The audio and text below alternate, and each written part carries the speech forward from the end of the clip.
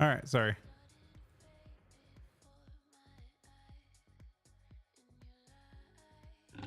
D with 10 gifted subs at the start of the... What the fuck? That was 19 minutes ago, man. I'm sorry. Thank you very much for that, buddy. And Sunny with the sub as well. That is an insane way to start.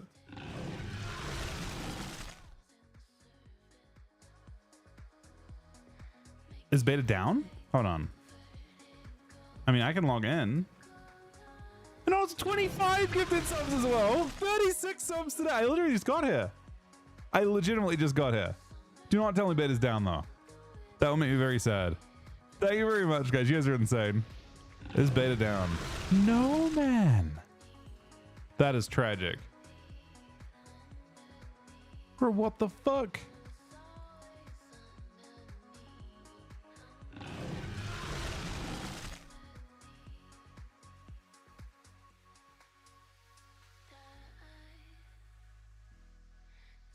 I mean, last time I actually had fun playing.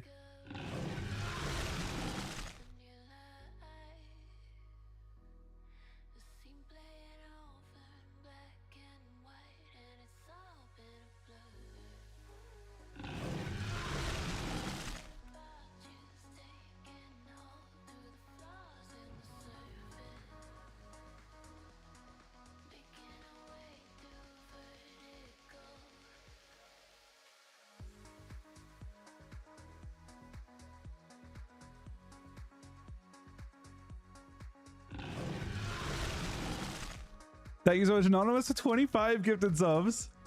Steve for 10 gifted subs. Sunny for the gifted sub as well.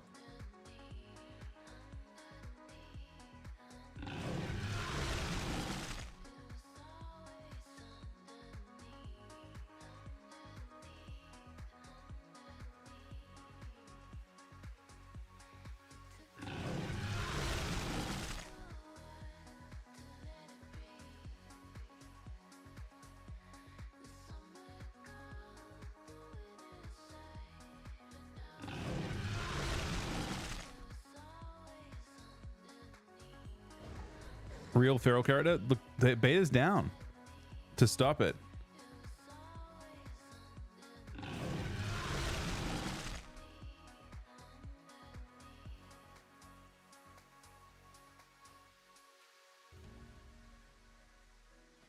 We can queue scums, which last night was actually really fun.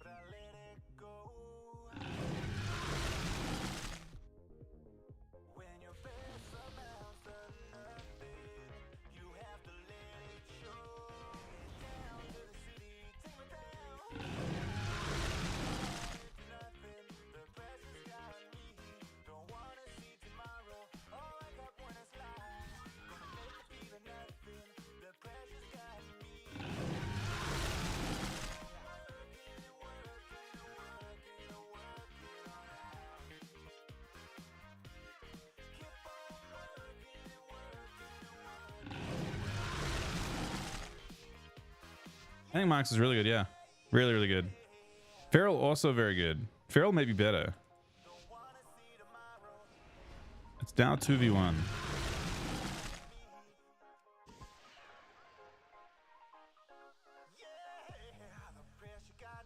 And it's a 1v1 with me and this guy.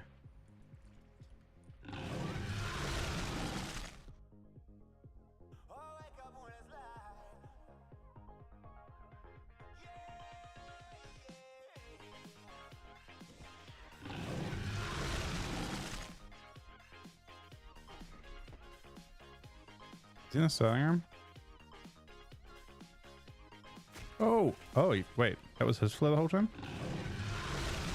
That's awkward. I got a massive opener on me, and I also have nameplates on.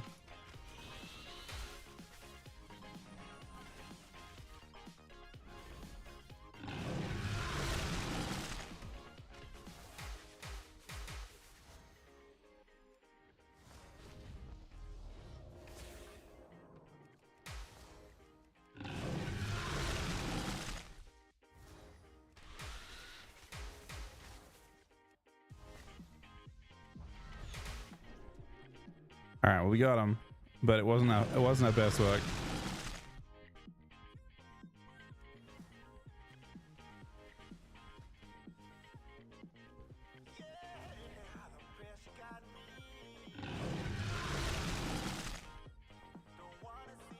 Wait, Frosty, Kieran, Holy. Oh, I should set up my other character that I want to set up.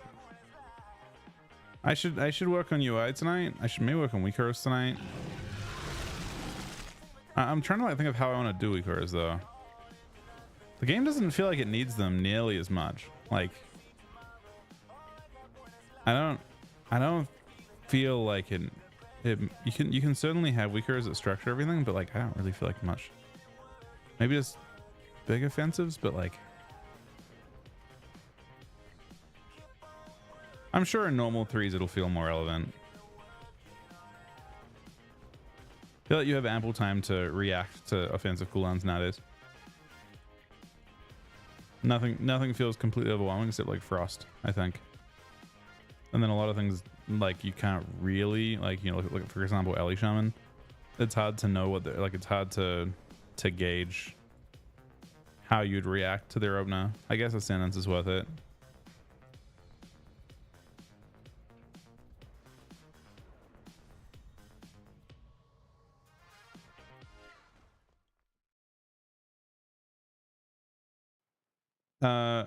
Is Ryan at Chuck's house or just Sam?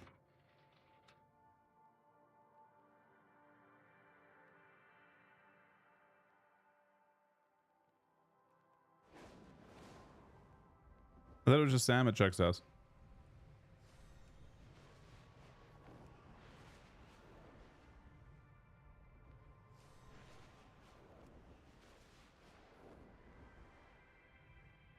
Right. Yeah. It's not like a team thing.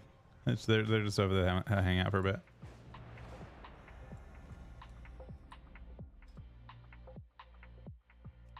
Martian's over there with Sam, I think.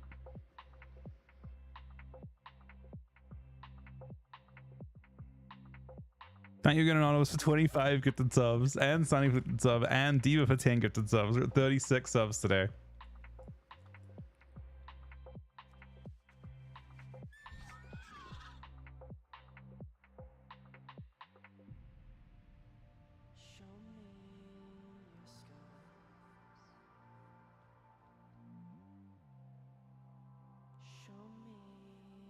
Nah, DK's good, I think. I mean, I don't think it's bad.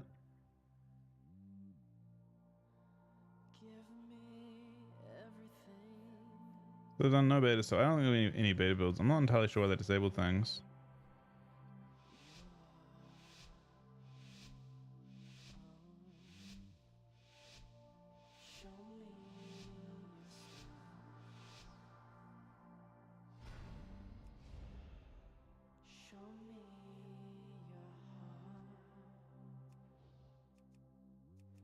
Well, keep in mind, Blizzard actually can't,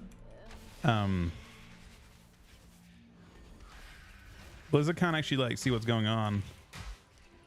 If you keep that in mind, right? Like they don't get any data because they don't know how it works to see what we're doing.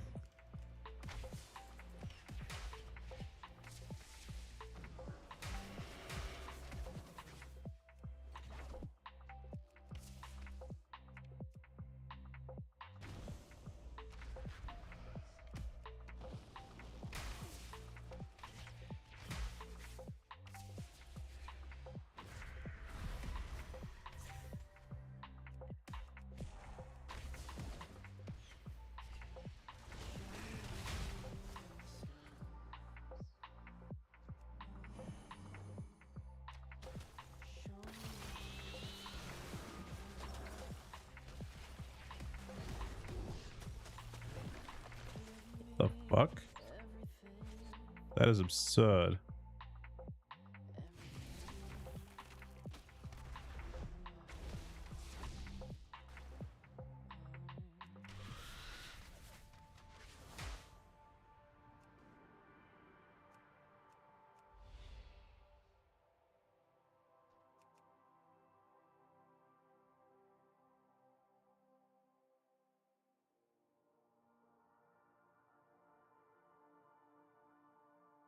I think I can regen a good amount.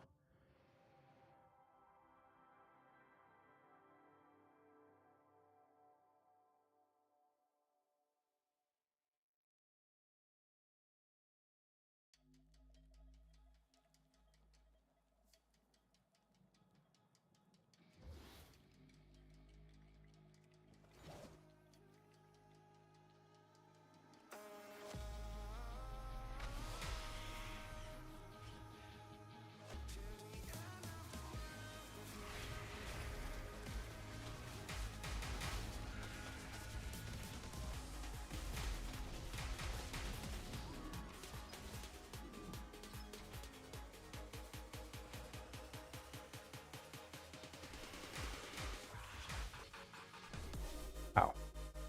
That was close.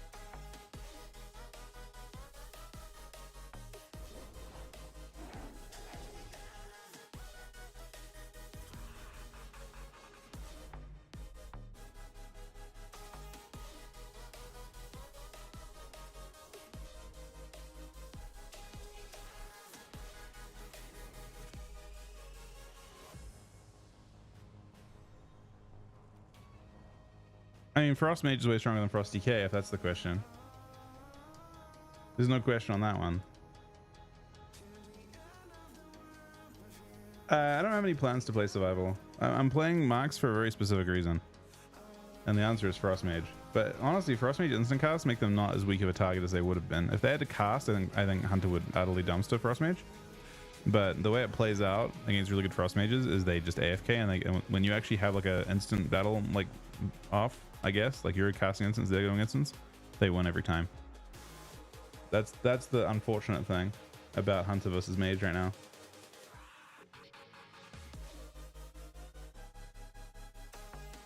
You could see in that matchup there that he pretty drastically won, like when we were both spamming instance.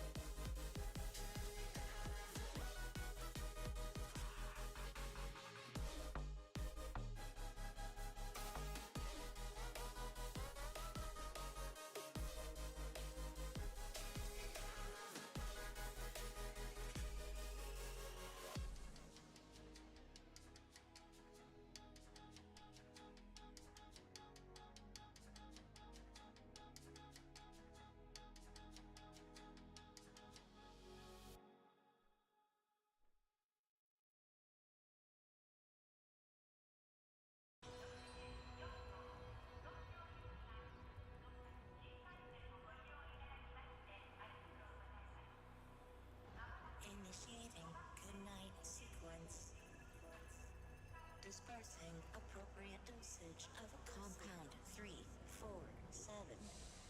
Initiating phase 1 of memory calibration. This won't hurt a bit. Just close your eyes.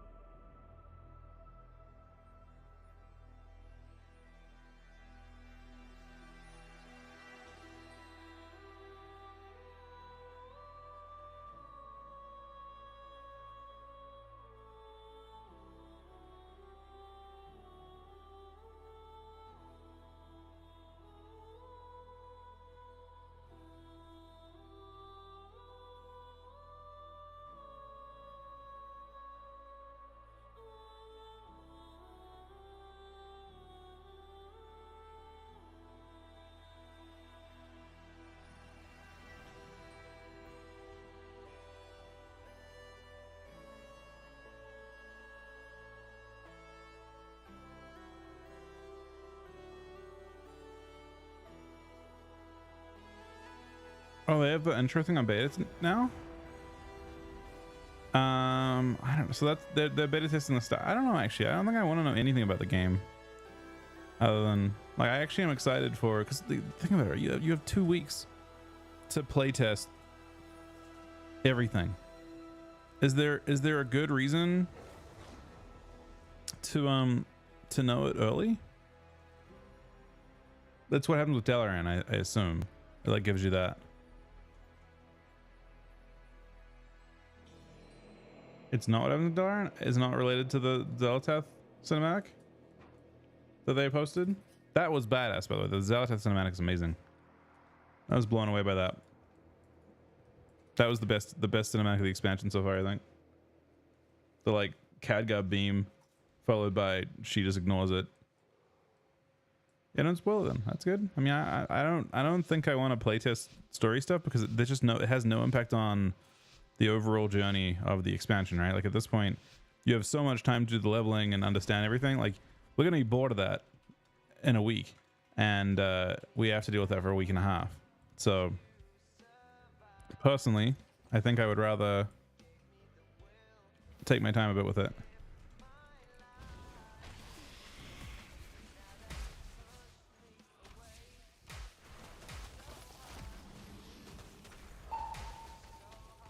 Eddie.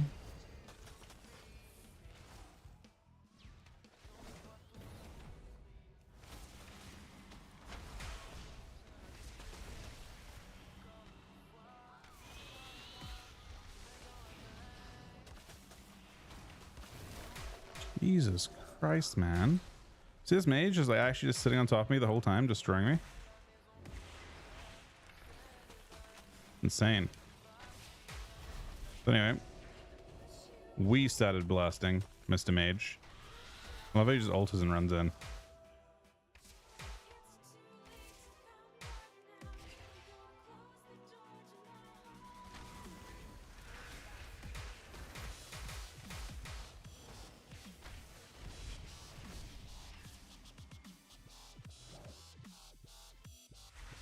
Being coiled here though.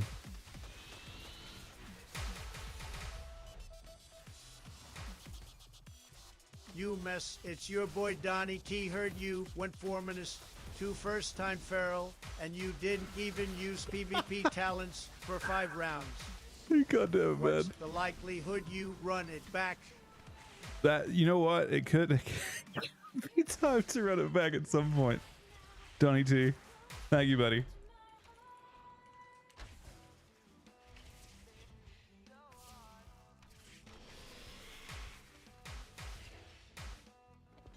God damn it, man.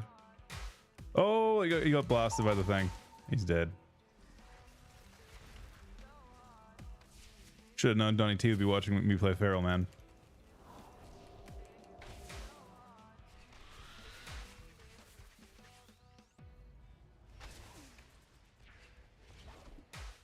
Did I really miss that?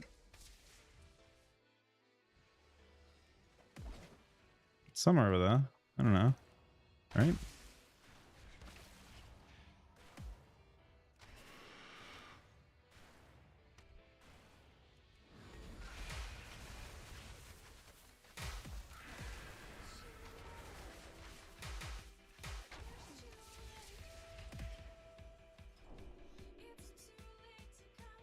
I'm hoping to get this healer again. Oh, we got the healer. That's what we needed.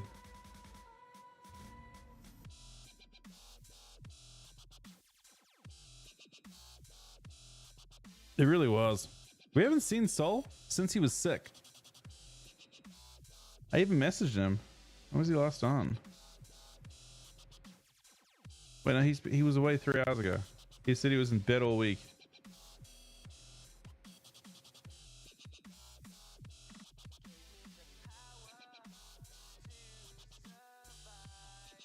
Ms. Farrell played a shuffle, yeah.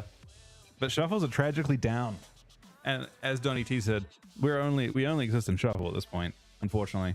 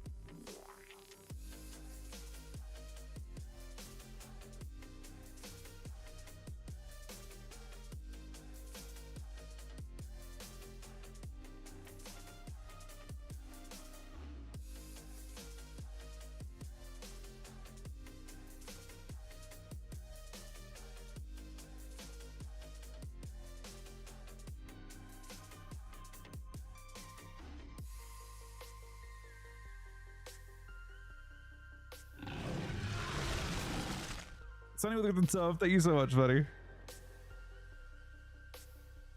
So tomorrow we're buying my PC. We've decided. We're upgrading tomorrow. Not a graphics card though, but we're gonna get everything else. We will never crash again, hopefully. Asterix.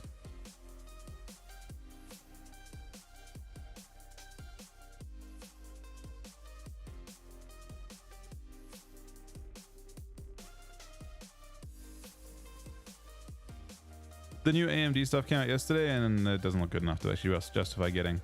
So we're gonna get the other stuff on discount.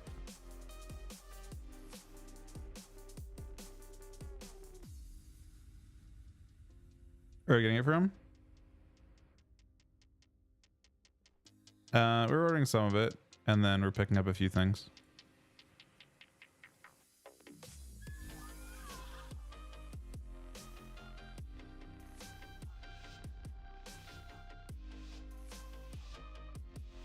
I'm just gonna get a 7800 or a 7950. I'm not sure which of the two. The X3D things, which apparently are good for WoW, so we'll see though.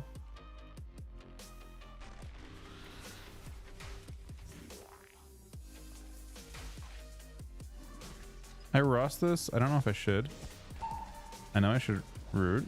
I know I should do the. I'm actually gonna scatter him.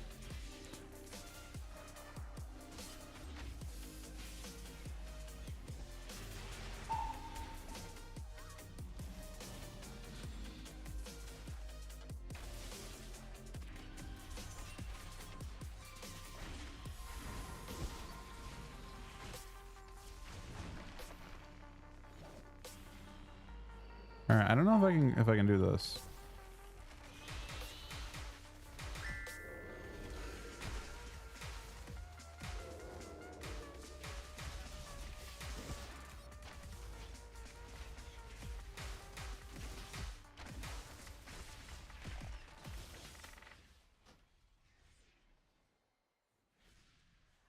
That should hurt.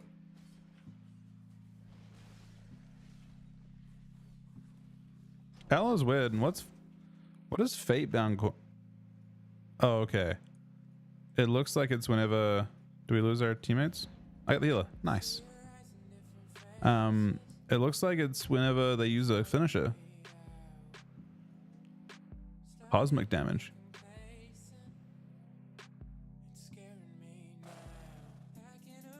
The subscriber hasn't seen your Feral. Feral. That could be a good thing for him, right? That's the main thing.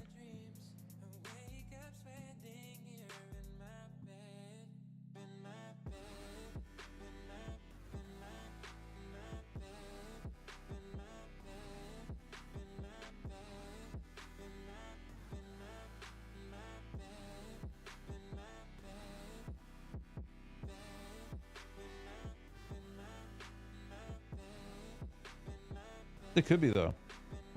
We don't know. Do we know that? Because I don't know that.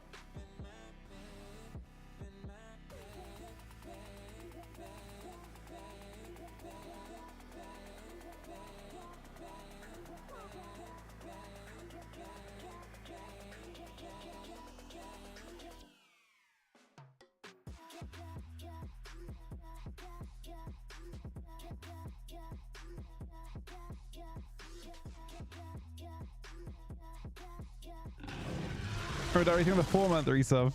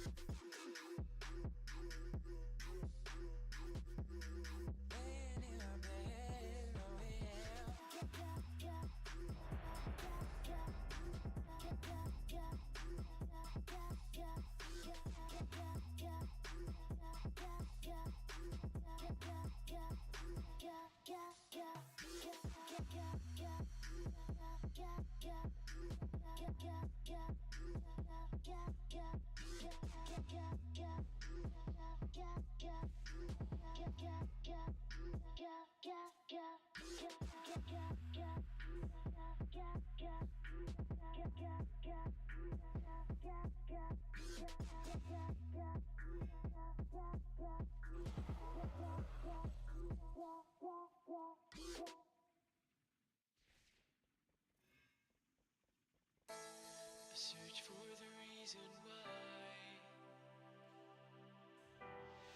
the days just pass me by. Travel through the light to a city shining white. All right, we're in.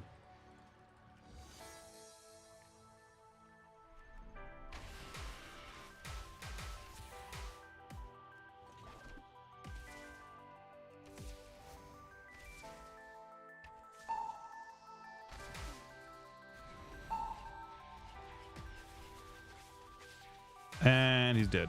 That's tragic.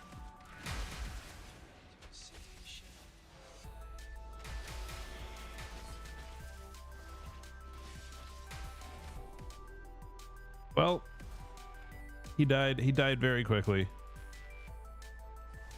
We can't take the most responsibility for that one, but it did happen.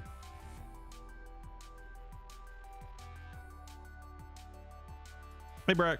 Search for the reason why.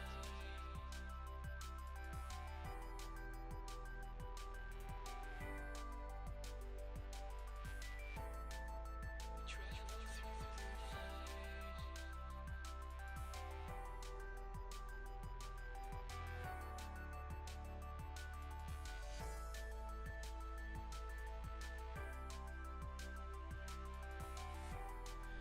The days just pass me by.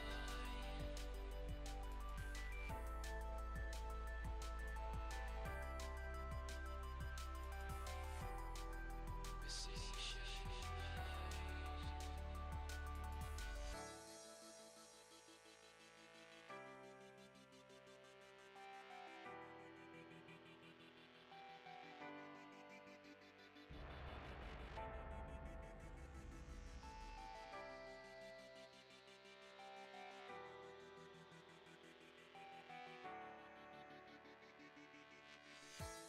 Search for the reason why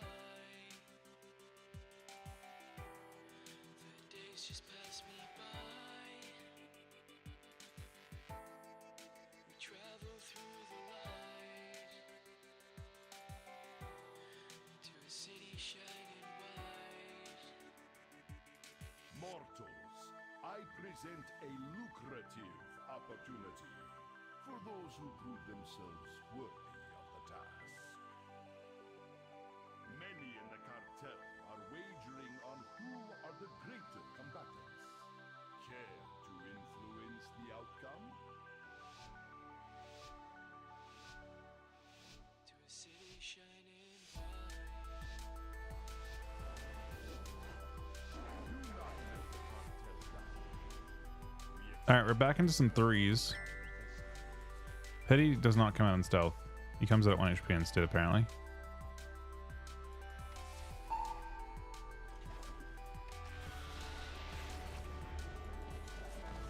Search for the reason why.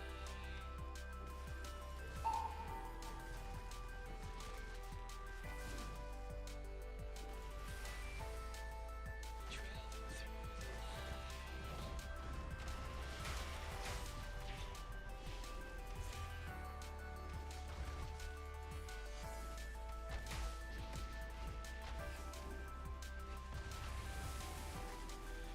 Days just pass me by.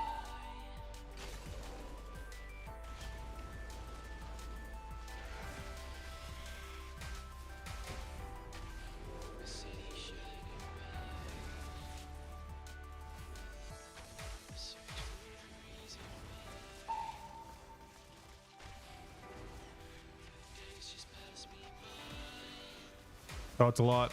The double. Travel through the light to a city shining white.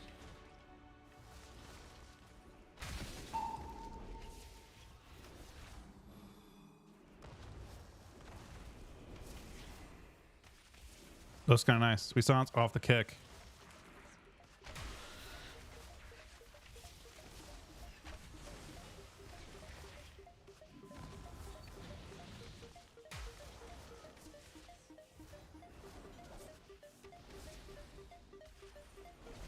Eats that. I guess we just go with it.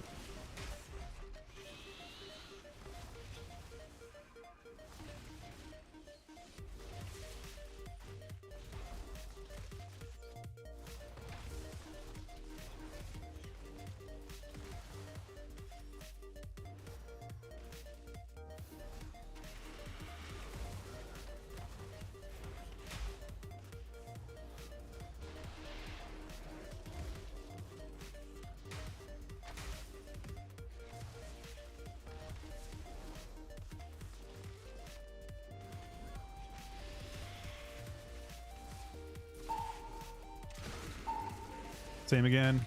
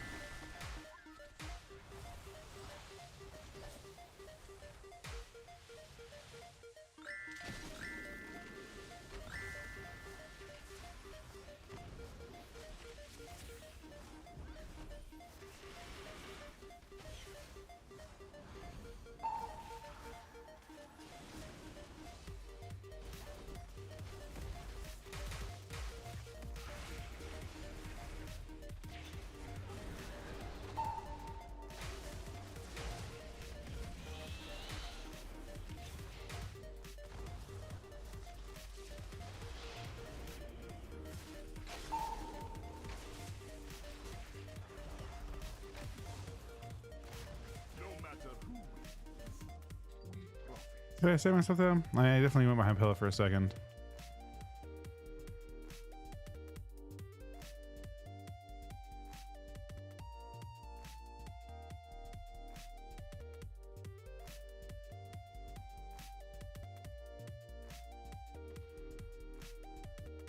What did I have? I didn't have anything, right?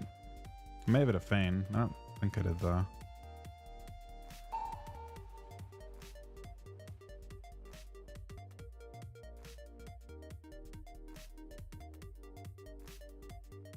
I'm not sure why they're down.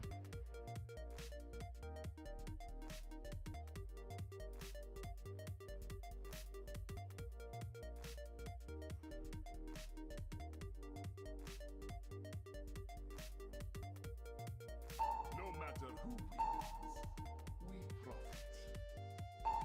No matter who wins, we profit.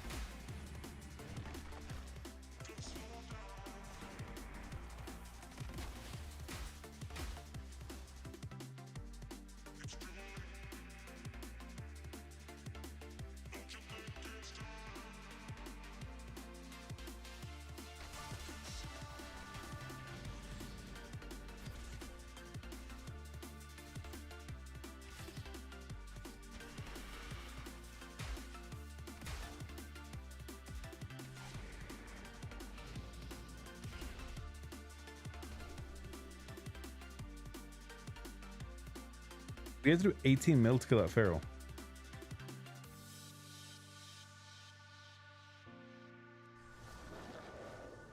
Did he heal for that much? Oh my god. I guess it's his health pool once.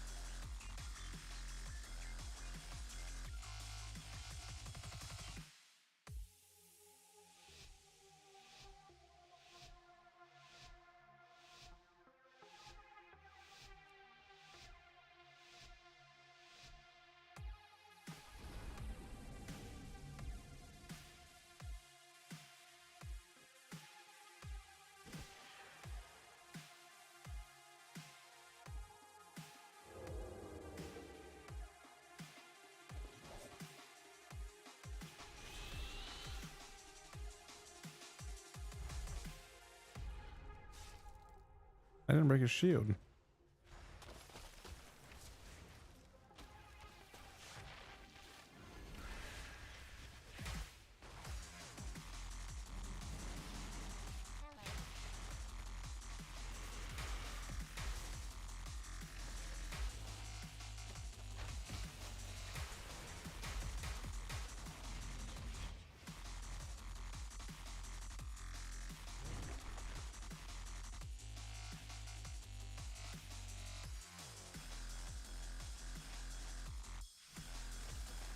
Things are looking a bit grim, Ham. You missed a warrior win though.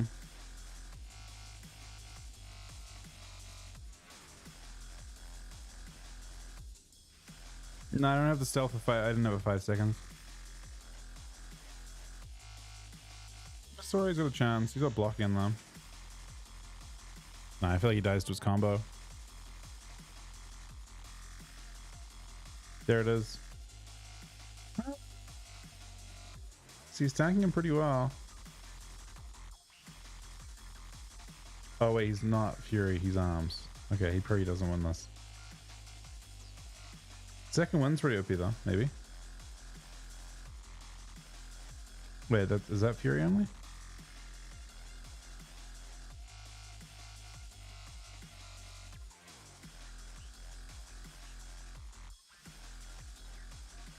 His health is definitely not going down too much.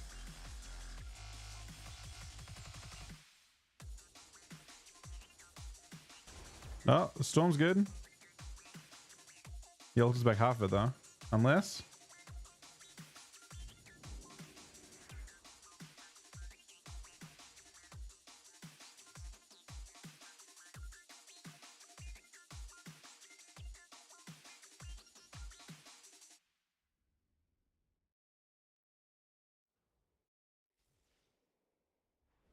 Oh.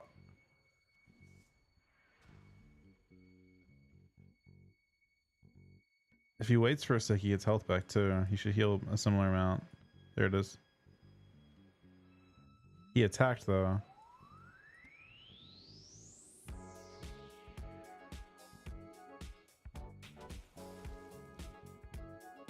Maybe? Oh, the fair gets him killed. Demolish on... Ah, he blinks it.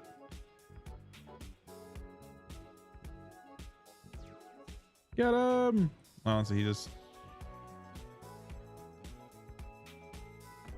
Kind of crazy how little he hits for. Like, the mage just has, like, so much health from shields.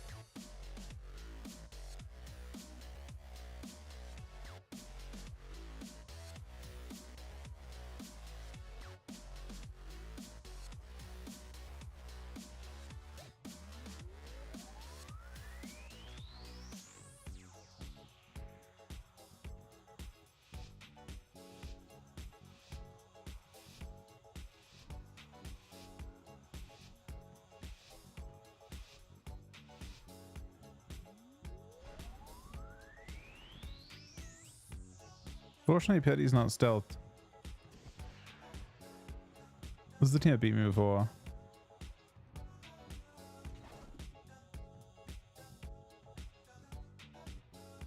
But no, the team we beat before. That's just exact. It's a complete rematch.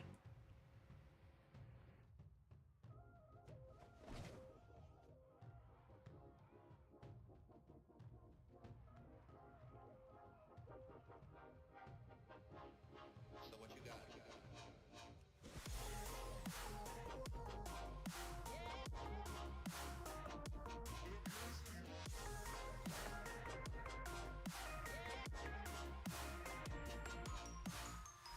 I'm exhausted.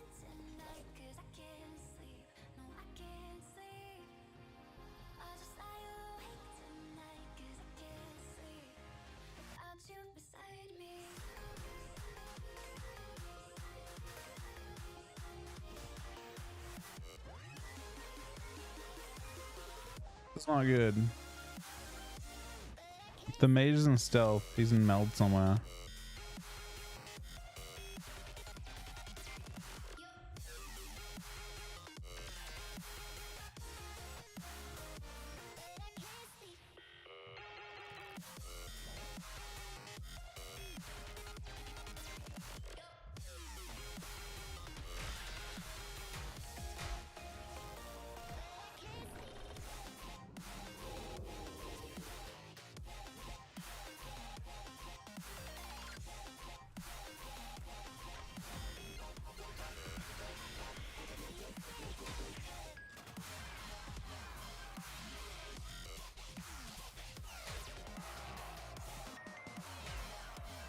So we did that, and we took basically 0 damage doing it. Kind of nice.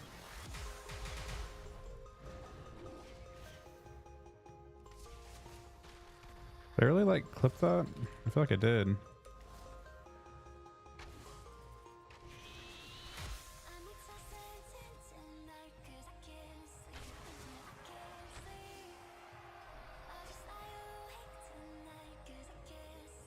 No idea.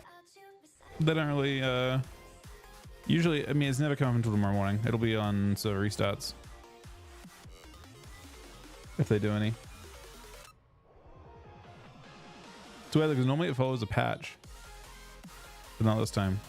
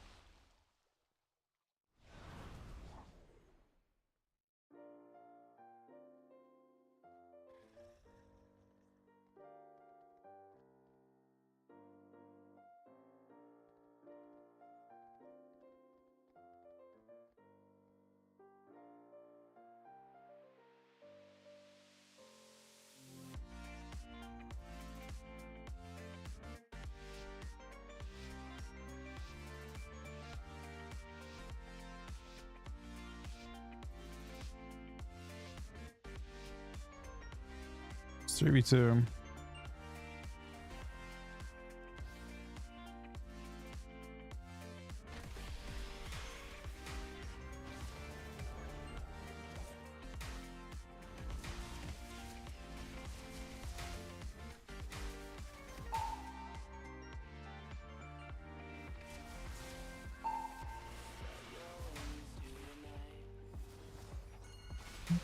He said on my entire thing.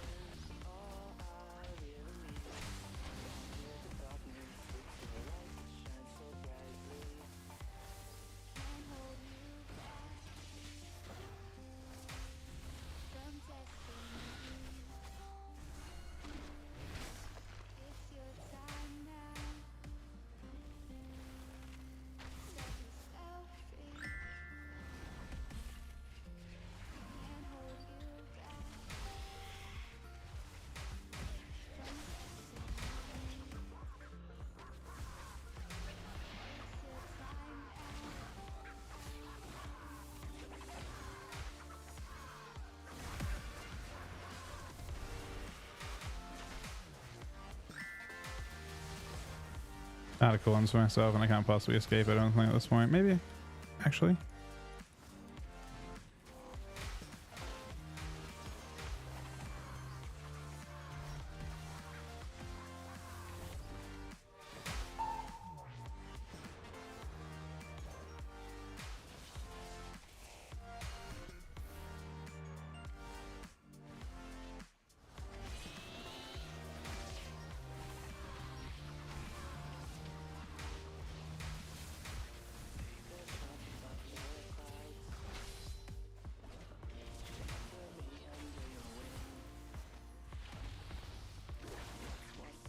This guy's a bit of a god, I'm not gonna lie.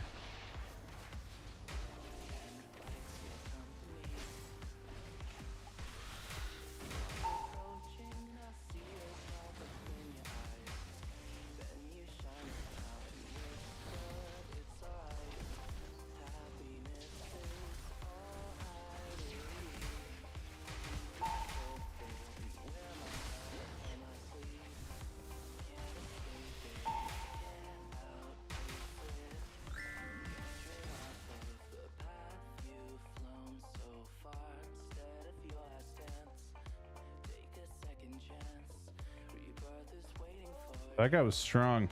That Hilo? Crazy strong. Can't hold you back from destiny. That was actually close. Good night, boy. Thank you again to Anonymous for 25 gifted subs. Sunny for 2 gifted subs. Diva for 10 gifted subs at the start of the stream as well. From destiny.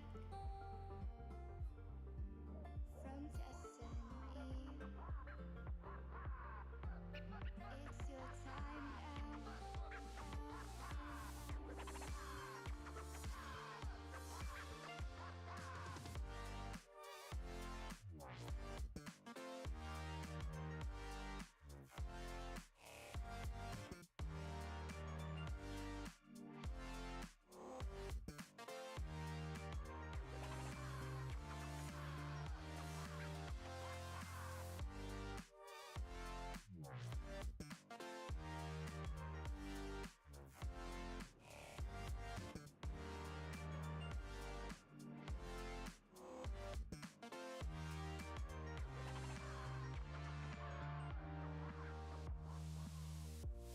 Look back upon the night.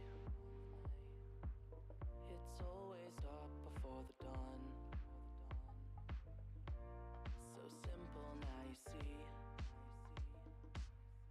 Strike the match to set you free.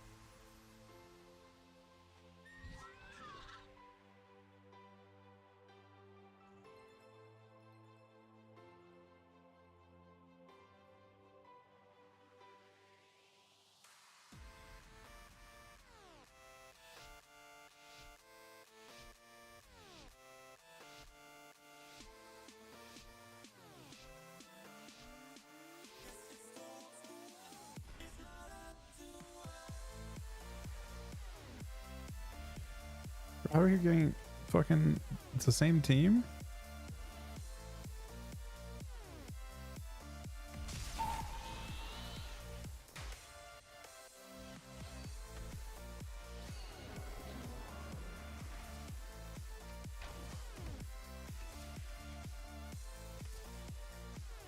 pity. Fucking Ross him. He'll Ross me, but he won't Ross him.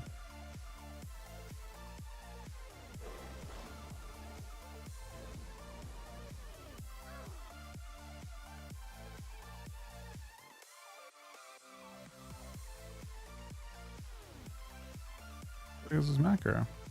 It's not macroed. Why would ignore him?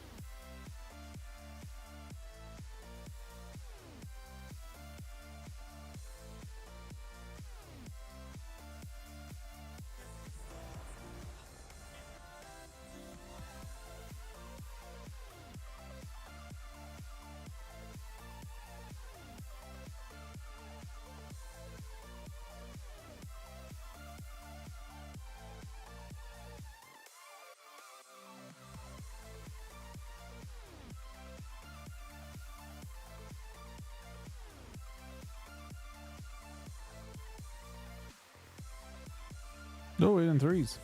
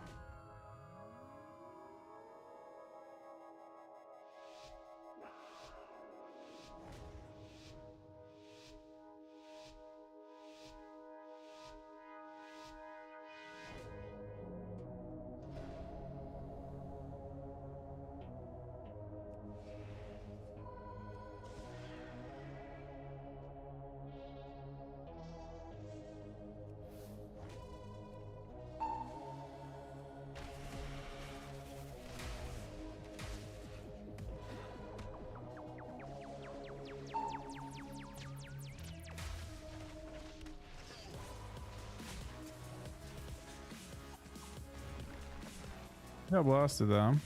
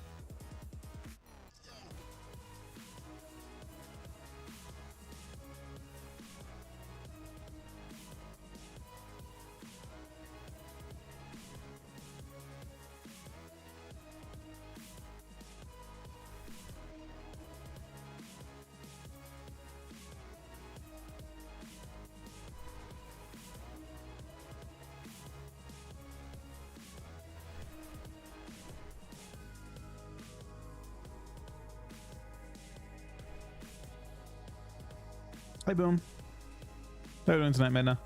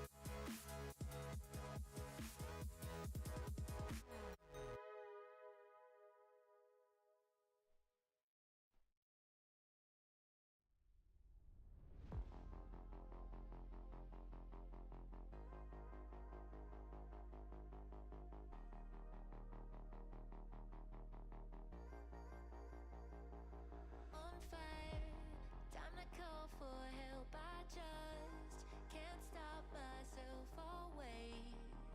Turn it up till we overflow. This chase heating up now and we'll race till sundown. Just promise me you ain't gonna go south. Still so much you don't know. So follow me on the small talk. Hey, just meet me on the boardwalk. Say what you want, no doubt, no doubt, no doubt. So follow me on the small talk. Hey, just kiss me on the sidewalk. Say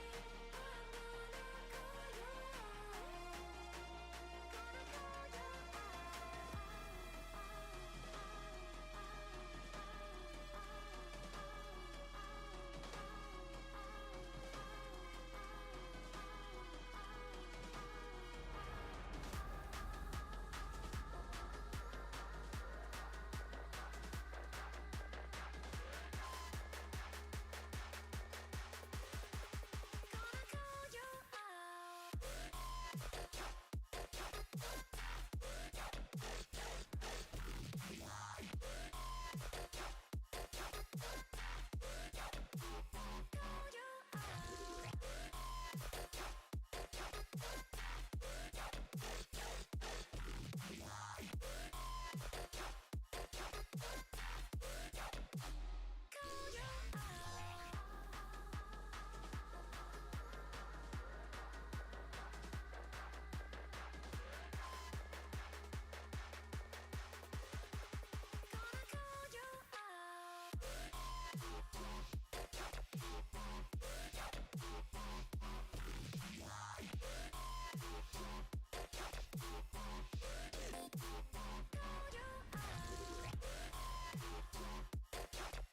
Oh, you're already. Oh, okay, that's awesome.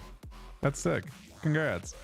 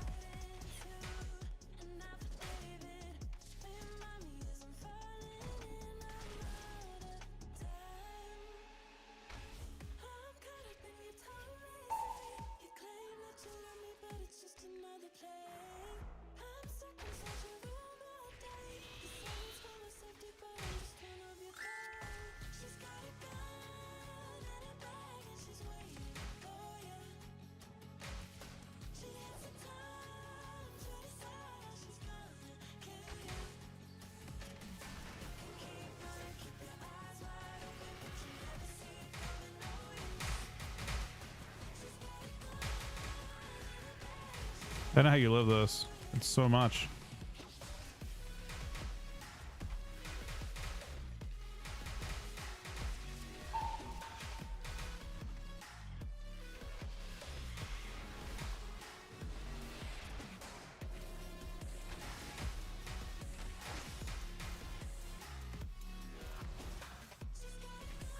The answer, I guess, is you don't.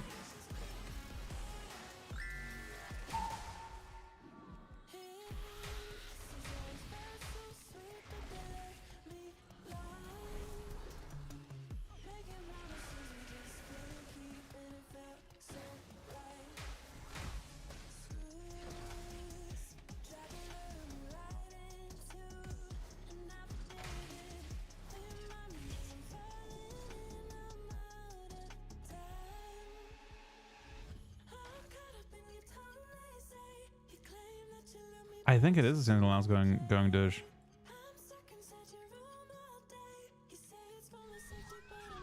Yep, Sentinel, 16 mil, 18% of my damage. If you sit there and cast, it's actually the most fun.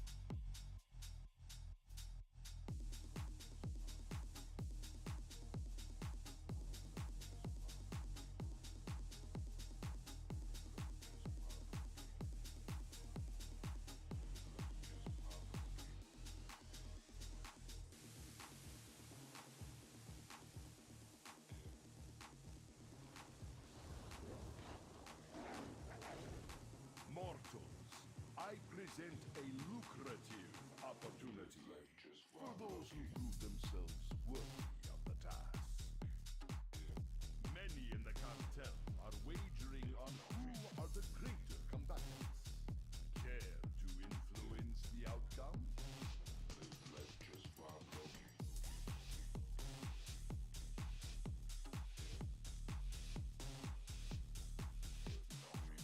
Do not let the cartel down. We expect a return on our investment.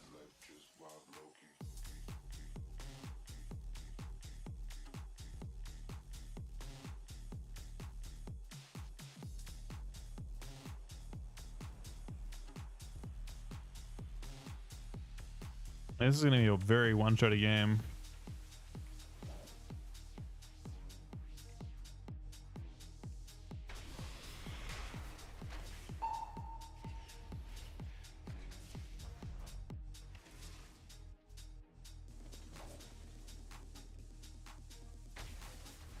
No matter who wins, we profit.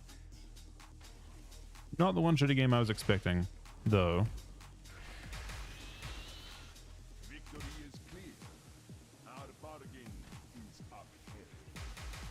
No matter who wins, we profit. Or what the fuck? The other mark's not at 22 mil.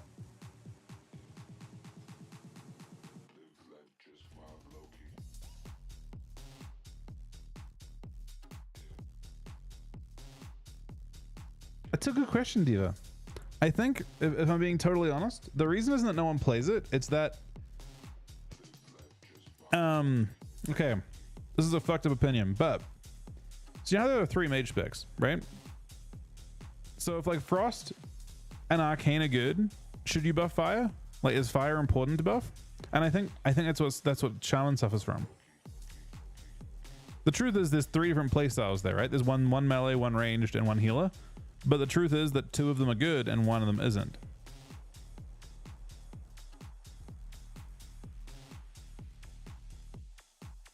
So the fucked up opinion is that they don't see buffing enhanced a priority when an Ellie and Resto are both good specs. Because having 3 good specs on it, like, it's very rare that you have 3 good specs on one thing. The problem is that the playstyles are so different that, like, an enhanced shaman is almost a different class to an Ellie shaman and a Resto shaman. But they share a lot. So that's their issue, I think. Like, should they buff? Should shaman have 3 good specs when they have 2 good specs already?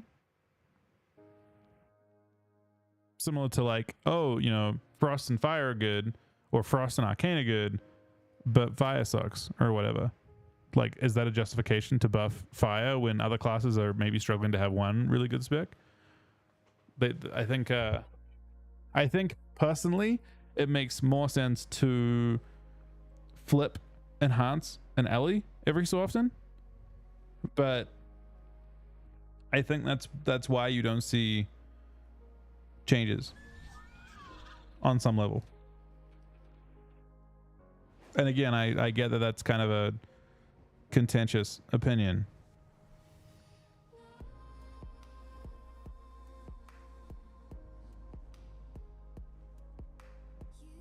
Honestly, the truth is, like, Ellie's done pretty good all of Dragonflight, and it looks like Ellie's going to do well again here, and I think Enhance is suffering from that same issue. But they share so much.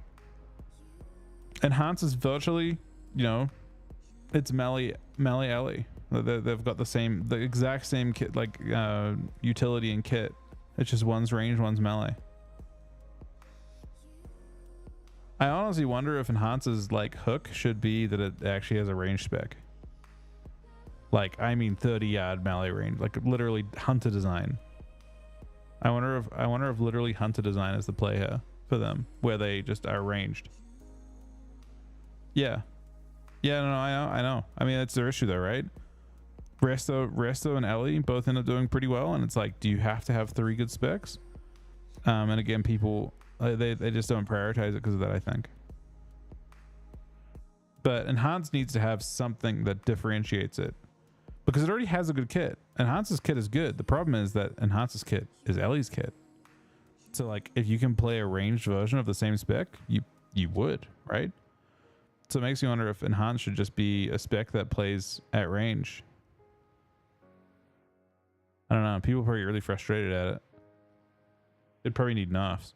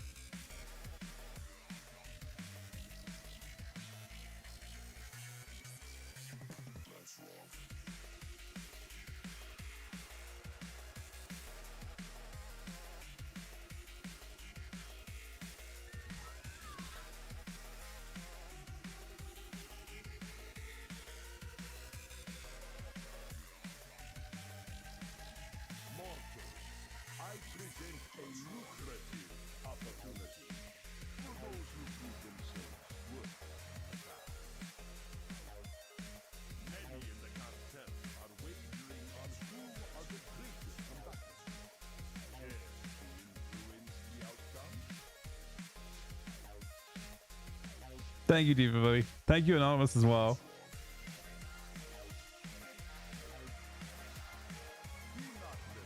This is tragically a 3v2.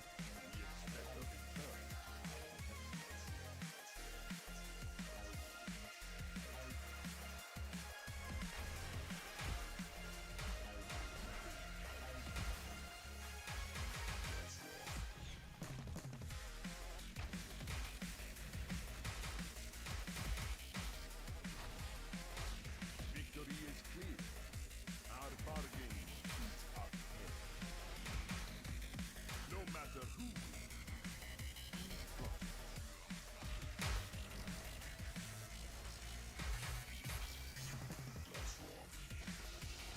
It's actually surprising how much damage we can do, though. With Europe now.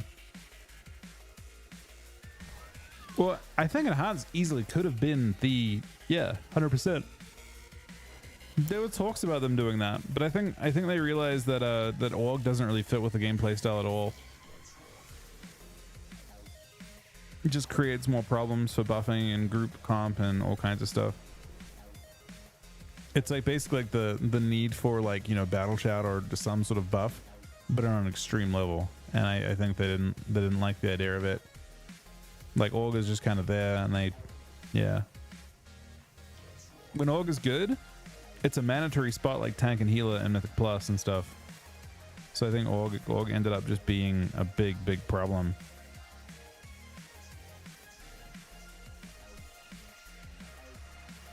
I wouldn't be surprised if Org eventually gets gutted into just being a basic spec like Enhance. They just got to kind of wait until they can.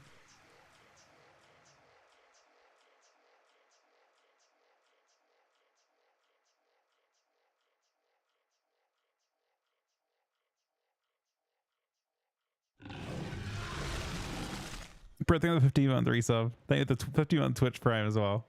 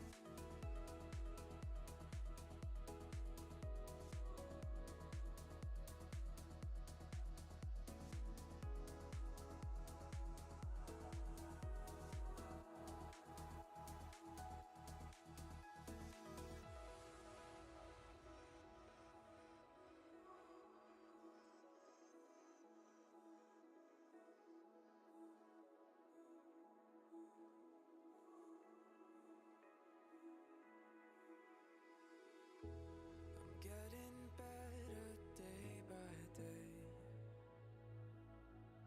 preparing for a future that I want.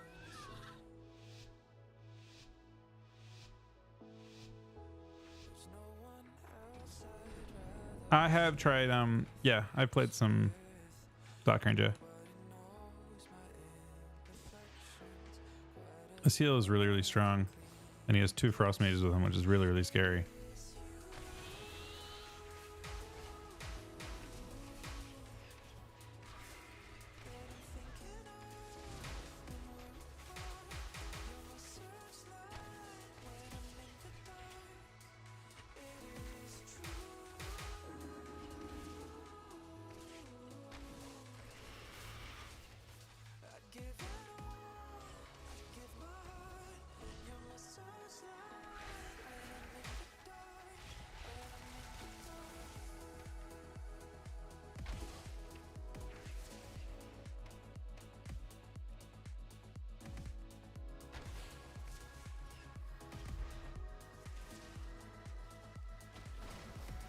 Oh, he died, man.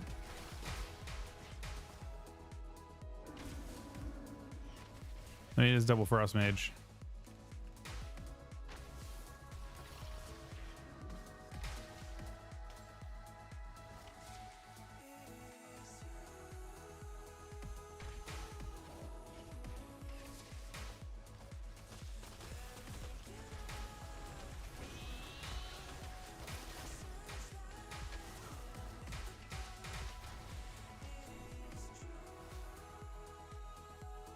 I'm getting used to some buy and sell, which is actually pretty useful. The more games we get, hopefully the better. All right, I need 1 sec, guys. I will be right back. 2 minutes really quick. Thanks for watching. Thank you again to Britwood for the 15-month resub, Roma for the 4-month resub, Sunny for the 2 gifted subs, Anonymous for 25 gifted subs, and Diva for 10 gifted subs. We'll be back in like 2-3 minutes. Thank you for watching.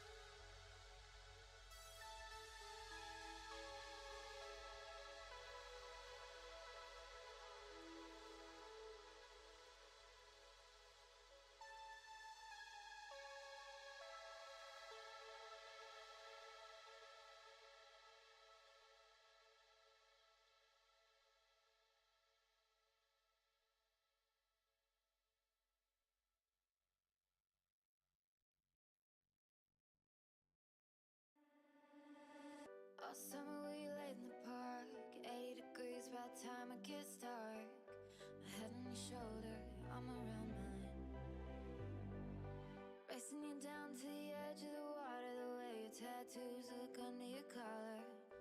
I'm not gonna worry, we're passing the time.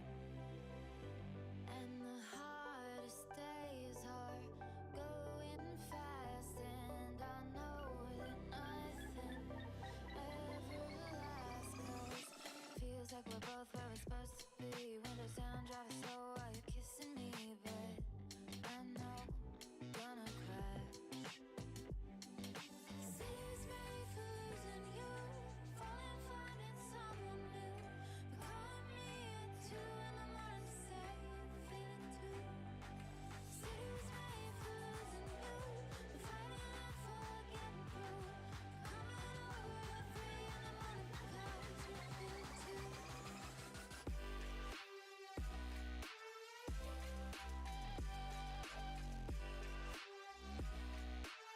Cause you feel it too.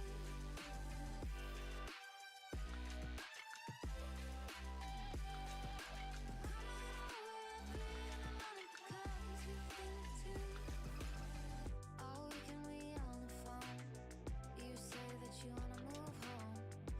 I think maybe you were never mine. We're racing around like the world's gonna end, but are we gonna break when we're trying to bend? But when you show up and say everything's fine.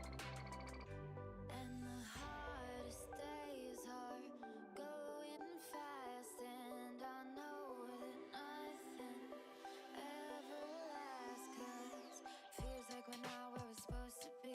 Wanna drive late at night with you next to me, but I don't think that I can have.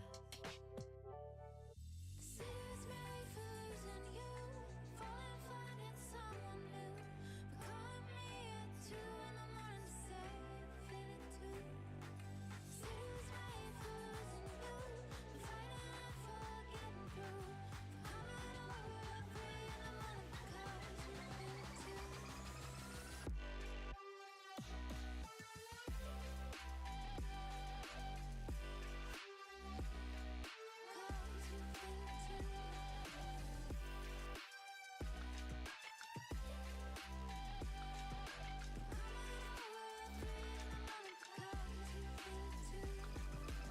City's made for losing you, falling, finding someone new. But calling me at 2 in the morning to say you feel it too. City's made for losing you, falling, finding someone new. But calling me at 2 in the morning to say you feel it too.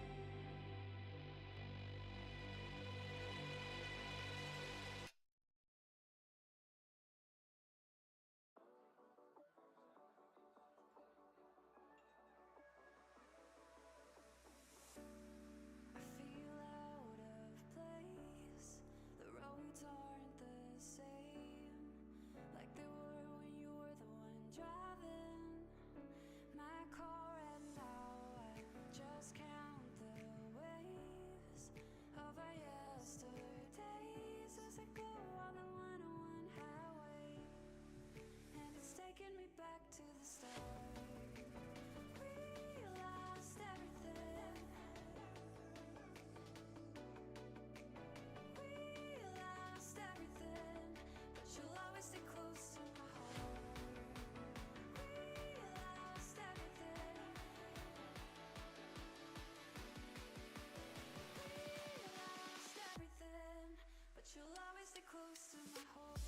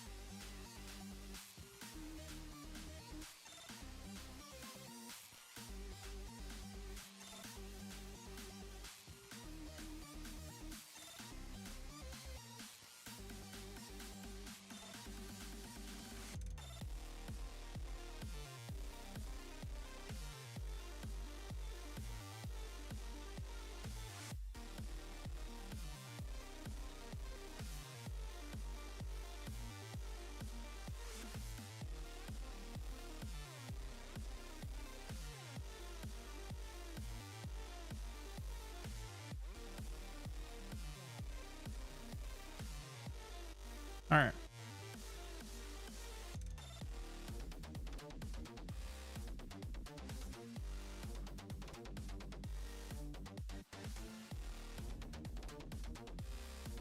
So dual frost seems way better than two hand. I mean, it's close, I think.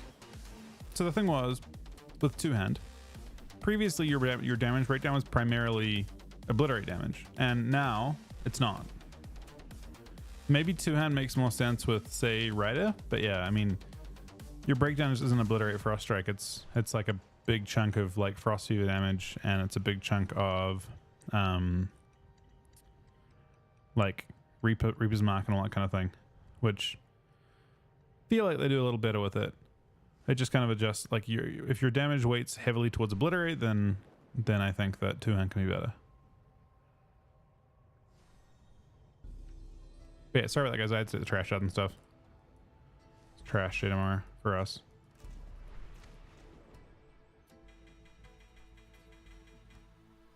Will Frosty get pretty good in Within?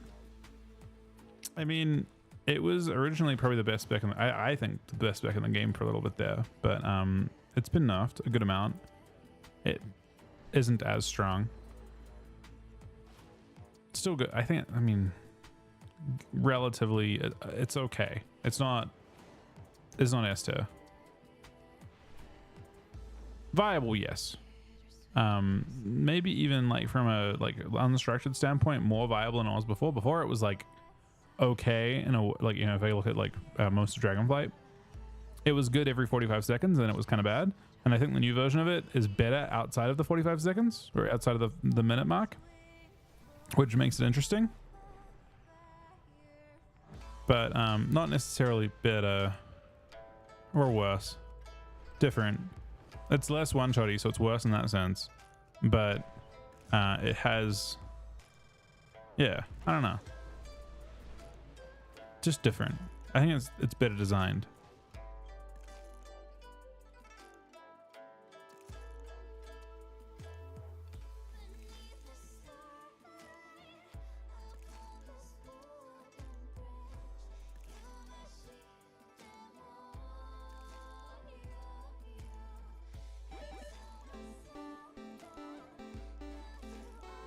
Frank with the $3.33 donation. So is Dark Eye and Dwarf Rage just a more aggressive version of Stoneform? I'm not understanding what the difference between Stoneform and Fireblood. So Stoneform gives you damage reduction and behaves the exact same way. The perk of playing Dwarf, normal Dwarf, is 2% crit damage. That's your perk. Dark Eye and Dwarf is like 11,000 stats when you use it. That being said, and I haven't set this up yet, but I do think that Draenei Death Knight is worth looking into. It's 1,000 primary stat, which seems quite good.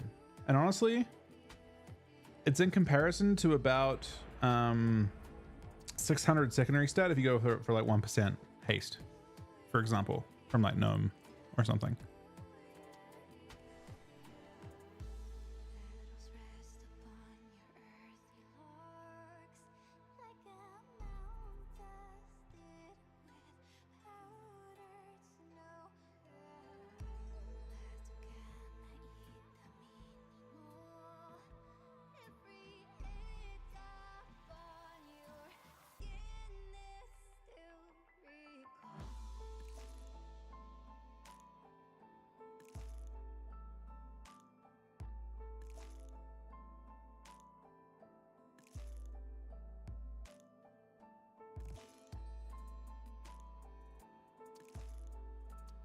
From what I can see, Draenei is close to 1% damage.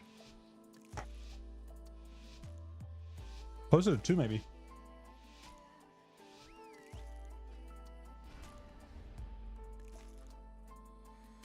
Yeah, it's close to 2, I think, even for this. Even with arena scaling at max eye level.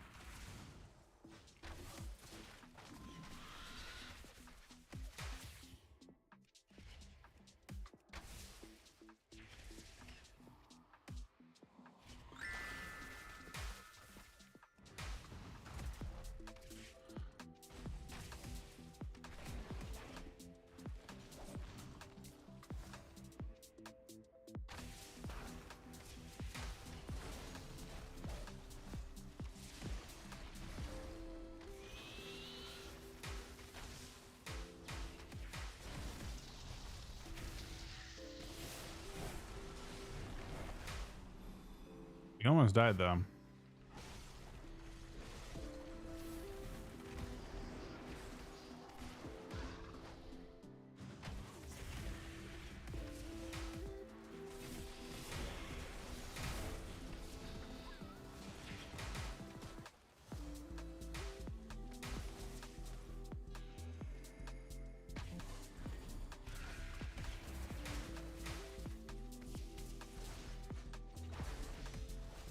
Uh-oh.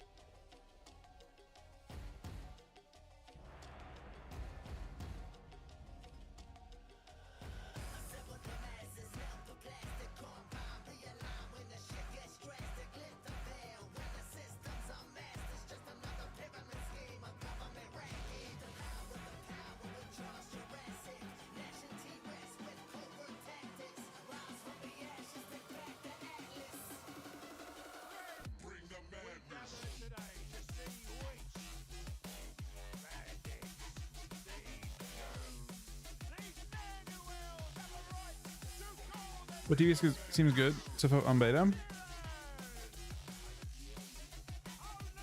Did a lot of stuff is good on beta, to be honest. You can see there's 3 max downs in this game.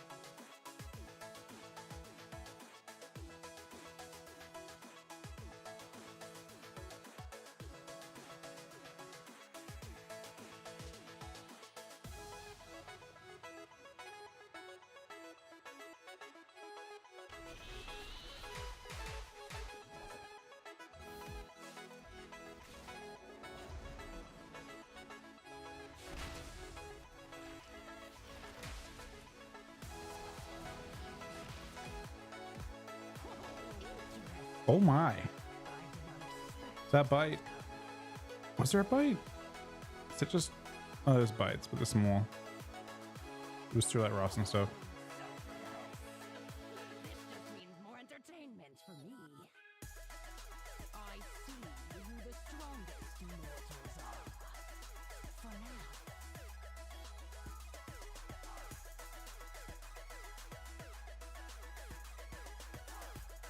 Interesting. I did not expect this outcome.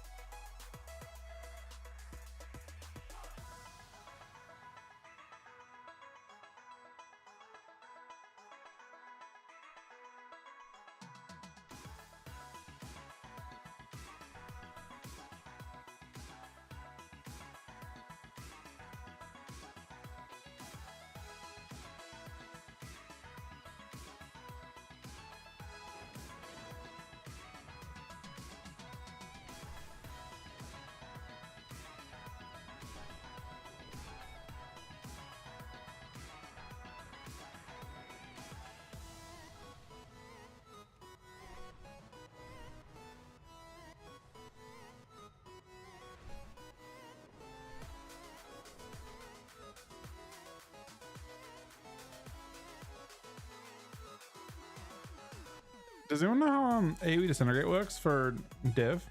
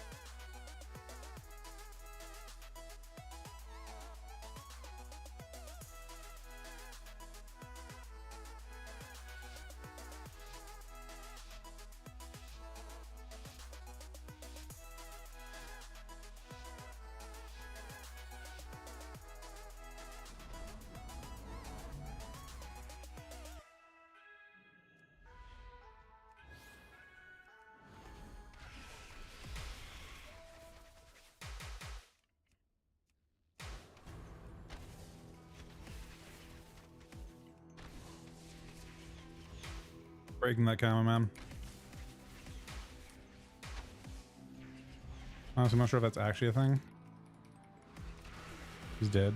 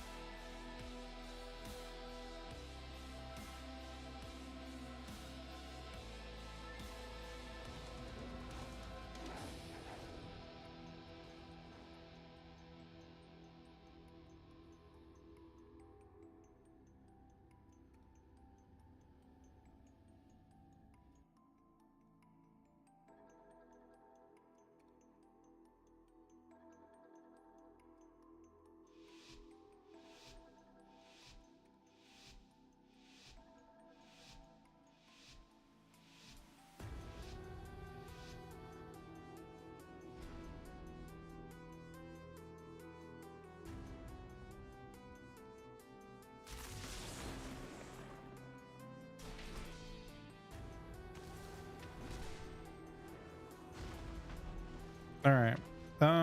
So we're starting a bit late here.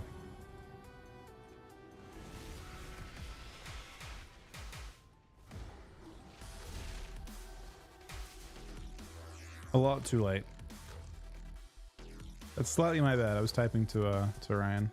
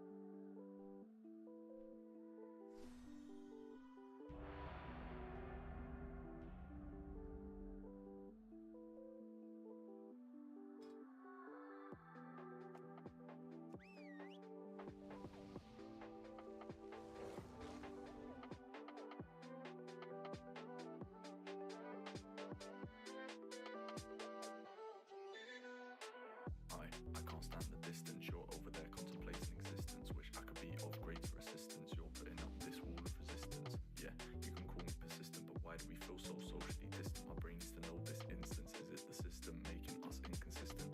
It's easy to blame the external. Is our love temporary? Is it eternal? I'm always looking internal. Tossing and turning at night, I'm nocturnal. I need to know, can we win this war? Or will we be soldiers left on the floor? I'm not sure. Feel like I'm winning, but I haven't kept score. And I just need to know what I'm fighting for.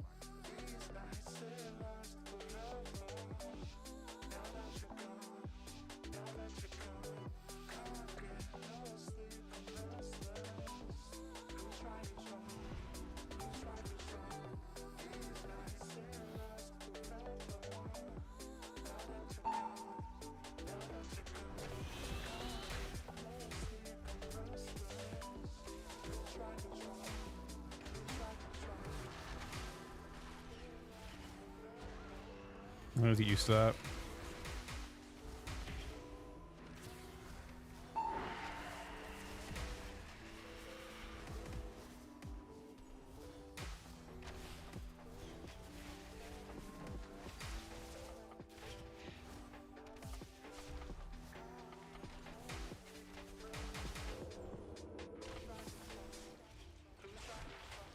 Yeah, I remember the days before you and I went separate ways. I said that I needed the space, but when I think back, I only see your face.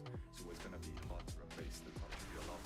Oh, we had a proc and same proc there. Raise all the pictures of you, but I keep the pace. Don't know what I expected from you.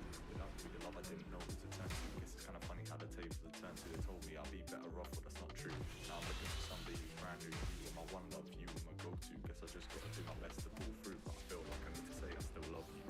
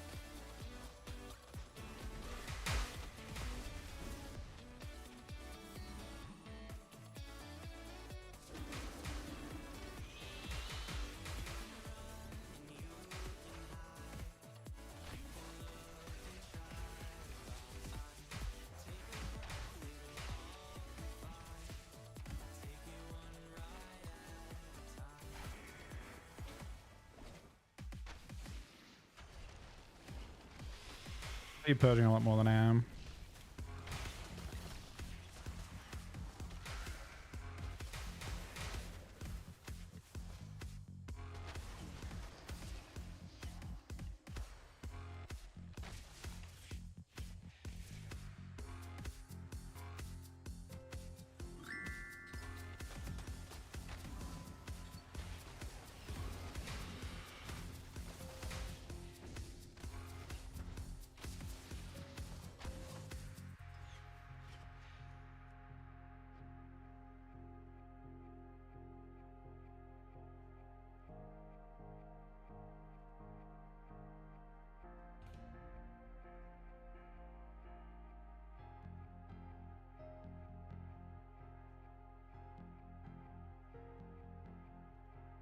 I mean, it's just beta. It doesn't matter at all, Hank, in that sense. I think you did fine.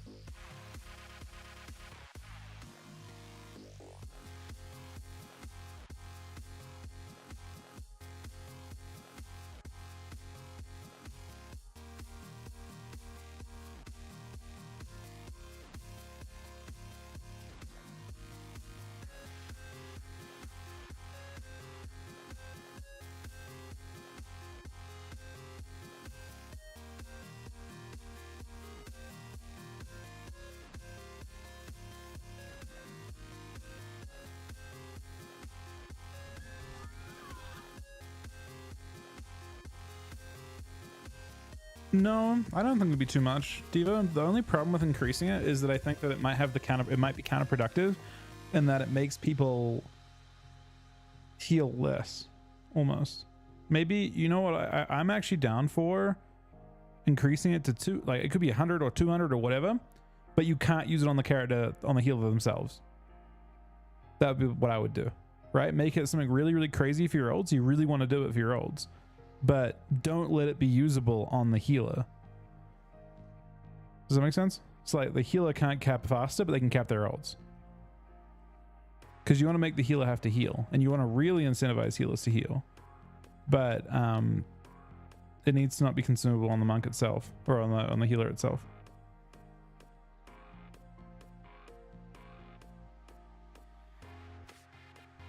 Basically what you do is you have it so it has, like, it cannot be used on a healer spec. Or like a class that can heal. How would you do it? I guess it can't be used like on the existing class, maybe is the only way that you can do something. Oh, let's go left.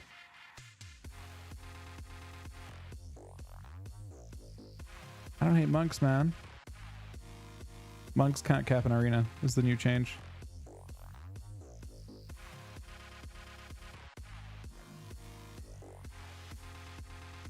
Fixing it not based off the other healer. Yeah.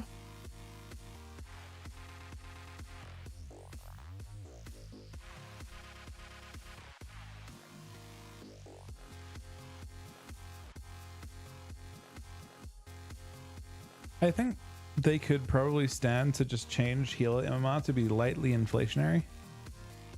To like adjust the way healers calculate their MMR with like some, like basically,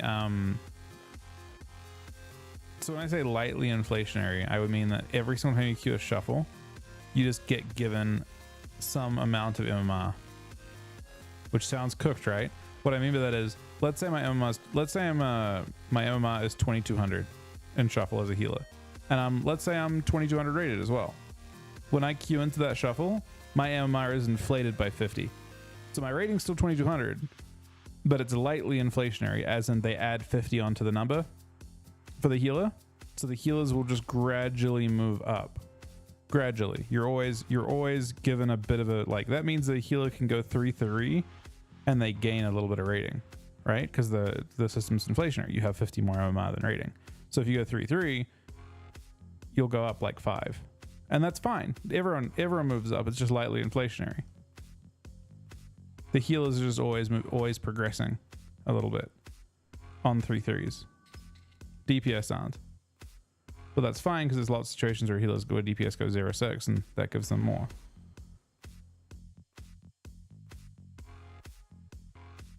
I mean, I don't think same amount makes sense for healers because I feel like a lightly inflationary system for healers just makes sense.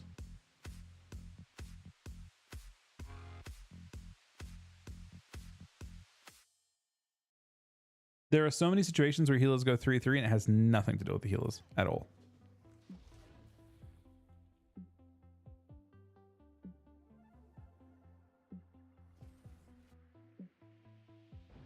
This queue's bugged. This guy logged off and we're just stuck.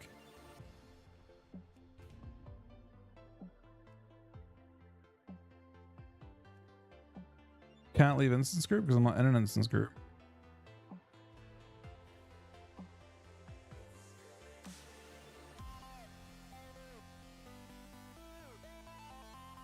Can't leave party.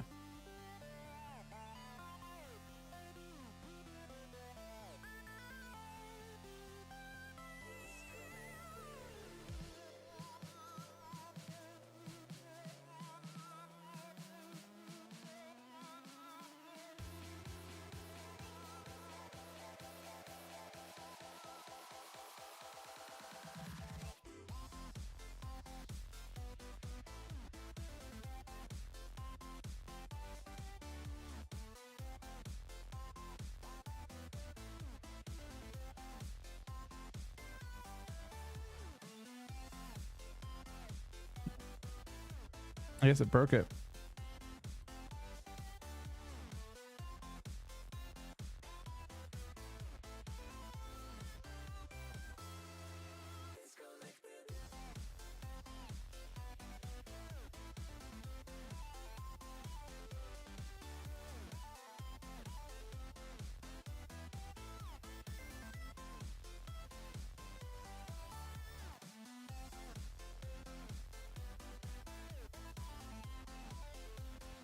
I guess I'll set up my Draenei real quick.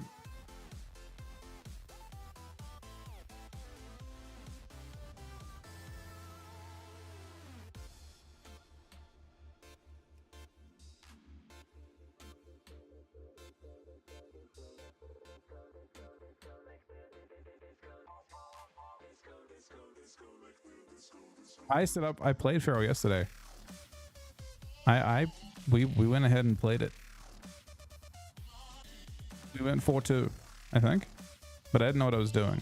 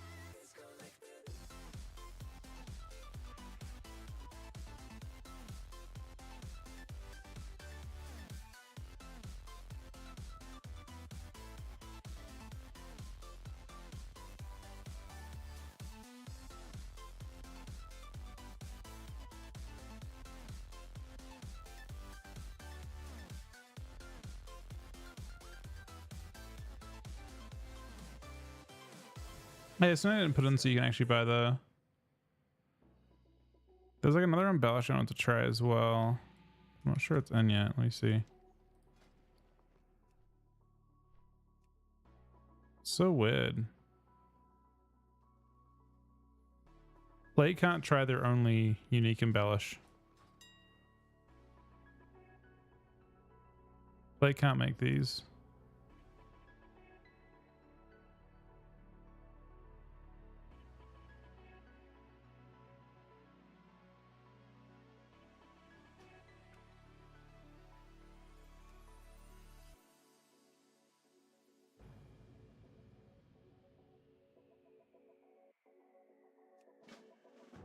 Hello! Hey, is this hologem still muted? Ah, no. Good, good. When you receive this chip, come to the Exodus.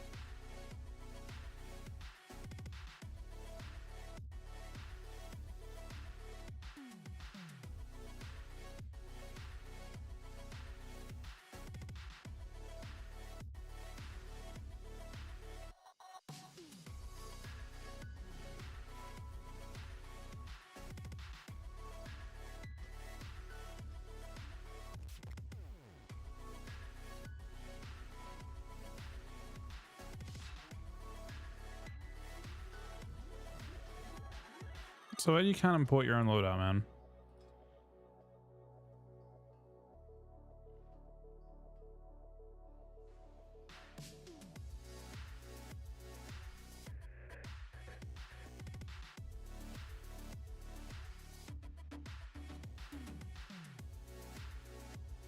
I guess it does get it correctly from my slot. Actually figures it out, which is nice.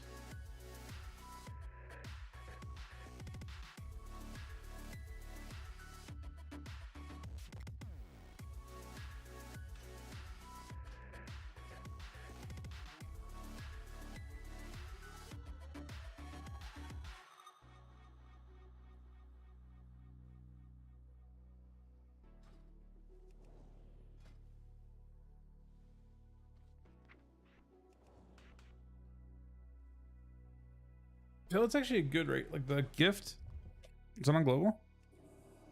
It's not on global, man. That's kind of nice.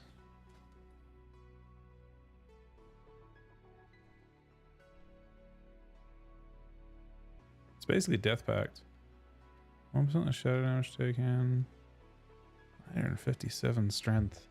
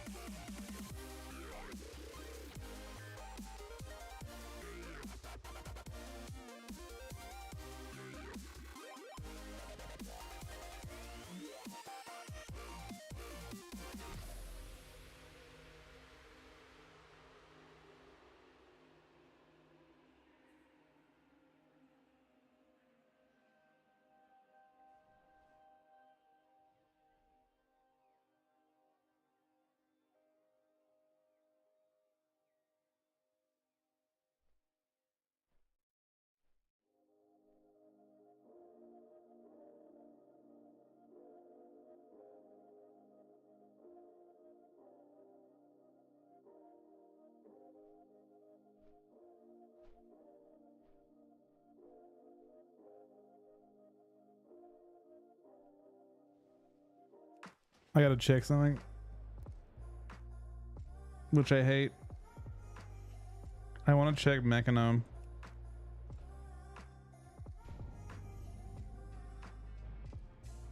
So Mechanome has a stacking strength proc.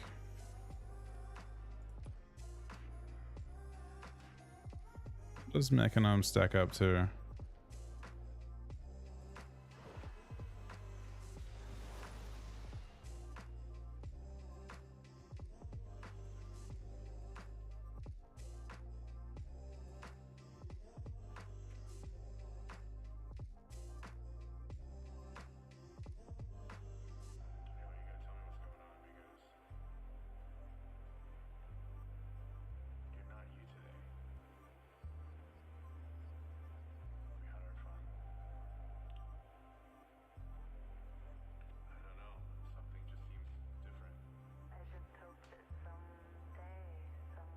I don't know.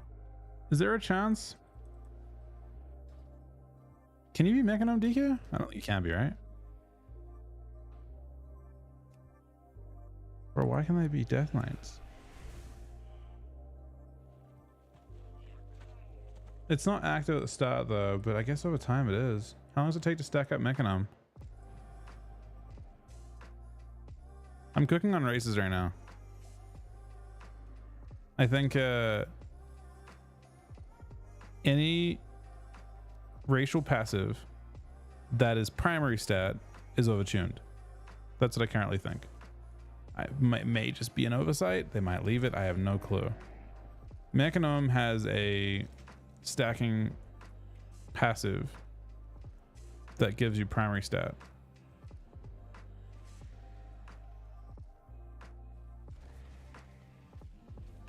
How long does it take to stack it? Does he get one instantly? No. 5 seconds in.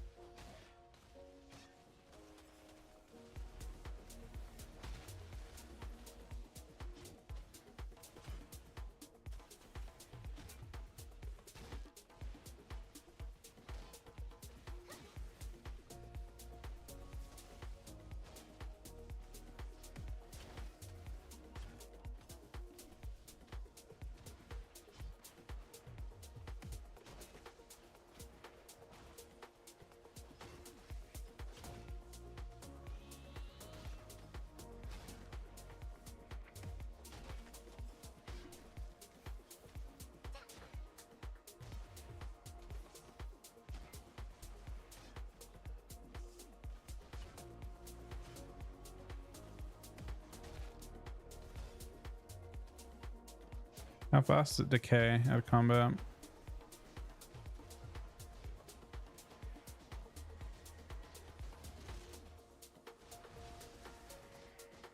Oh, it decays very slowly.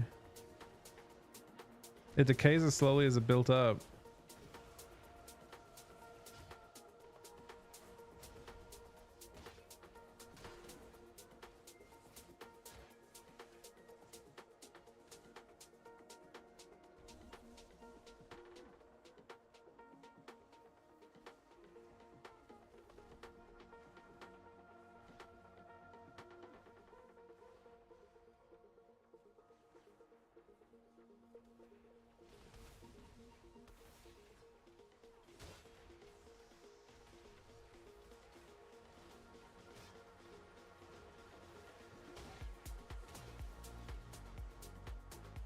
How much strength?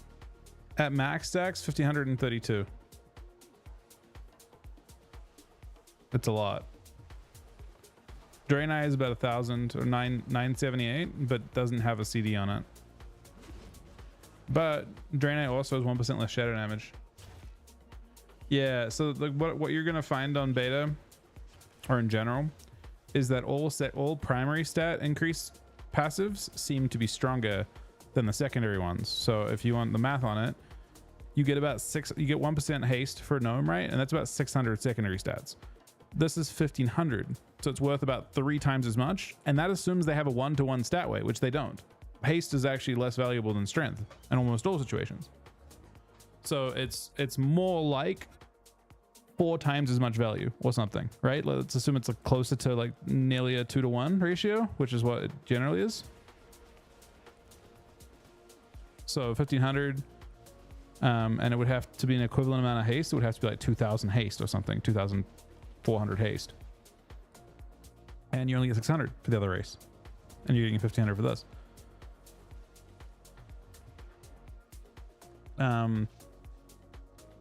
That being said, Draenei might be more interesting. What does this do? Do these things do anything?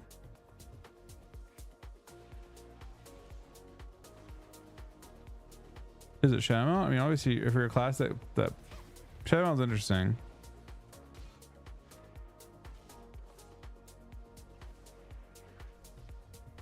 Main thing is that in Arena, you want to have your passive up for your cooldowns.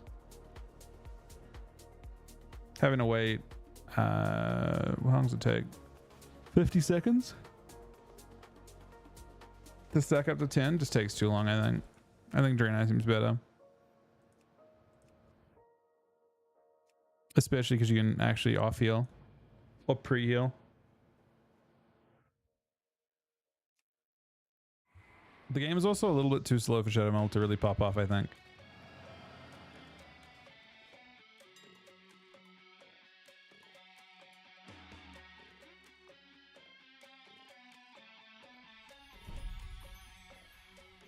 Sumi, thank you for installing Call of Dragons, buddy. It means a lot, man.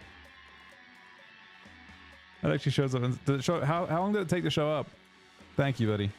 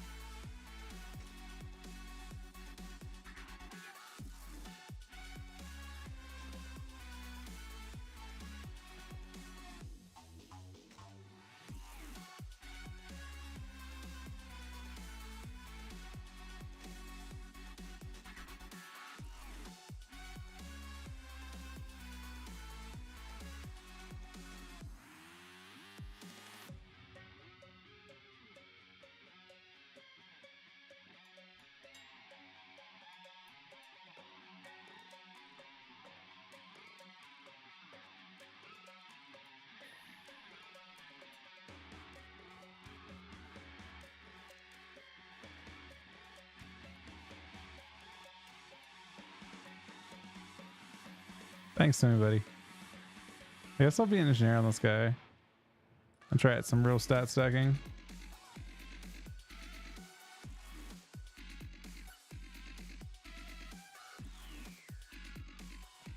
Actually,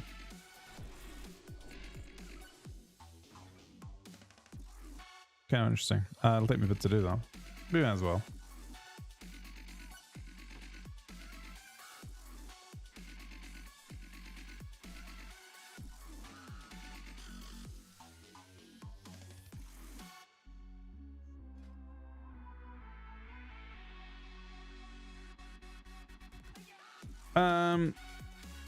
I don't know if it's all because I don't think you die in stuns as much. I have no clue why shuffles are down. I can't explain it. I cannot explain it at all.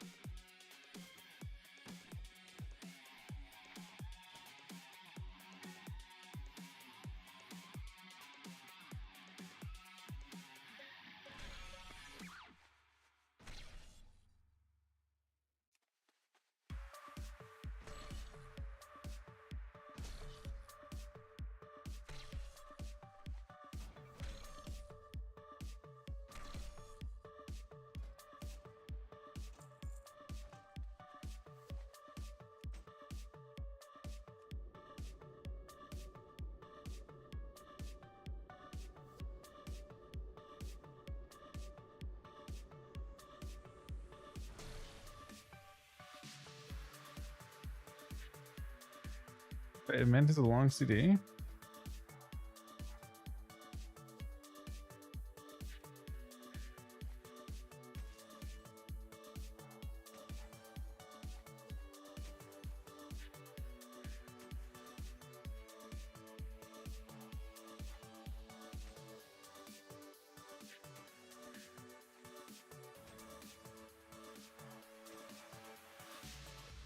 I feel your touch from across the room. I taste your energy. I see a light that I never knew. You are overtaking me. Mesmerized, paralyzed. When your eyes find mine, that's when you leave me.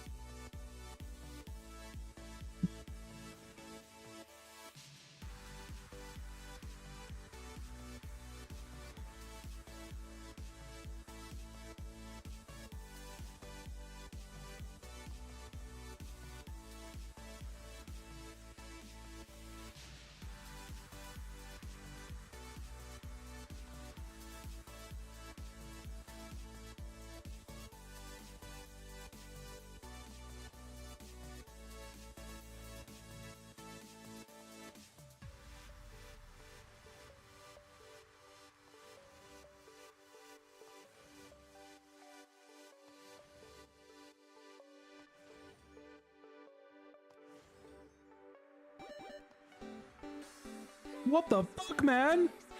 Biggest fail with a $50 donation. Have you ever experienced one of those times you're running away in fear for your life and you run into a pole or wall and then from some reason you hurt? Wait, what? You hurt down below.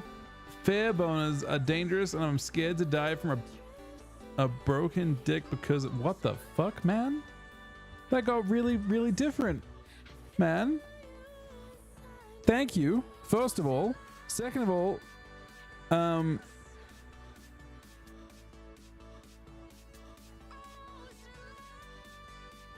you're saying hypothetically you're running away from like something, like someone's chasing you to kill, to murder you or something, and you just run to that. I can't say that is my biggest fear personally. I feel like I'd be more afraid of the yeah, are those a real thing? I've never personally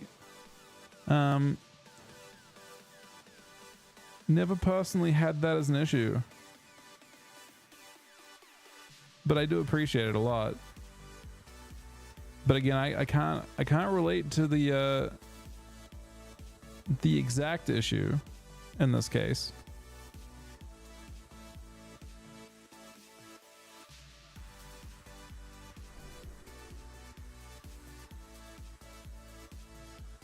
Thank you so much for that again.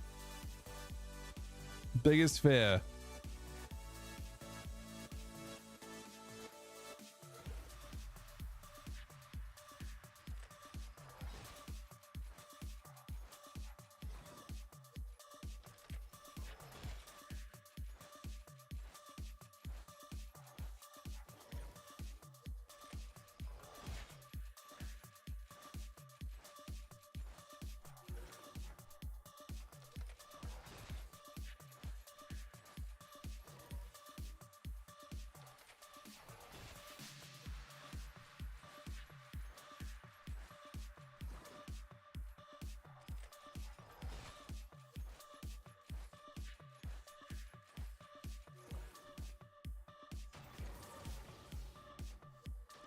It started out as like I thought it was something that we're afraid of, and then it changed very different. You know, like over the course of it, it got a bit different. Then it got very different at the end.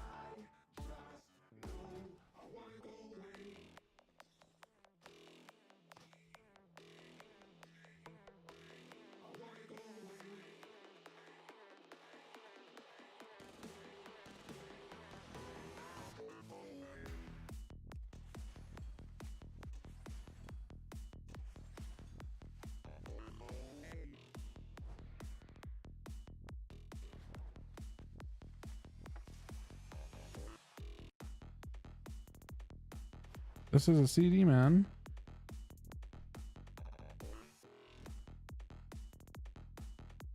Ooh. Wait.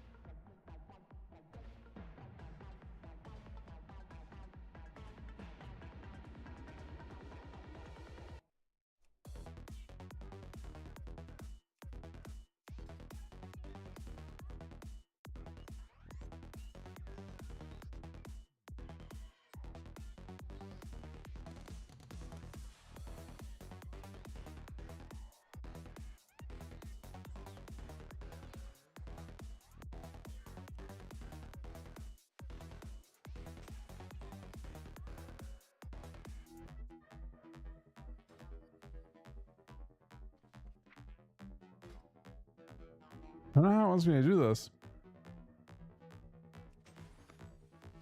I have to make a ton of these.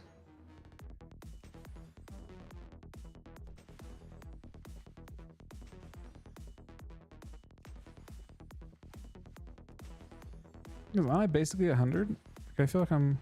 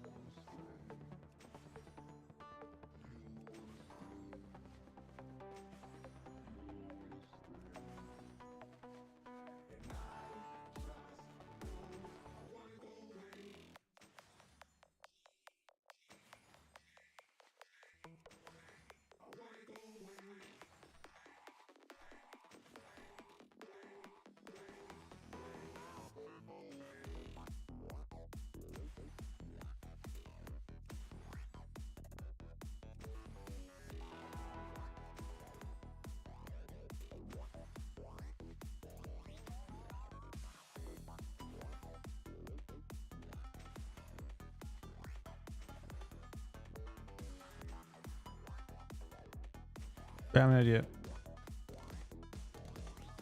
I'm an idiot, man.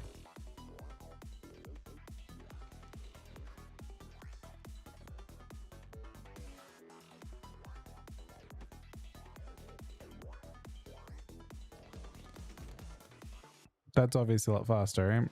Than actually crafting it.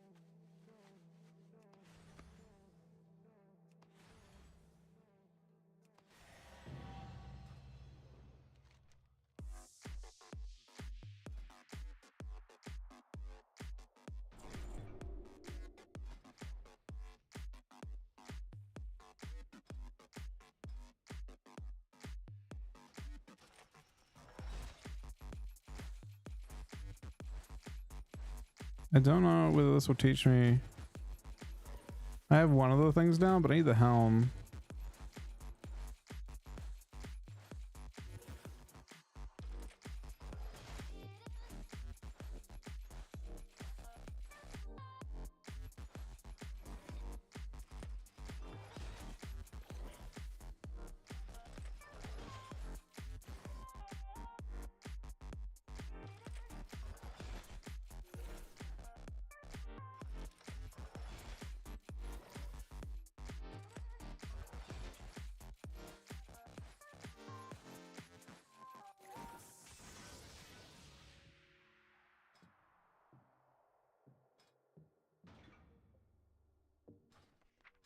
Hoping that taught me what I need to know.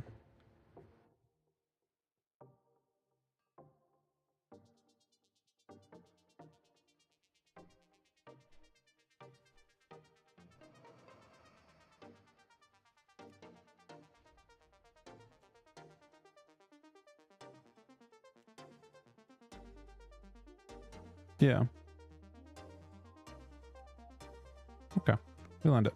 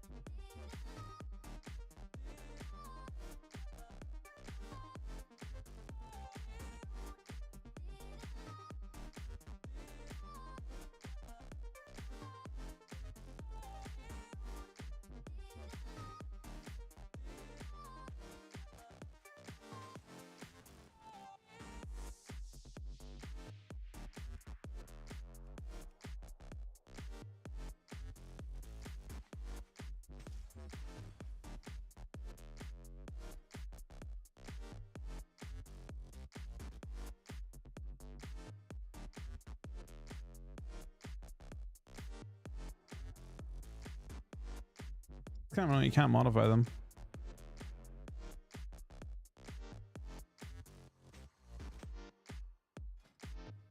However, it is basically infinity.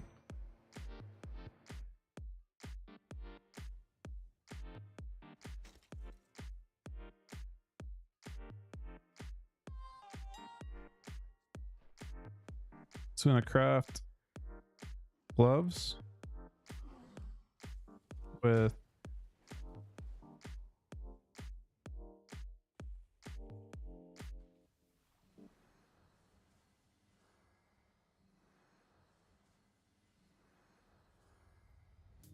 No sleep, no fear, different point of view. It's here, it's now, what we wanna do. Don't have all the answers, but we don't I guess the dog should have us on. I thought the answer was in front of me, but it was just a dream. And all the fading made me see. I thought I had to choose another way. You can't predict your fate. It's just how it's meant to be. This is where our worlds collide. This with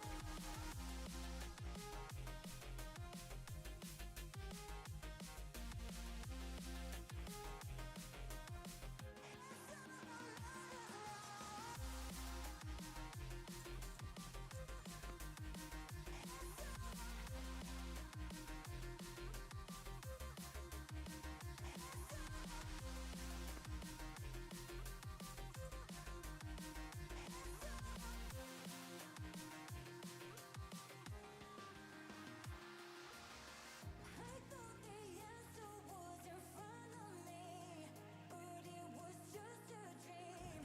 And all the fading made me see.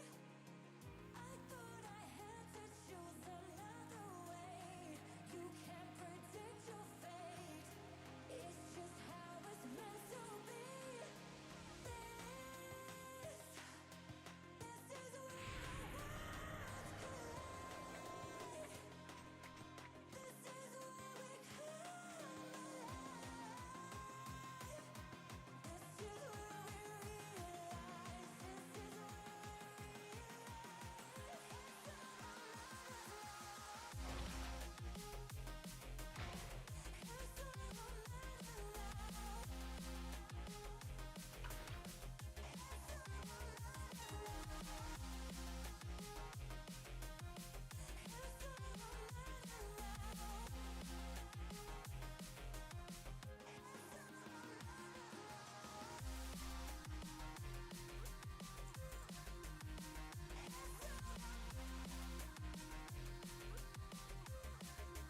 is Alright, you need another copy of the client now.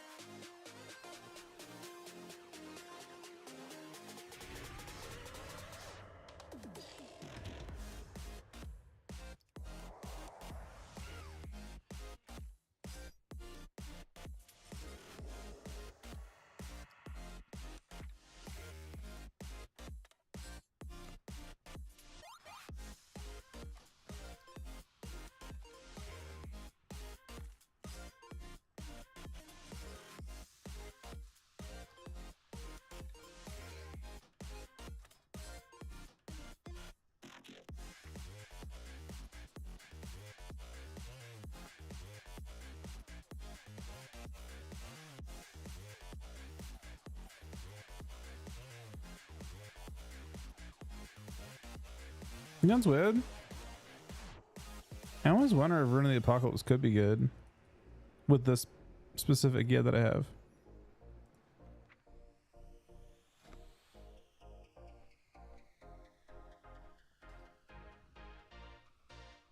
I kind of doubt it, but maybe.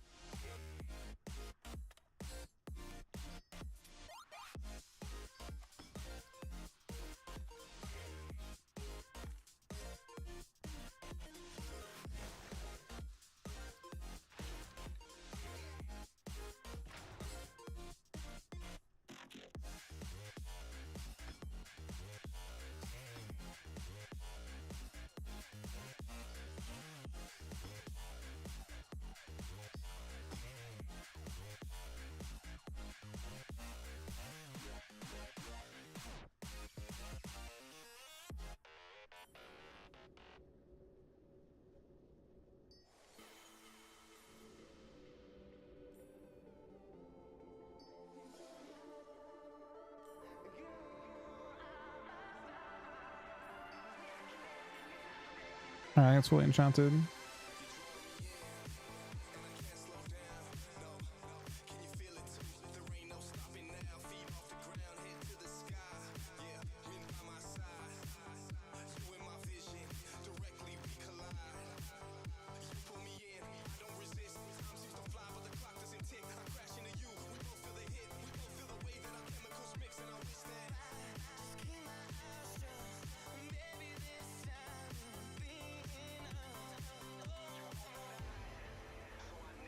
Let's open my weapon with proc. We just have a lot of Vasa, I guess.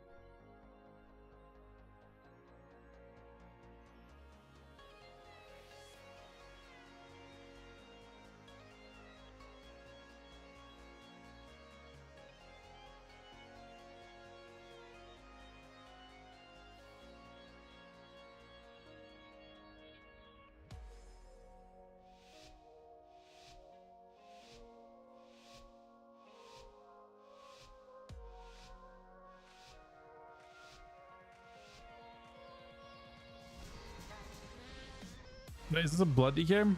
This is a blood DK, man. The fuck's going on? It's against 2 fucking frost mages, man. I haven't played this spec in a sec.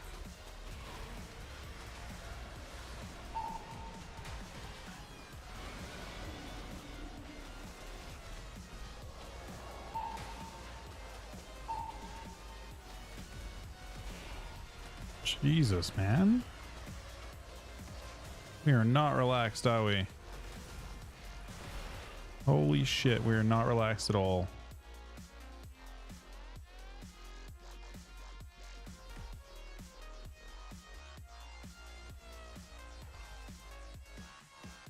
Double Frost Mage.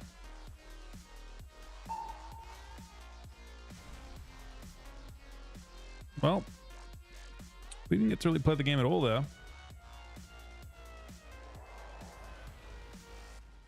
It was, in fact, a blood DK. But I didn't get to do a single thing before I got killed by 2 mages. Both doing 1,000,000 DPS.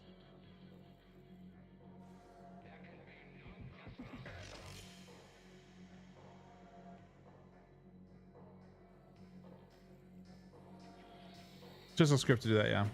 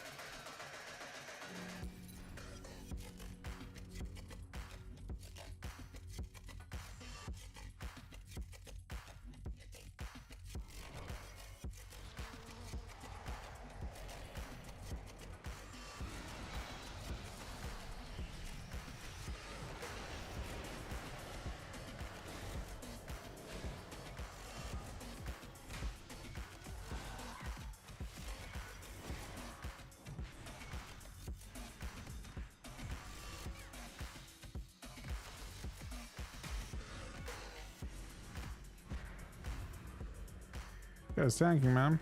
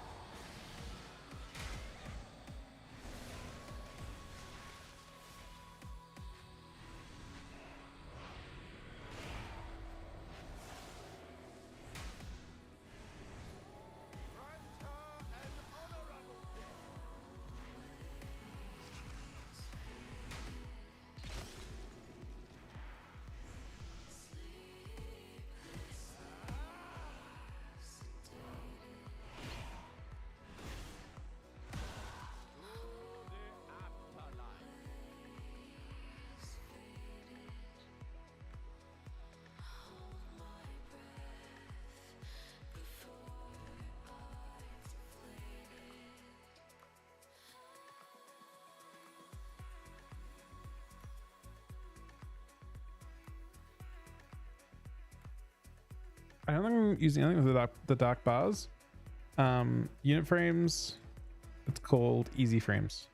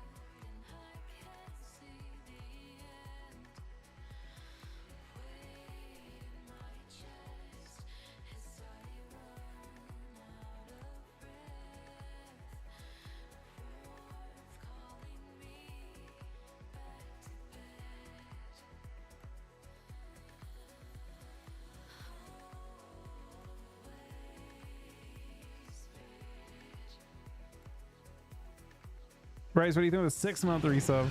That is my 40th sub today as well.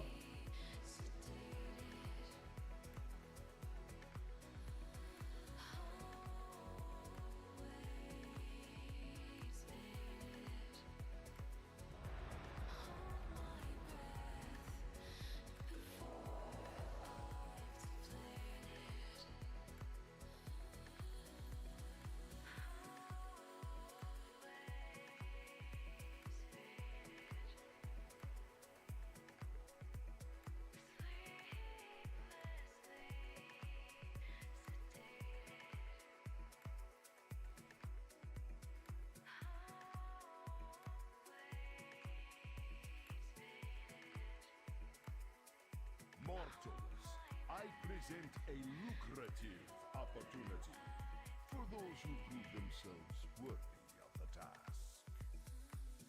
Many in the cartel are wagering on who are the greater combatants. Care to influence the outcome?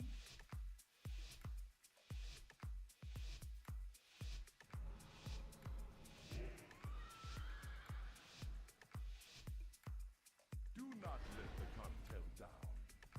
We expect a return. I did not, DOS.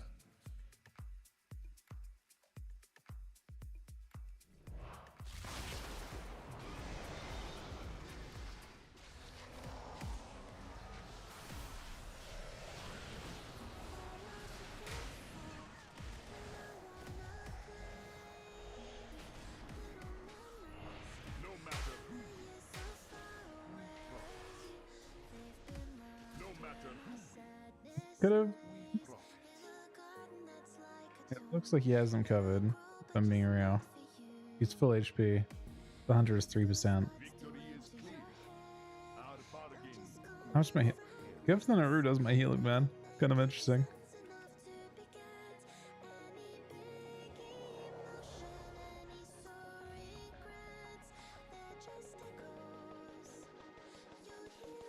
Honestly, I'd love to pick up Gloomward too.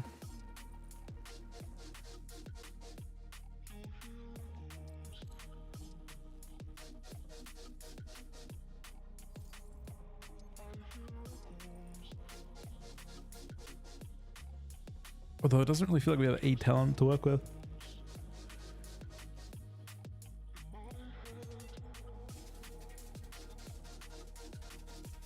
Talent's entirely static.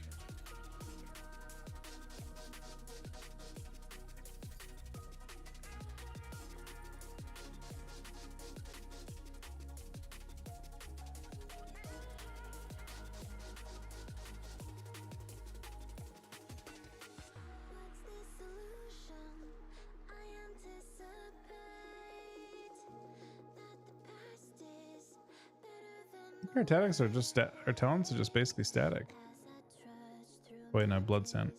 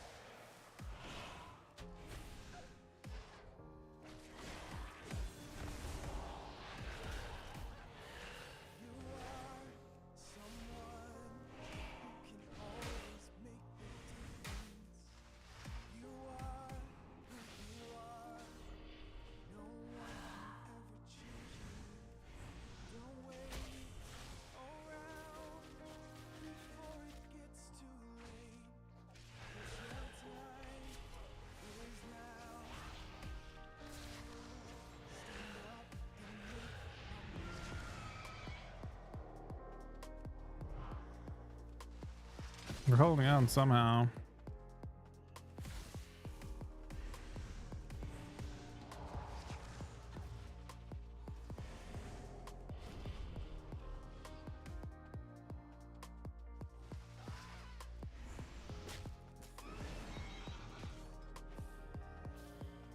You did more damage than me.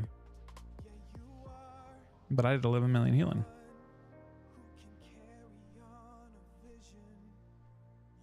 Oh, see Deathstrike.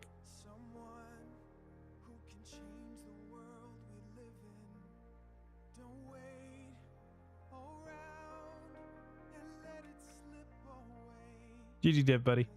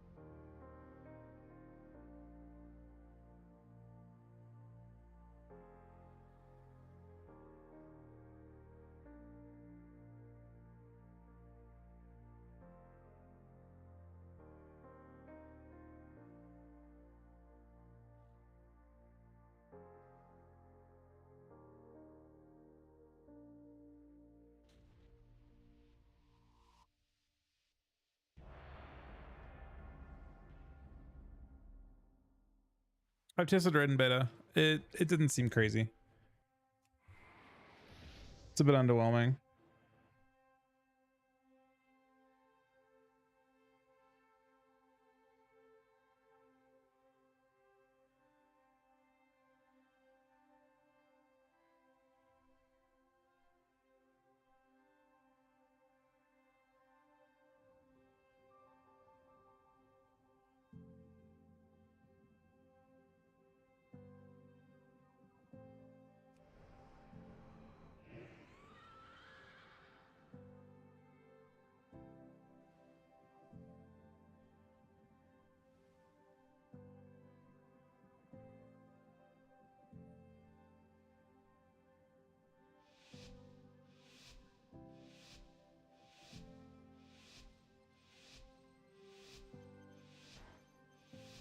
Yeah, I'm pretty happy with that Serena.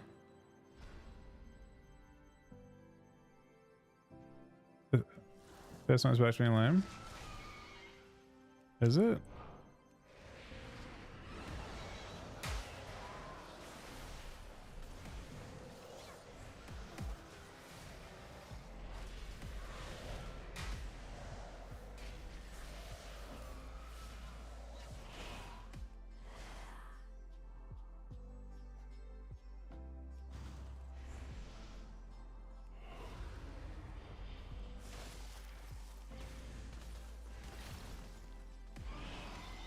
I don't think it is.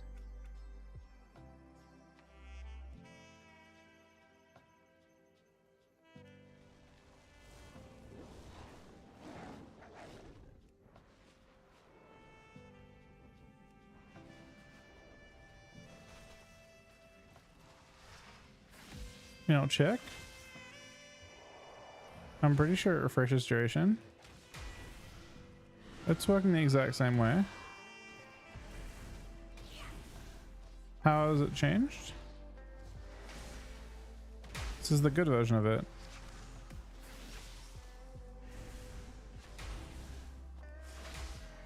Each buff is independent.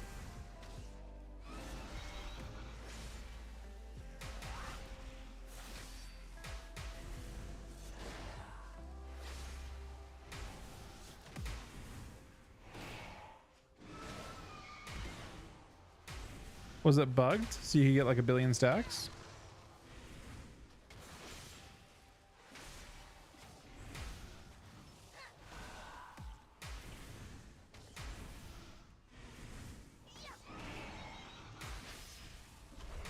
There's no escape, these thoughts in my mind. A world full of wrongs, it feels so right. Fight for tomorrow, the past is behind. It's refreshing. It's the improved version of it, as far as I can tell. My reckless, you reap what you sow. Burned out both ends like the time that we sow. Faster than lightning, we're on a roll. Take me on a journey, get out of control. Ooh, jumping on the midnight train. Going somewhere I can't explain. Ooh, jumping on the midnight train. Jumping on the midnight. I can come full game in a sec. Give me Q. Give me a couple minutes. Like 5? And I'm done to full game. Back 1 second.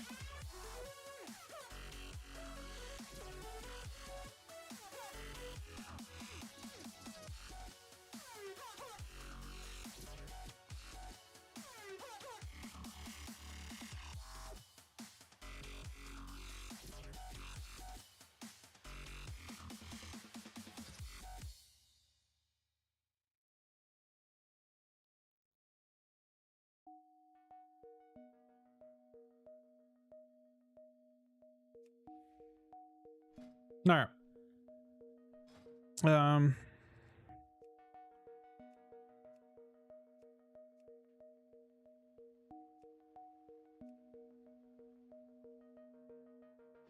You're doing shuffles, maybe.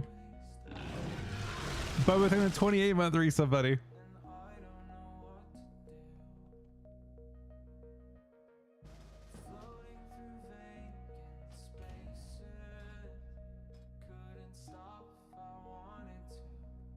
Did he lose his entire group?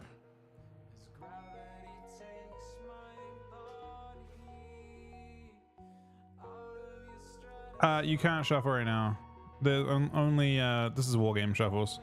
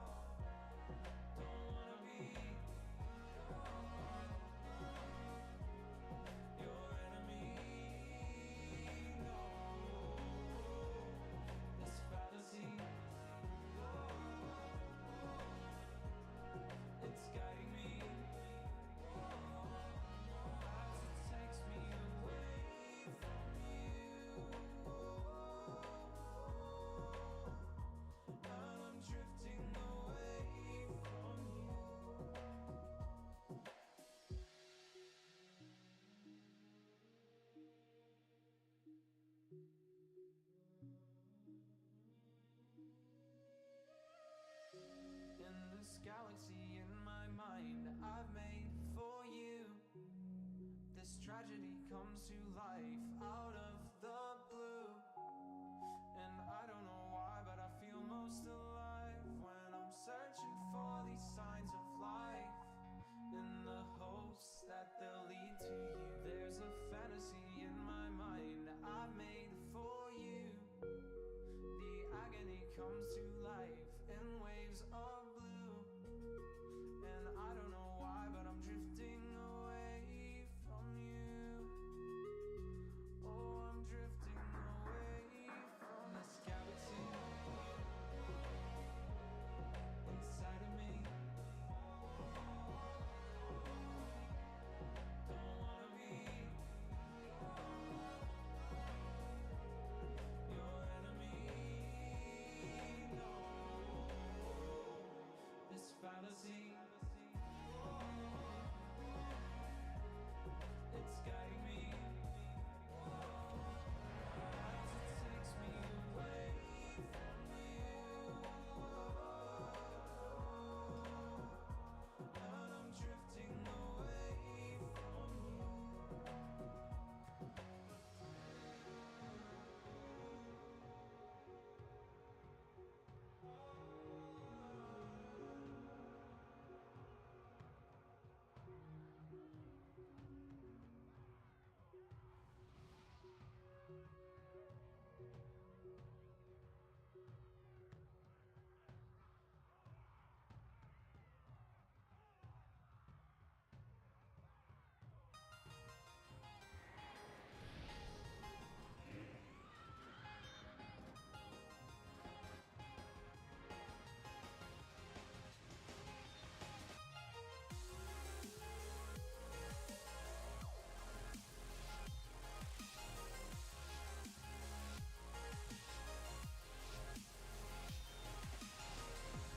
Sometimes I can hear you calling.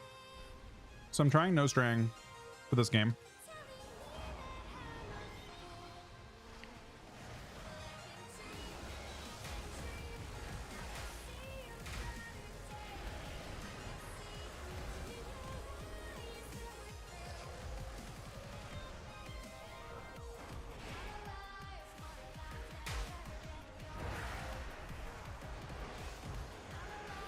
Oh. I guess we had some half Ks.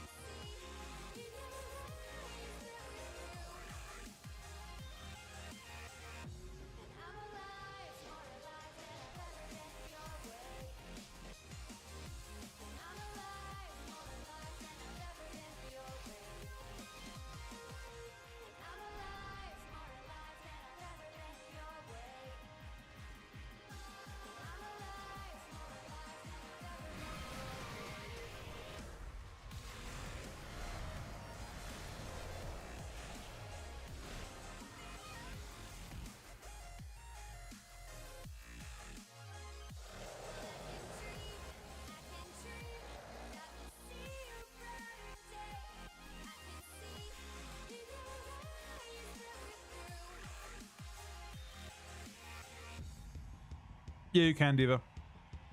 The war game, like the rated system's down, but everything else is still up. Sometimes I can hear you calling, telling me that I'm a fool. When I see you in the morning, will you still want to be true? I can dream, I can dream that we'll see a brighter day.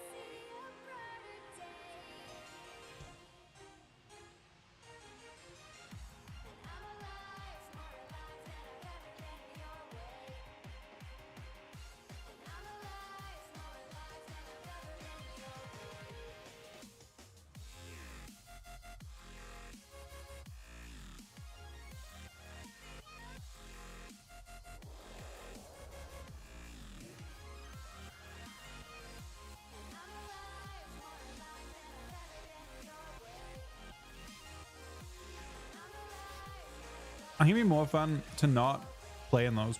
I mean, more fun to watch them, from my point of view.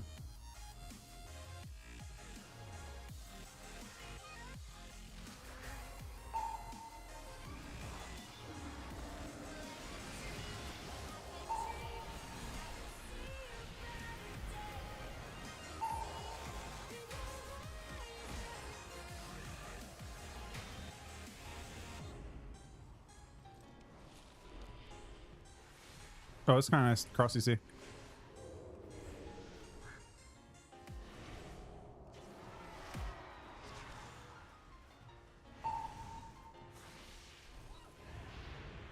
Save yourself. Holy shit, that's a lot of haste.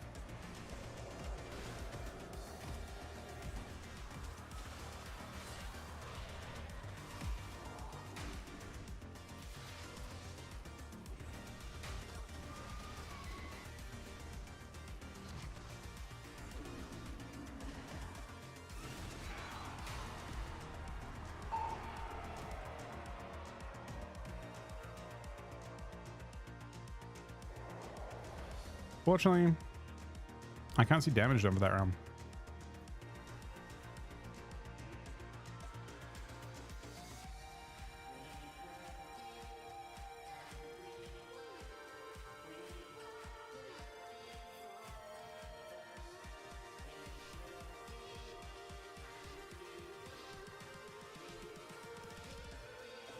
Actually, we might have trouble in general. Unless the mage can have the same kind of effect.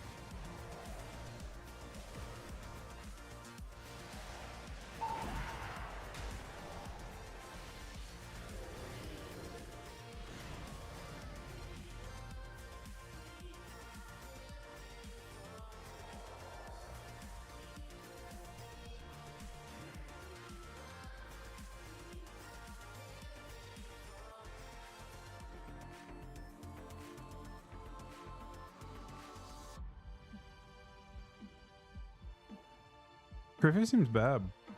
All right. Good to know.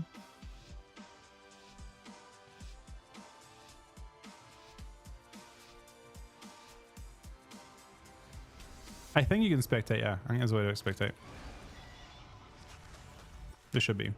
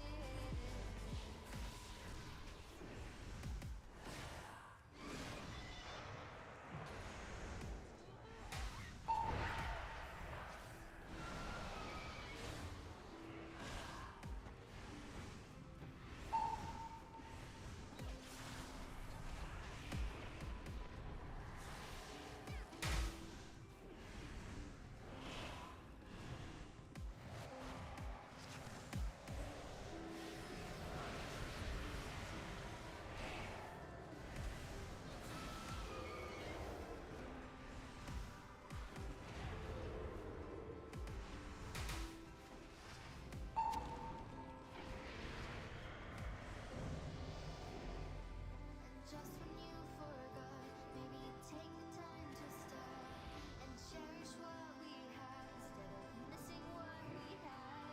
You only notice when it's gone because to satisfy what you long for, you will have to try again to fill your heart. Please understand, things don't stay forever. You know you've got to make a change. You must admit it feels a little strange to see it in a different. I think my win condition, it's real bad, but I think it's training MVQ.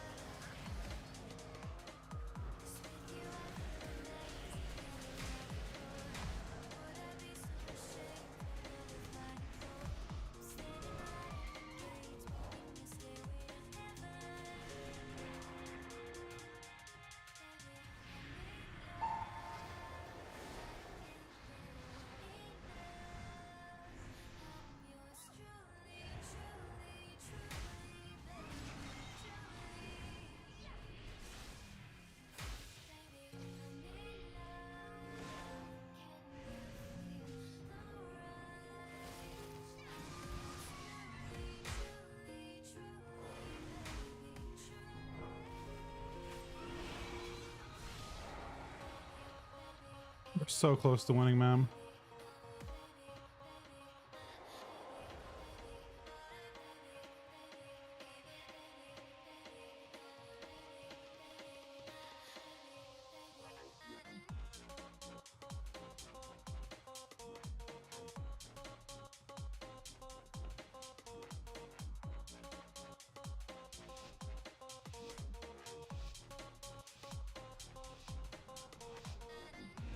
I think I know he's quite a firehead, yeah.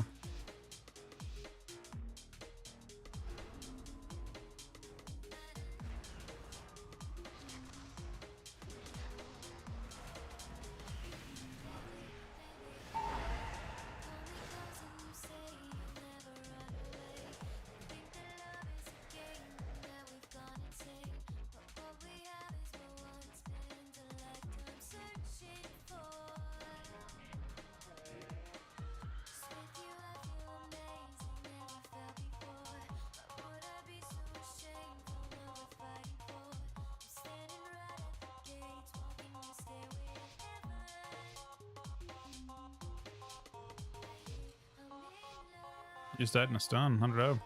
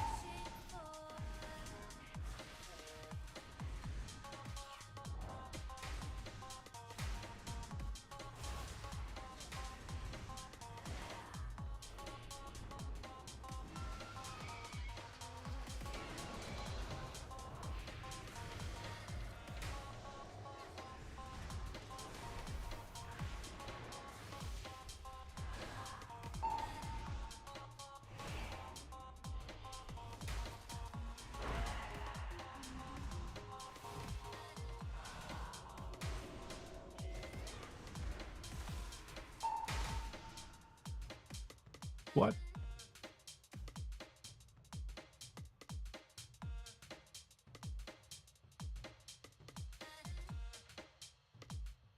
Interesting. Also interesting if that damage is correct.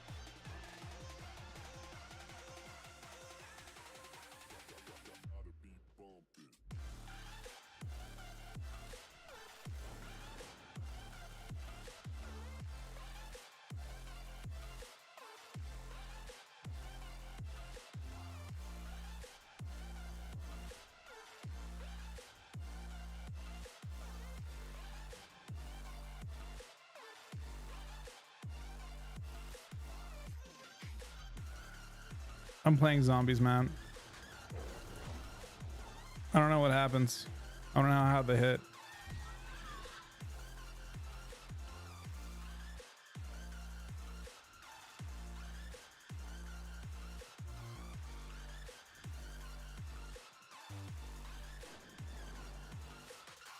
They look unnerfed.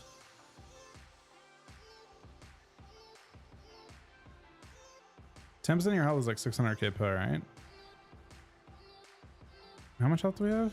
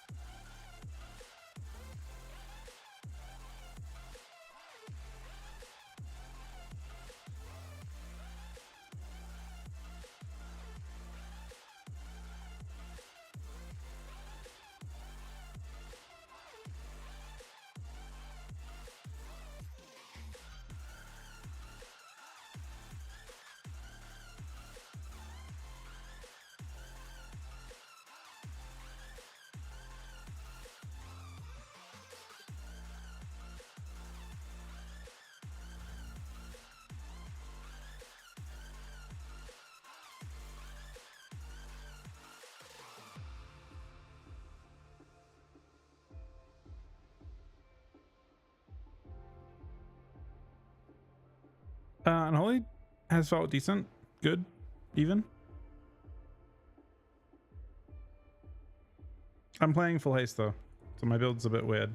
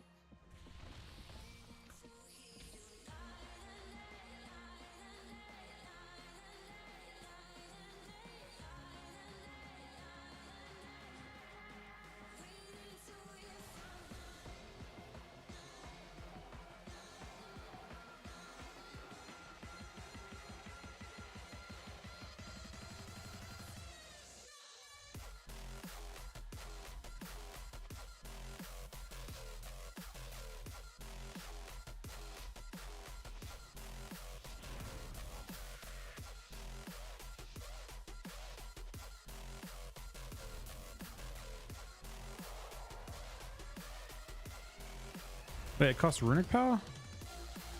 I kind of hate that.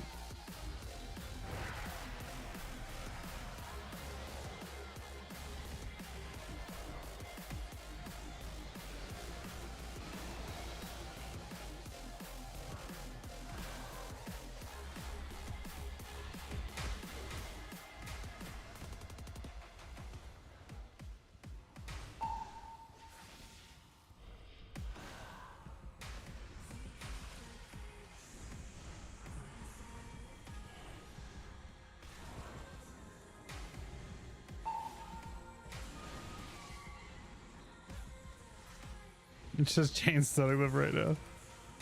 It's literally just chain stunning them.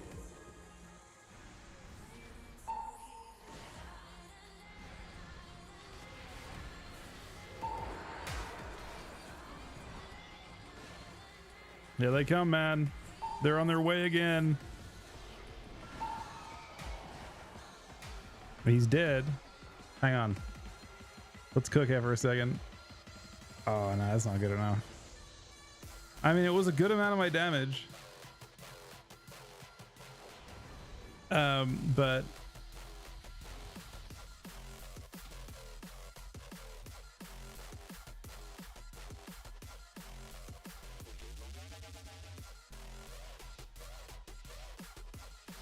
I mean, I can't possibly cook again with MVQ. I don't think that'll work at all.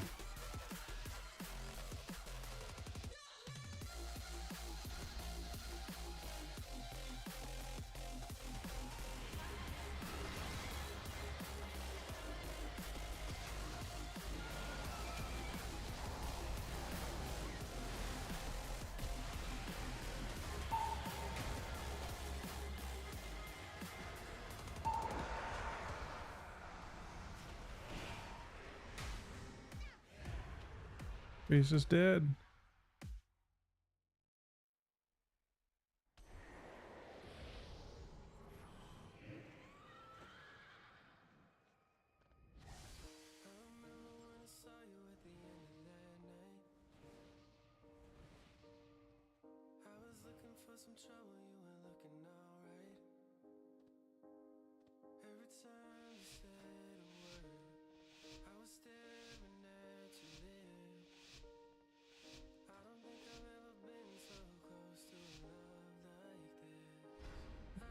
I don't think so.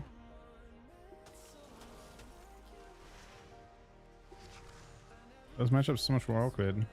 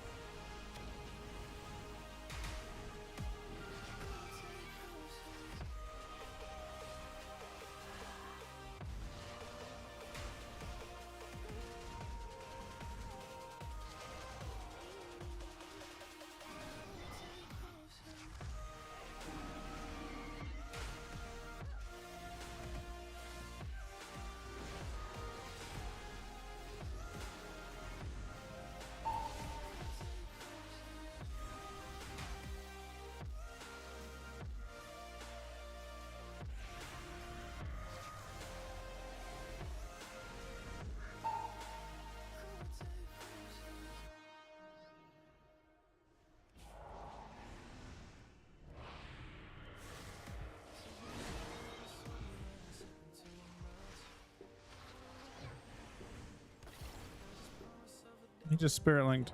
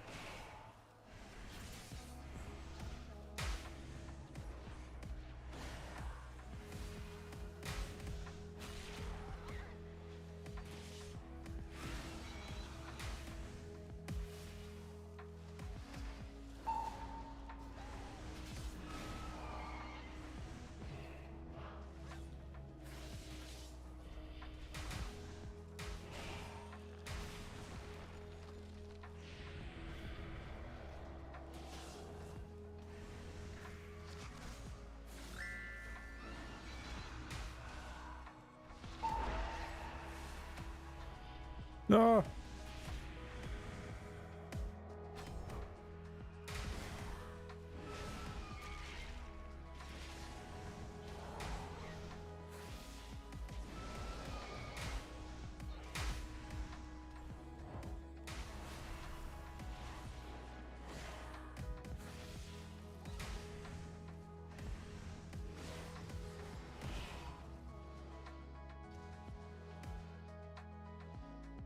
I even got block. Nice 10 kill afterwards. Cat rescue is really tragic.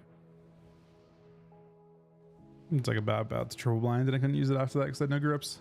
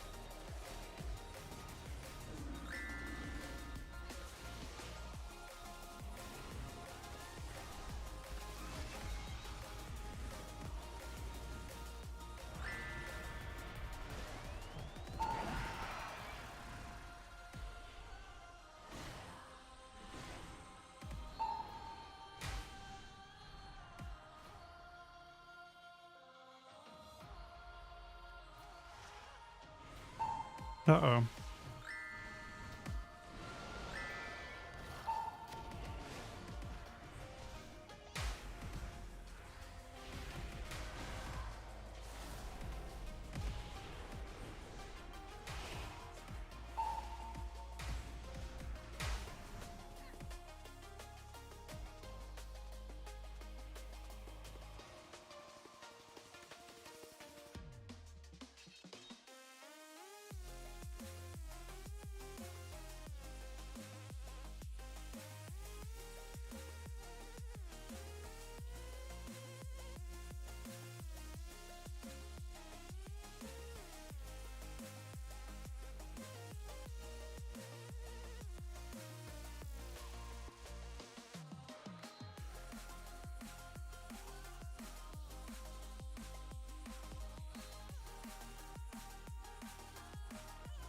Yeah, that's Arena on the right.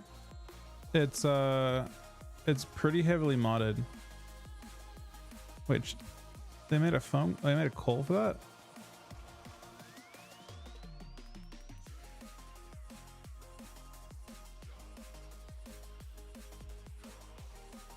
Shadow looks good, yeah.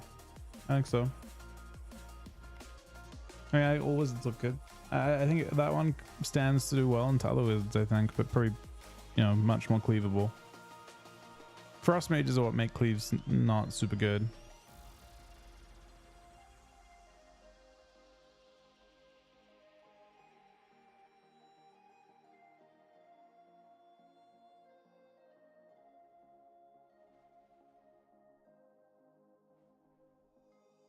Hey Ev, how you doing, buddy? How's D4 going?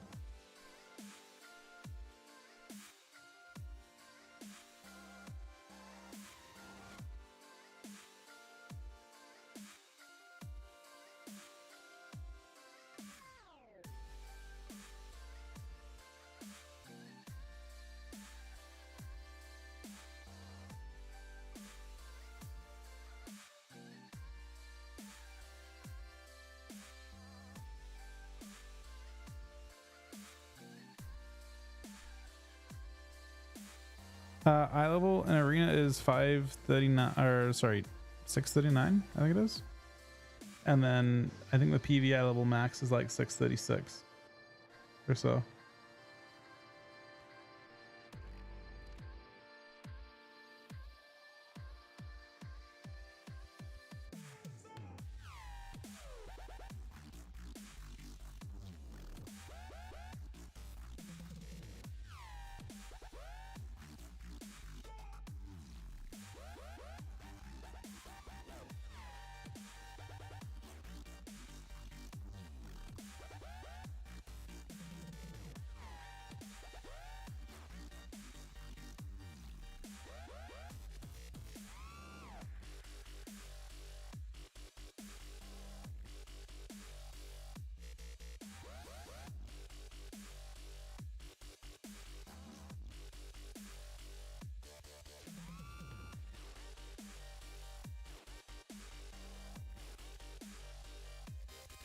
Bro, Chuck's hair is fucking awful. Holy shit.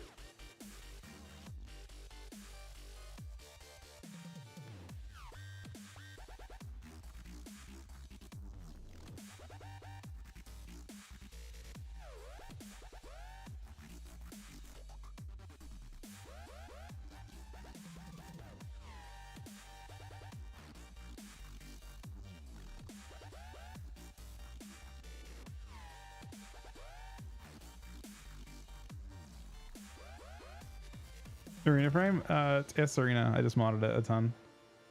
Which makes it awkward, to be honest, because it's actually hard to to share. Because the Lua file is modified, but also the actual settings to make it work. I think it would look pretty bad if I reset it to defaults. It's also a different, Samus did the modding of that one, so it's a little bit difficult to share this one. Because it's double modded. And I have to mod it each time someone else mods it.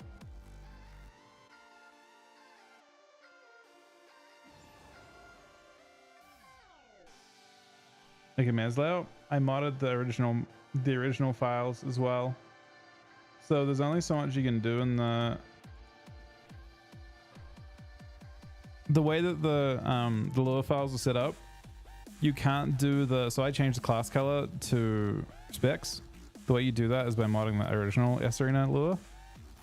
It's not done through profiles. I could put my layout, some of my layout, through my own. I could just mod this up. I could put the defaults in there, and it would look exactly the same. I can copy my settings across for that. But the changes I made to the way that text looks and stuff and the icons, that's done by changing S-Arena itself. It's gonna be really annoying if there's an update or they break something, because I actually changed quite a bit.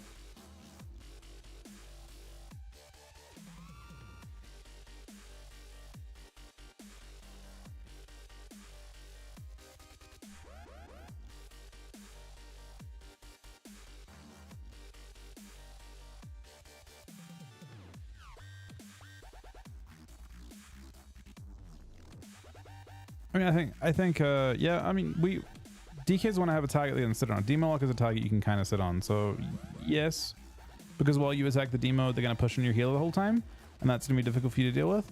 But in general, that at least has a target for you, and that's what makes it kind of special, I think, in that sense. Anyway, this character's ready for tomorrow, which is what I wanted to do. And hopefully look pretty good.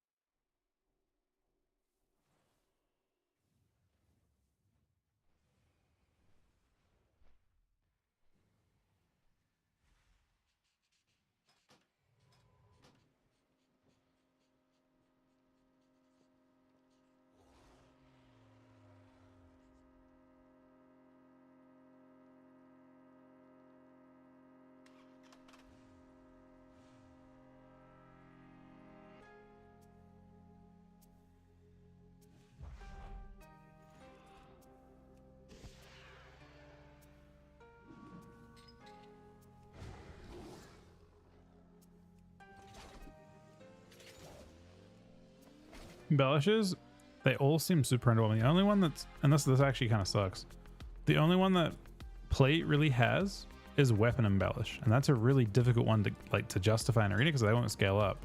You can't craft it at 639. So I hope they make changes to give embellishes to Plate. The only embellish options you have these. You can't craft these on beta, but they realistically might be good because it'll scale up from 269,000. I haven't seen this, but my guess is this is what I'd go for, because the only other option you've got is to craft any piece you want with versatility above 80%. But from what I've seen, the uptime is very low on this, and it's also just worse than last expansion's one. There's not really any reason why this is better than the last expansion, so I don't know what else you can use. I saw Mag using this effectiveness of Blasphemite one. This basically increases your gems by 25%. There's two problems with this. One, you have to have all your gem slots before it's actually good. And two, at max rank, it's about 400 stats with all gems. So this one doesn't seem very good. I haven't tested double captured Starlight. I guess it's possible that you could use like double that. We just lack embellishes. So yeah, I mean, I'd say the safest bet is just 2 dust threads, but these are obviously worth nothing damage wise. Literally just terrible. They're not worth anything.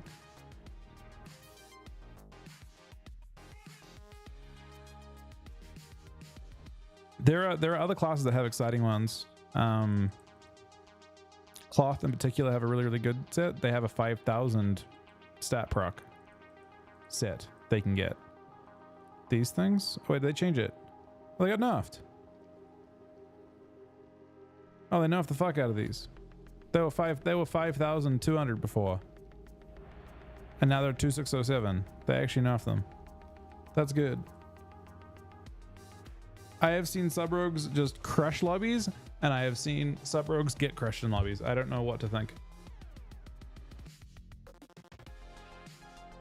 I think in general, so because a lot of your testing here is done from like a shuffle lens, like you're looking at it from a shuffle point of view, rogue, any spec of rogue ought to not be very dominant. They need to be exceptionally good to do well, and that's true of all shuffles, always.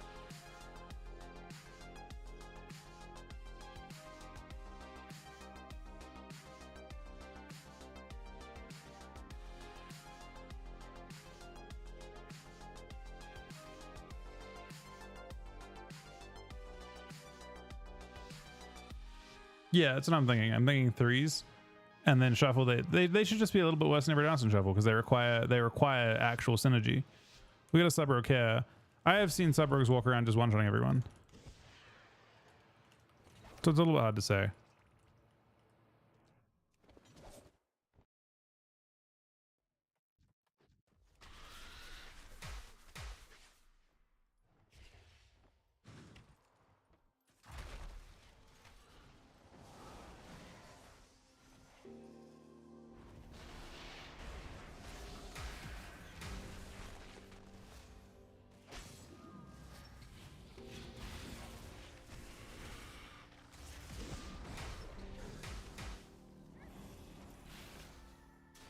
Not like this, man. So that guy actually killed the other Death Knight in the opener pretty much. Without really any trouble. I can't see his damage done. He actually did top down at 10 mil. No pad. 1 mil of this is not terrible. I have thing of the 32-1-3 Savati. Wait, how are you finding D4? Does it have a lot of content for this season?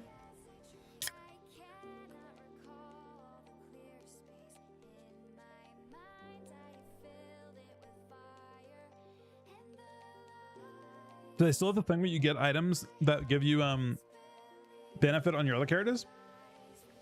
Wasn't there like a thing where you like got Ubers on like the more characters you played, you got fragments that you could use to get Ubers or something?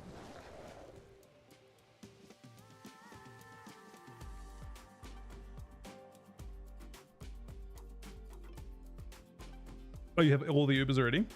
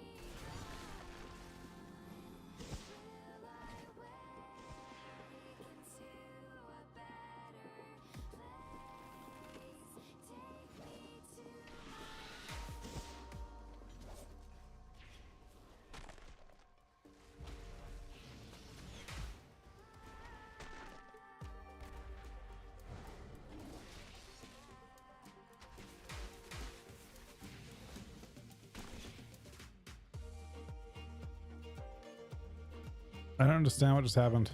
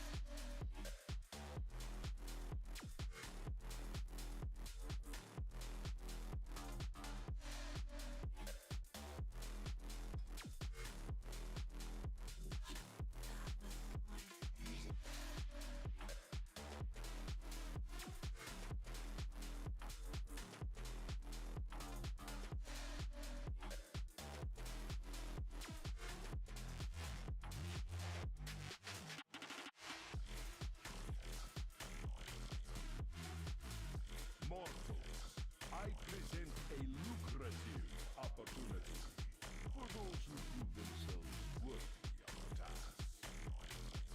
Many in the cartel are wagering on who are the greater combatants. Care to influence the outcome?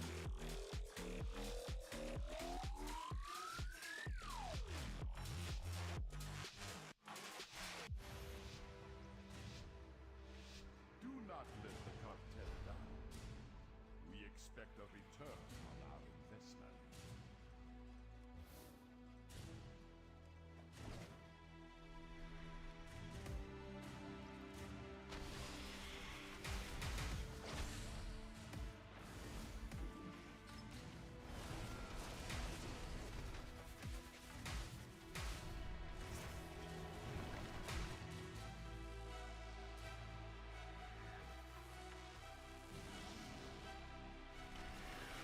Victory is clear.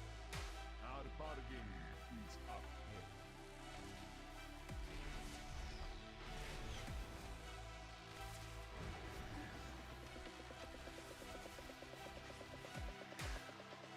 Victory is clear. Our bargain is upheld.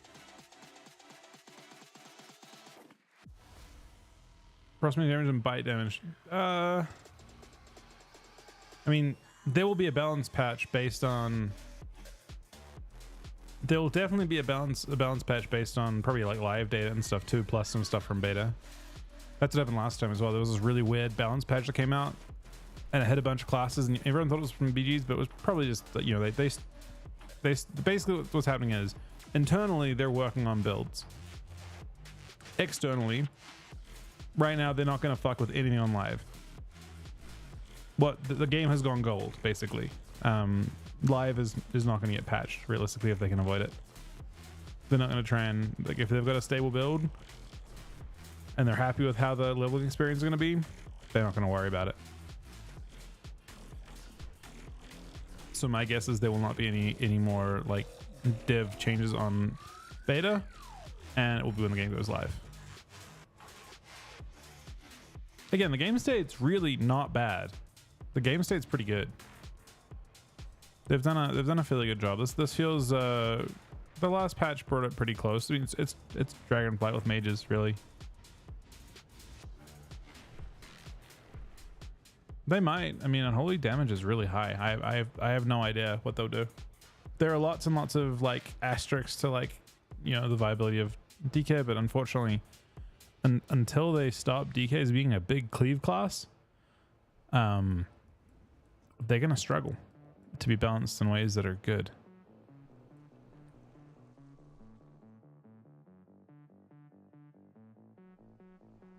Oh, there'll be changes before Heroic Week too. My guess is there'll be changes before Heroic Week, and there'll be changes on Heroic Week, because that's what Heroic Week does, right? That's the advantage of Heroic Week, is it gives them the chance to make changes before. Buff enhanced, true. Enhancers seem pretty tragic. Right, Unholy suffers from that. I mean, they tried to that last expansion where they left dot damage super high, so you still have tons and tons of pad. But yeah, DK is in a weird spot. I don't think it has the highest single target by any means, and I don't think it has the burstiest single target by any means, but it does have a lot of cleave and very easy to do cleave, in addition to its damage.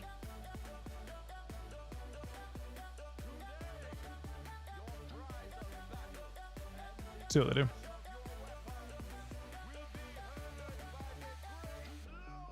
From my POV, I have been playing a lot of things on beta to not be so committed. Above nameplates is Plata.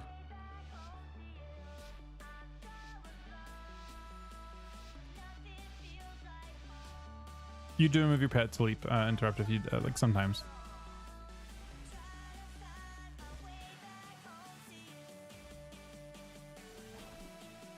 I think that's nice, isn't it? It does. Okay. He orbed. I think it orbed.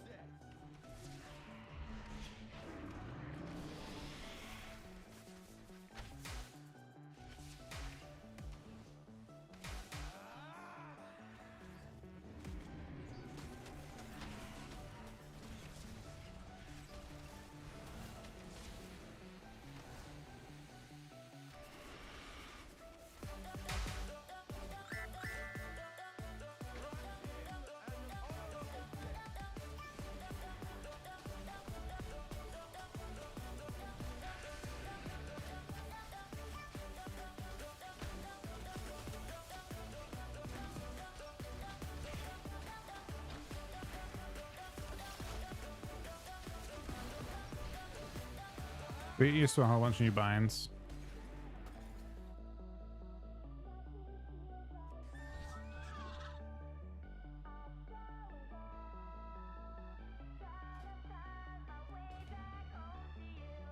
Yeah, it's the classic where they kind of have to. They've already reshaped DK damage a bit in PvP. Unironically, they've shaped it in a way that does take away a bit from the single target and does put them a bit more into AoE. The big thing being there that they have got, I think some dots are buffed in PvP still, namely I think Frost Fever, but they nerfed all your pets, so it does actually kind of impact your single target pressure a little bit. I mean, I'm not. I mean, obviously, I'm not unhappy with where Unholy's at right now, but it's concerning because the question is, how do they feel about it? I'm usually pretty honest with that kind of, I'm not trying to hide anything. I think that Unholy damage is some of the highest, not the highest necessarily. There are, in perfect scenarios, there are lots of other classes that can do similar stuff, but like Dev, actually, I think Dev Evoker has the highest. Like, if you take the perfect scenario for Unholy DK and the perfect scenario for Dev Evoker, I actually think Dev Evoker wins while doing it from ranged. That isn't to say Dev Evoker is broken, but if you take a class's perfect case scenario, Dev has really good cleave. They both have kind of similar damage profiles. I actually think Dev DK, Unholy DK Dev could be good. Probably the best comp I can think of right now for Unholy for that reason, because of the similarity in how they do damage and the type of scenario they're trying to create, which is basically stacking everyone up. You stack everyone up and you benefit the Dev as much as you benefit yourself.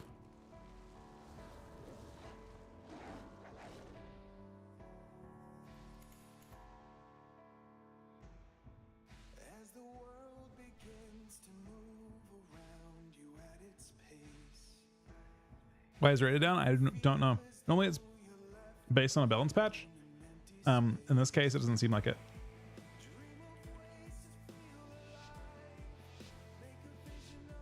So I genuinely have no idea.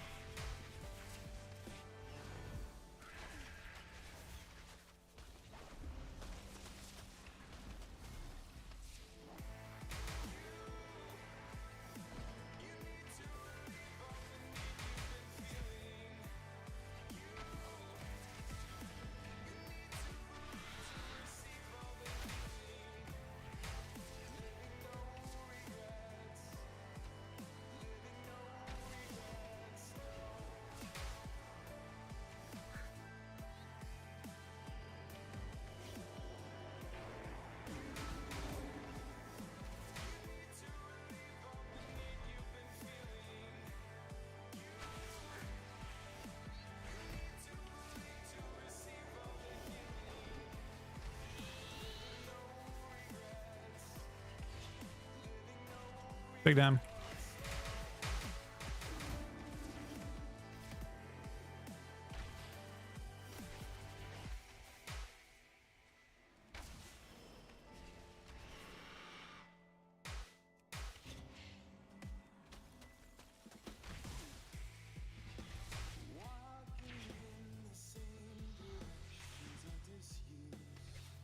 I think it's rare for me to ever get into a spot where I actually don't have resources.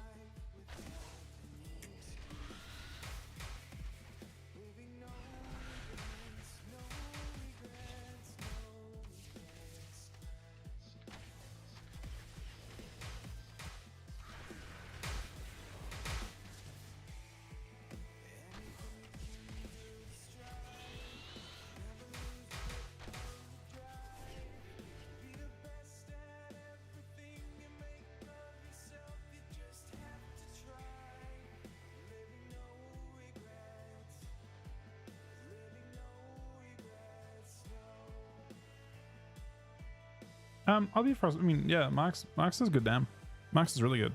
I think Mox is technically quite good into mage specifically.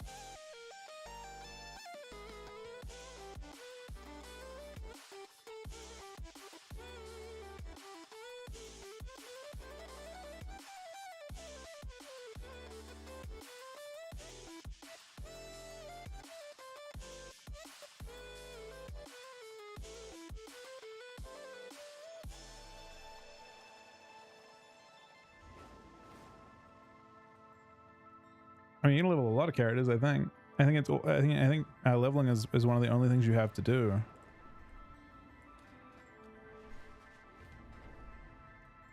So, unless reps are reps important at all? Is there any relevance to reps?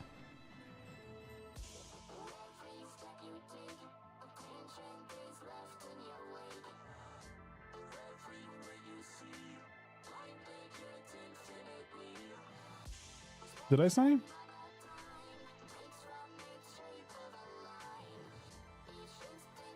Oh, there he is. Ms. LF.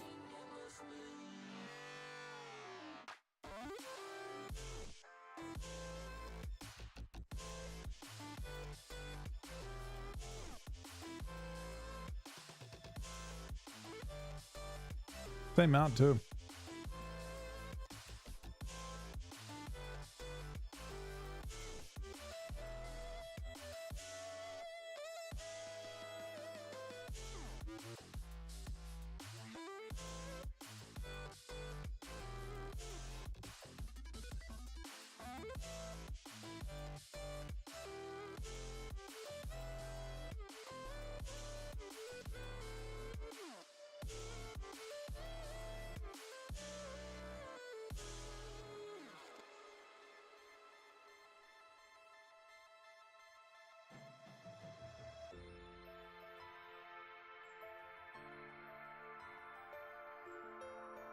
How are you doing, Alistair?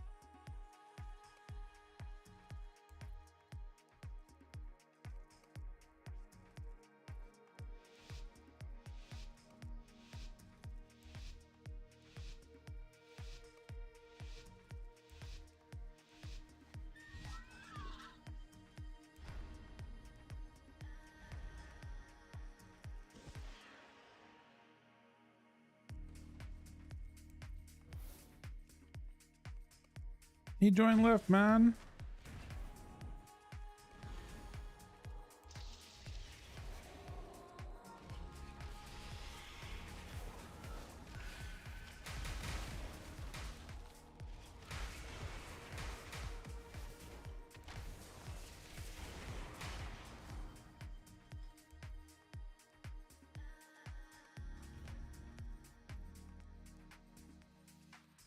It was enhanced. I mean, it was 3v1, man.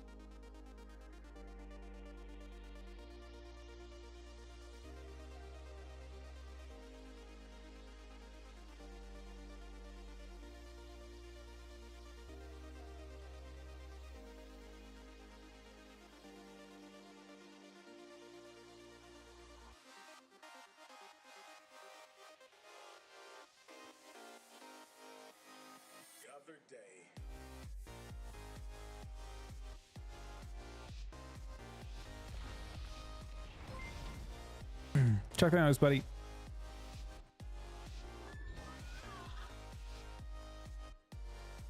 We're just doing, wait. To 3v2. I was gonna say we should be getting like kill queues right now.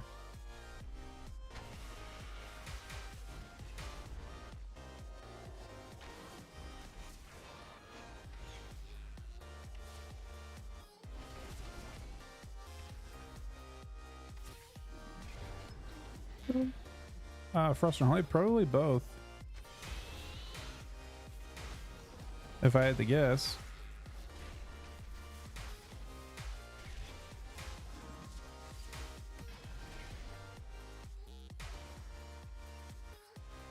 Oh, the enhanced one. Wait, we're queuing with an enhanced now.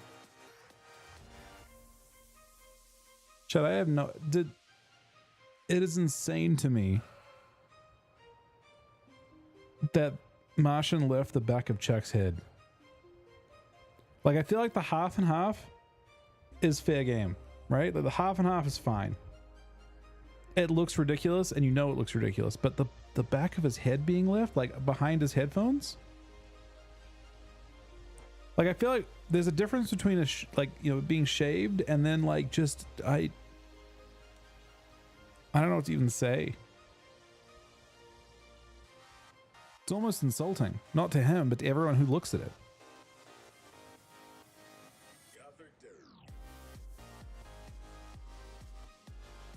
Like, I personally feel insulted looking at the back of his head.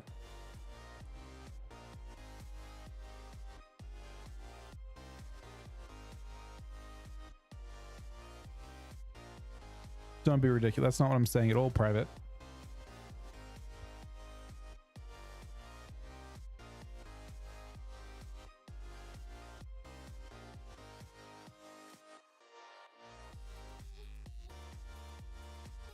I'm just saying, in that case, Martian happened to he outdid himself.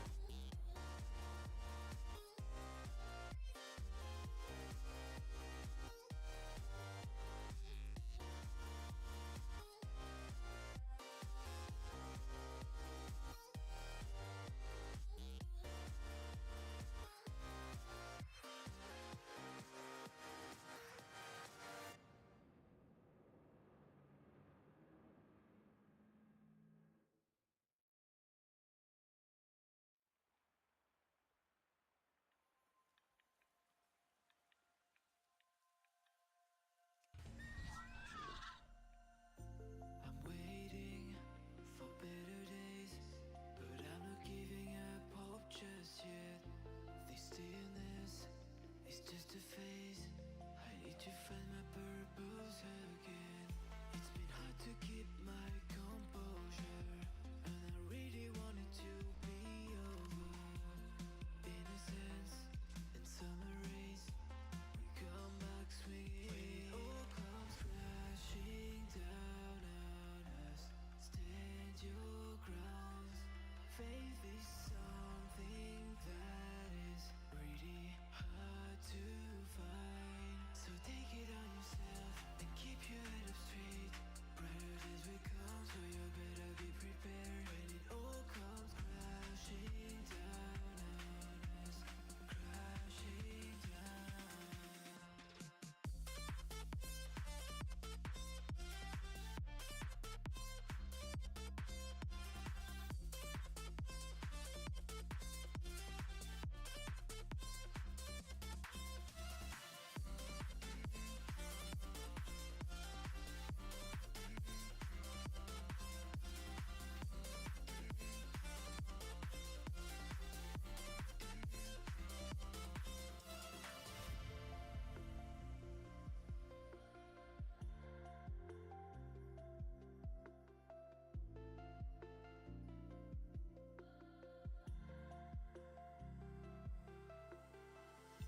Our vision is clouded. It feels like we've been aging faster.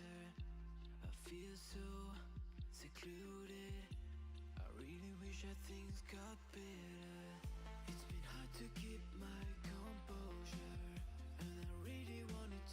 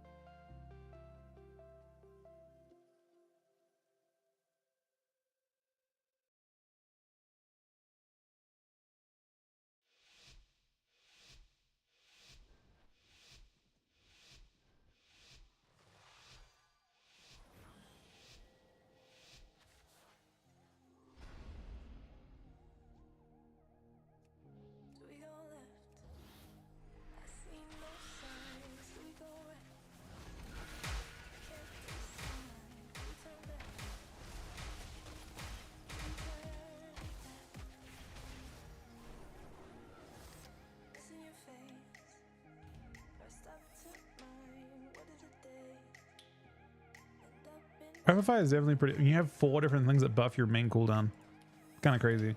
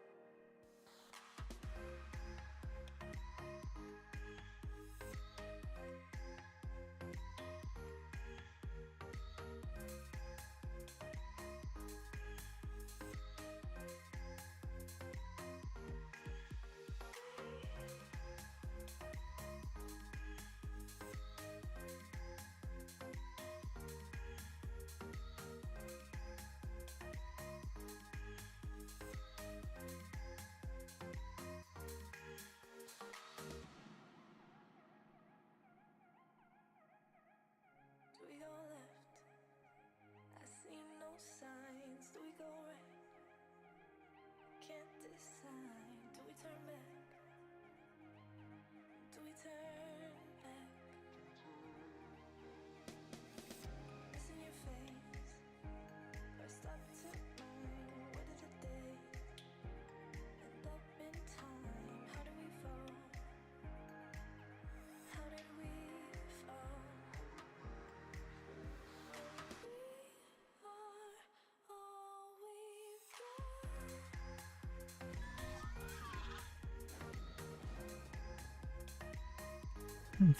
Frosted tips were an accident, man.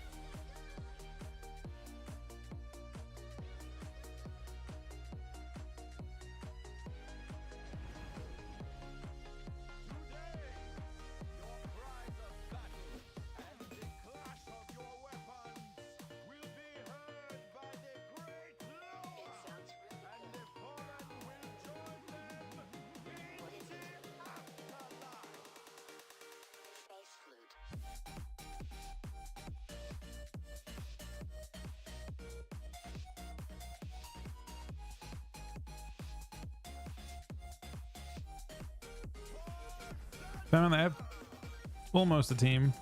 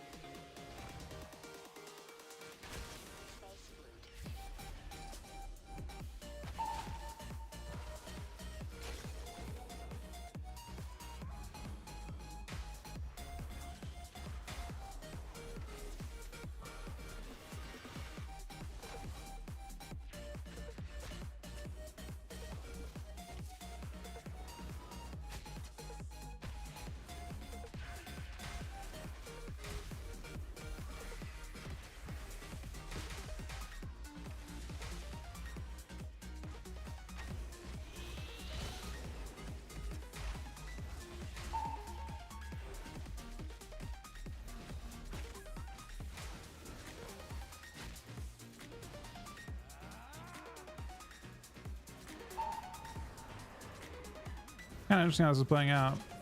It's kind of just a twos game. Because I don't think the survival is doing that much damn-wise. Thank you, Sumi, buddy.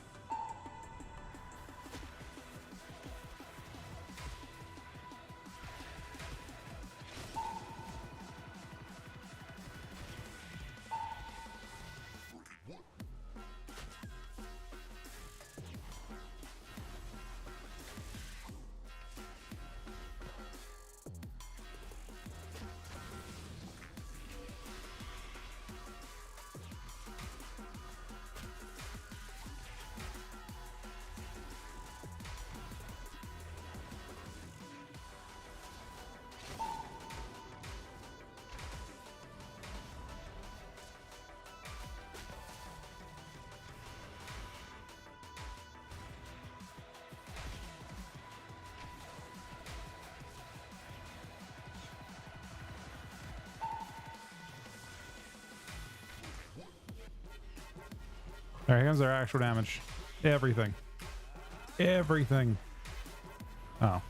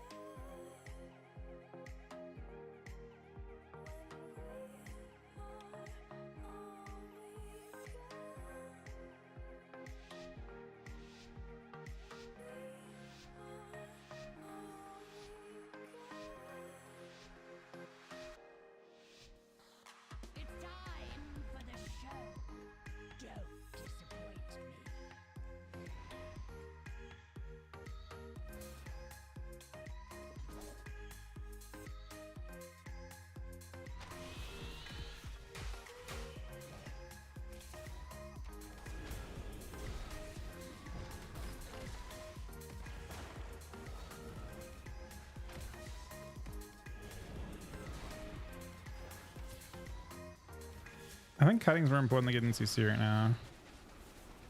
Although I will now get some CC too.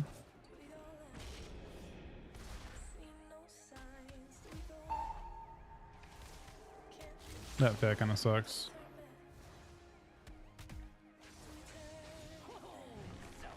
Wow. This just means more entertainment for me.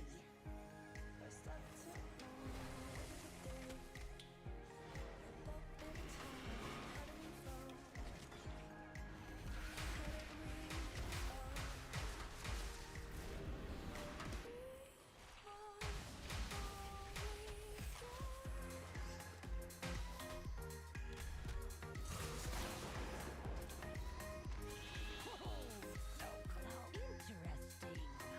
I did not expect. It seems that the two enhancement shamans had a battle,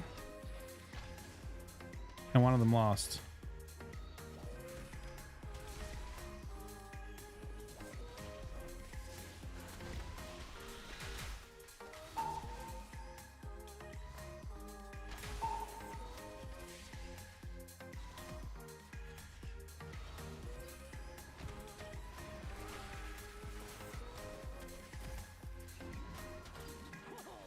So close. This just means more entertainment for me. Getting a little bit of practice here, which is nice. I need to get used to kiting and getting like comfortable with that. So close. This Because you have a super interesting kit for kiting, it's just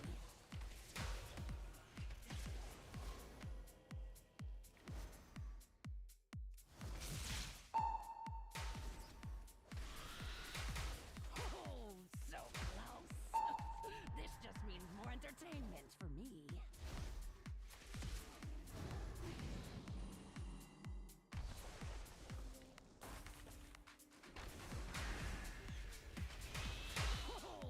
So close. This just means more entertainment for me.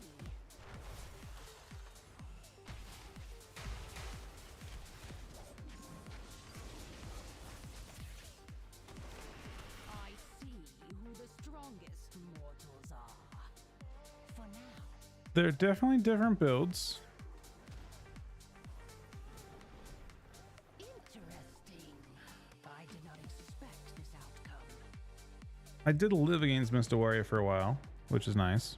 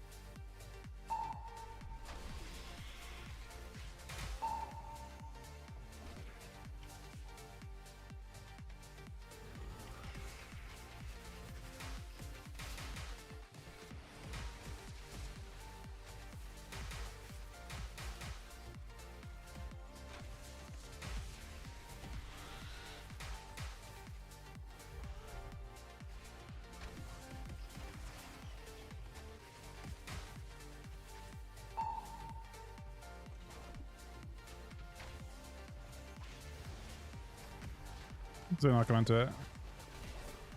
Nope.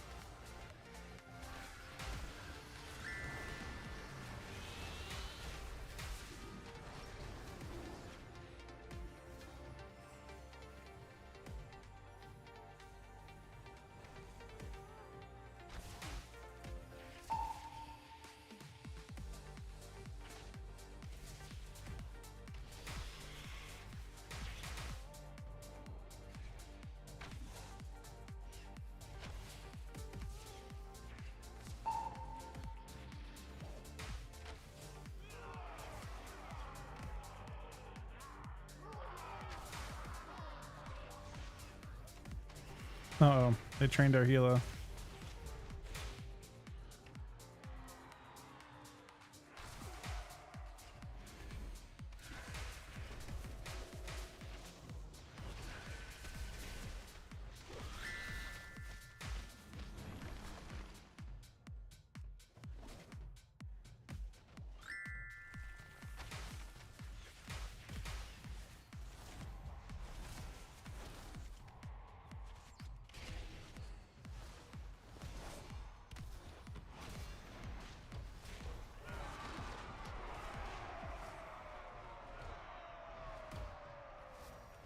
Some damn at least.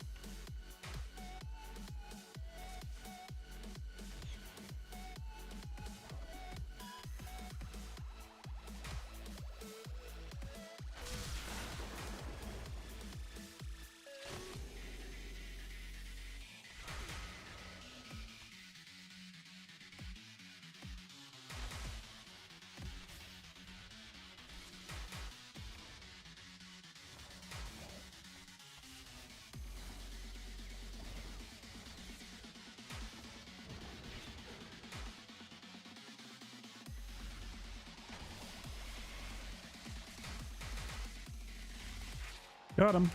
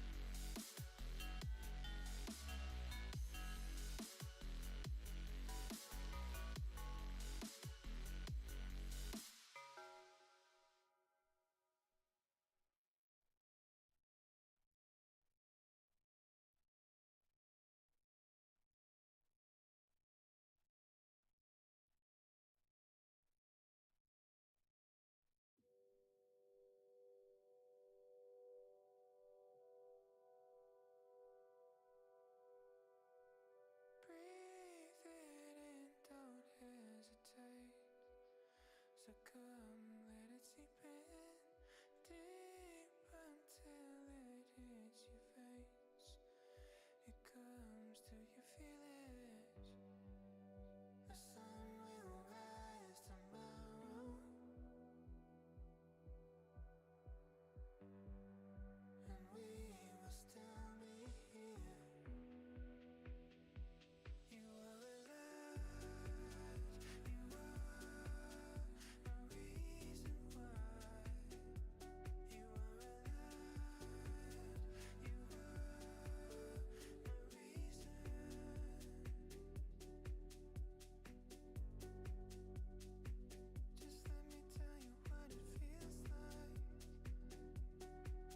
a reason.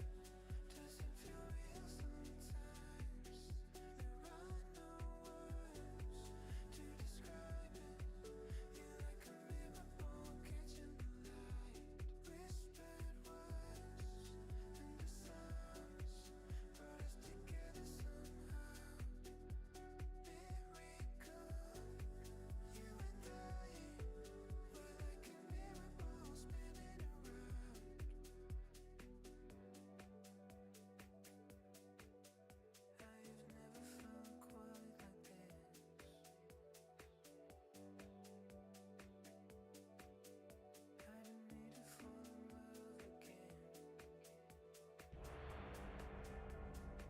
So I'm playing Tempest Totems.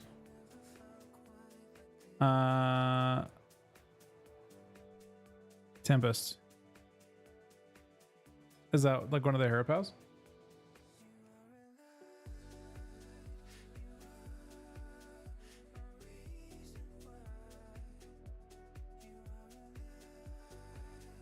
Friends, we gather today to see which these bandits, these goons, these ne'er-do-wells have the right to call themselves true Courtierans. Only the last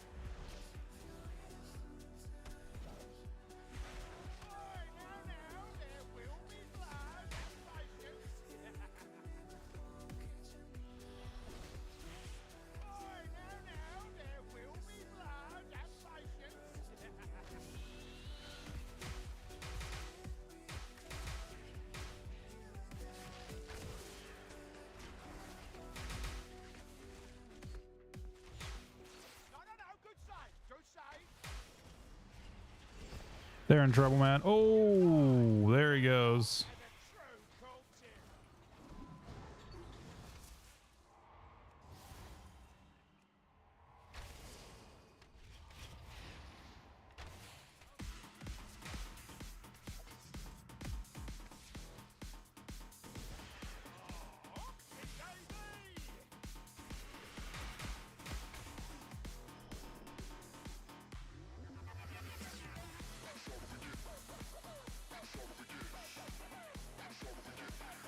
Oh, he got basically global by me.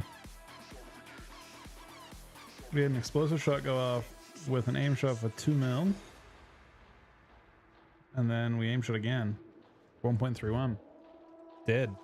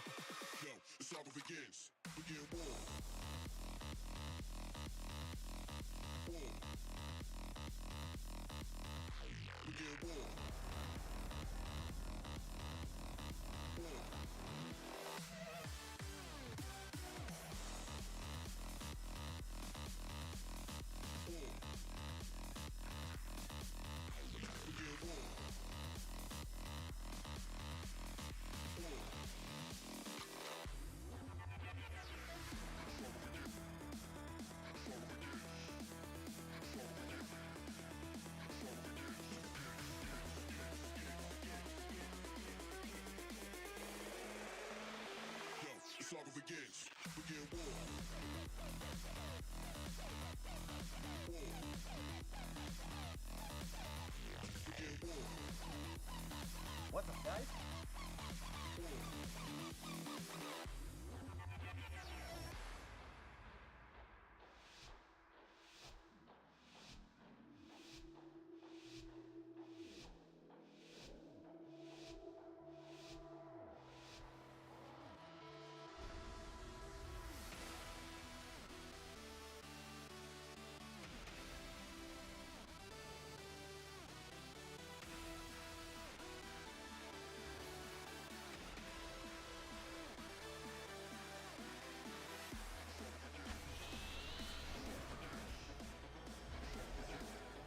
That was an insane disarm.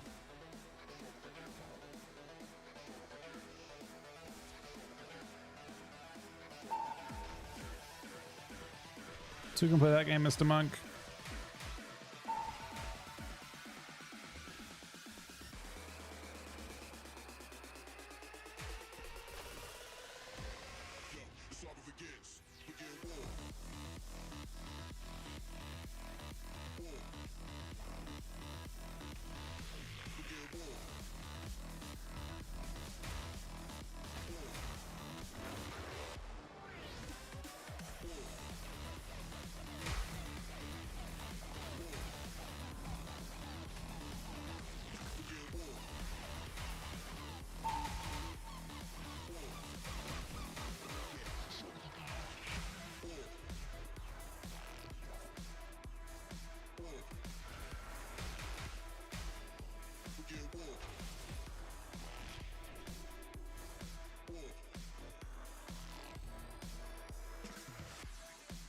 Is Warrior buffing me by a ton? I feel like I actually almost one tap with Warrior.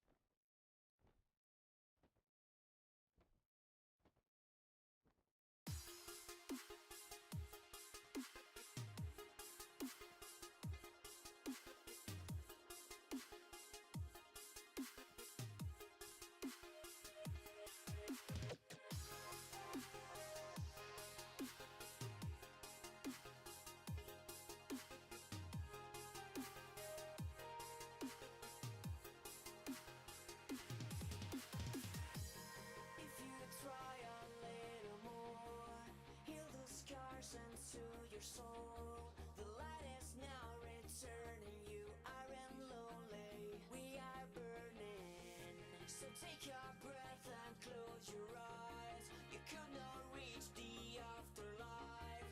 Before you go, I want you to know that you will never be alone. So when you'll be on the edge of the world, I swear I won't let you fall.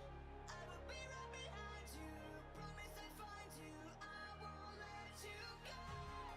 So when you'll be on the edge of the world, I swear I won't let you fall. I will be right behind you.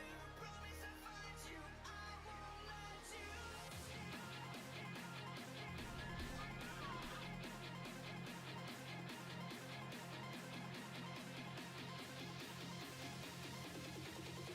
I won't let you.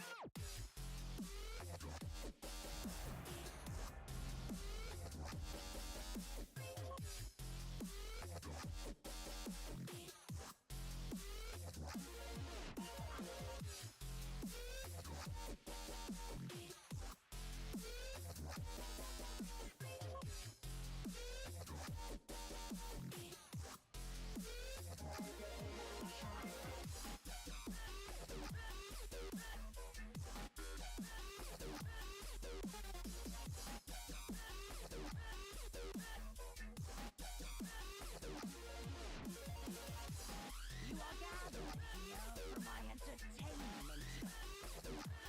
I need you to prove.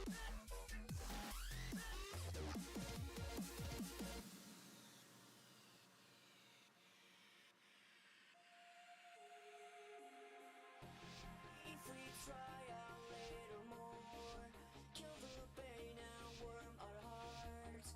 Light is now returning. We are It's time for the show. Don't Let's take our disappoint me. breaths and close our eyes. Hey, it's Murphy. Reach the afterlife. Before we go, I want you to know that you will never be alone. So when you be on the edge of the world, You bubbled.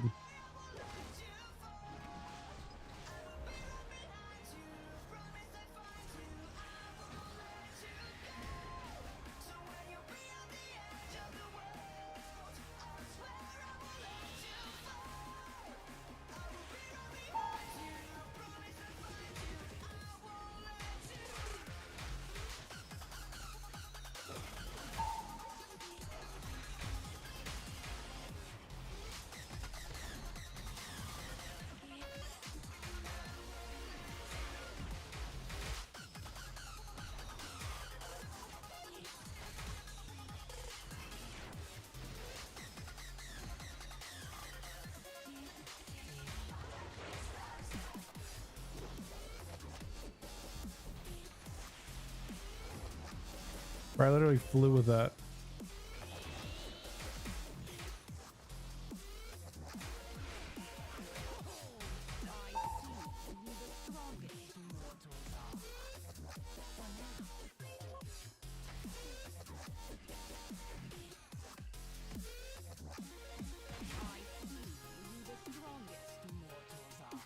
Kind of feels, yeah, really, really good.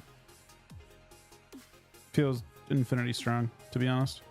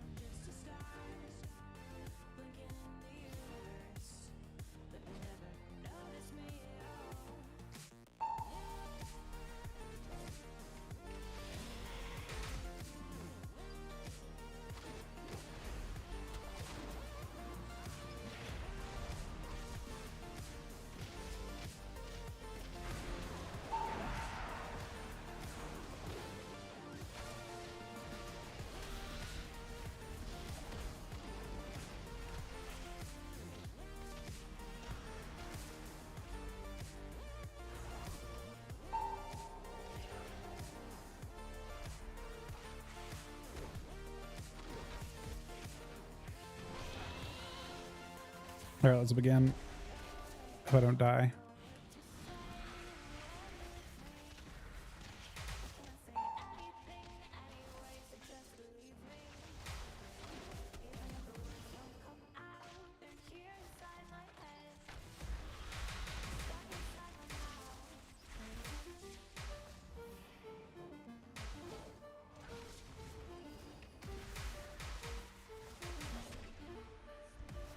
Oh, he got rooted at a really, really unfortunate spot.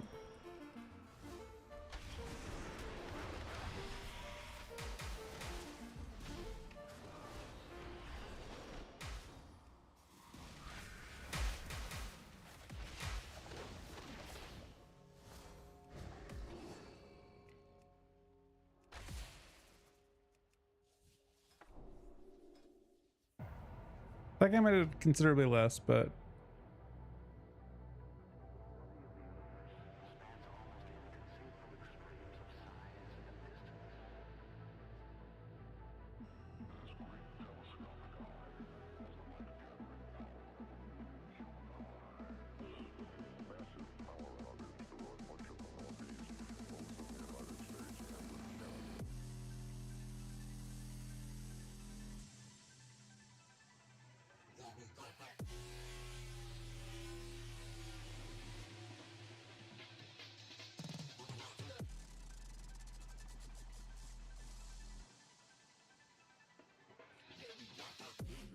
Millions of people were caught by surprise when the electrical grid suddenly crashed.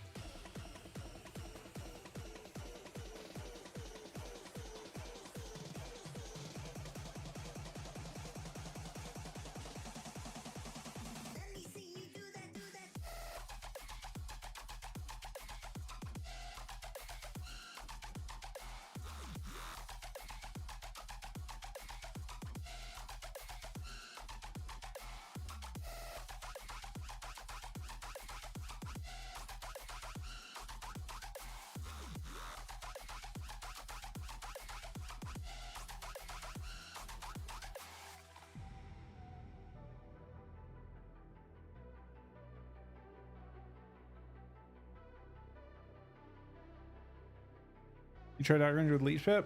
I have not tried it with Leech Pet. I played a little with Dark Ranger. It just feels way, way stronger.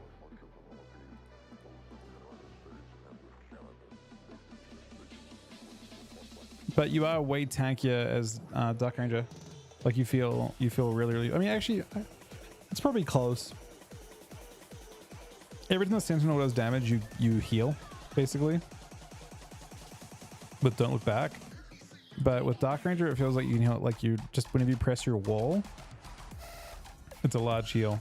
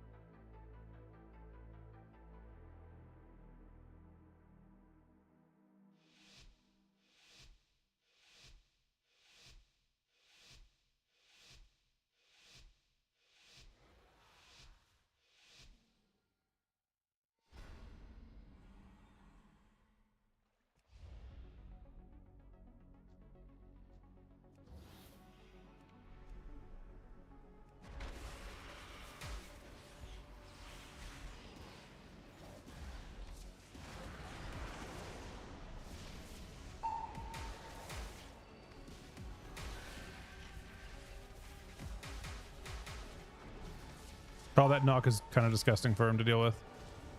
Didn't purge that though.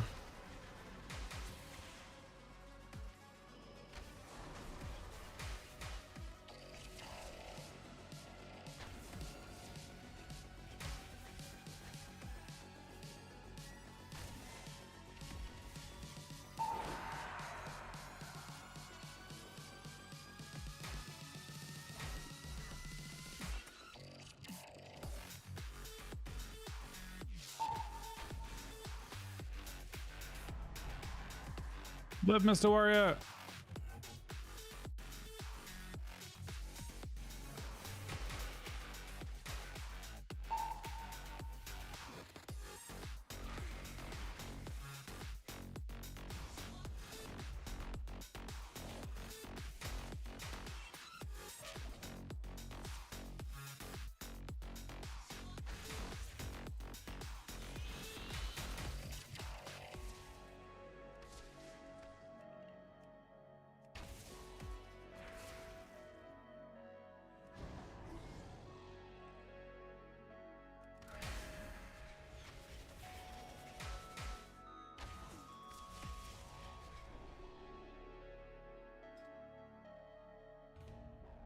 I don't know. Hunted Down show is really, really good. I'm gonna get used to the rotation though.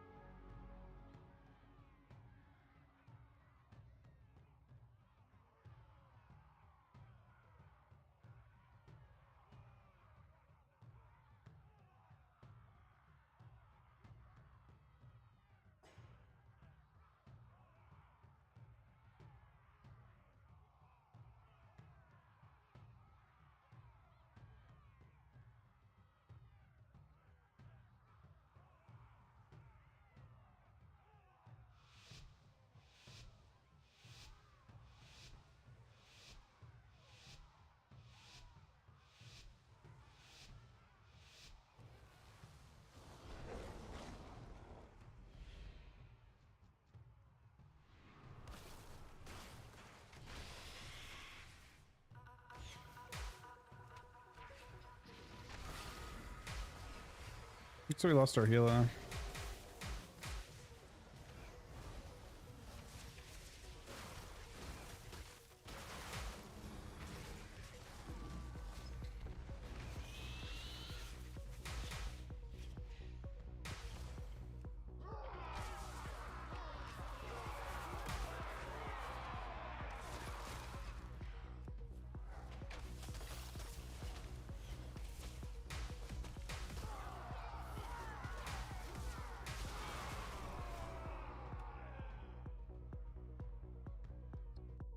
We need to try and snipe it on the healer to queue with.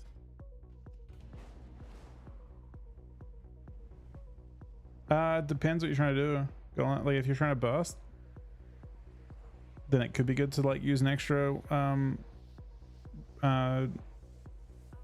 what is it that generates it? I think it generates from your coming on name of it right now. You could stack it more if you wanted to.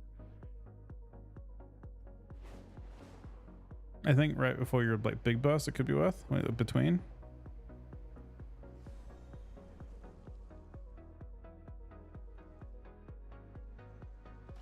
But in general, you're just going to be pressing it on CD, yeah.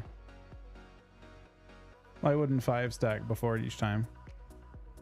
I think 5 stacking it takes way too long. But I think 5 stacking it right before you wreck and pop every CD, maybe?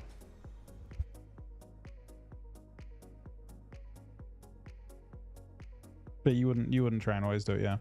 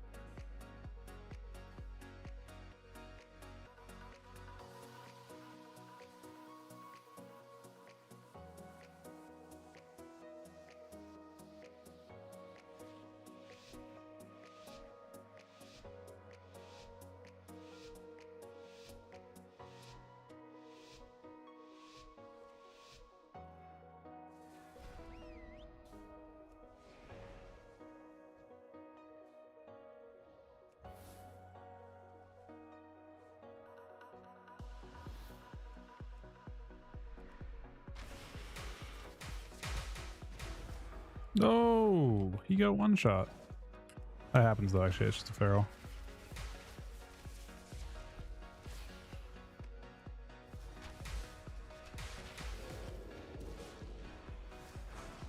$2 mil, 1.7 mil. He actually two-shot him.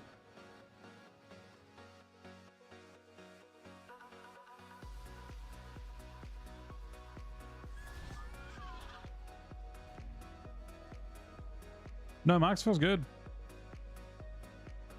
Max feels very good.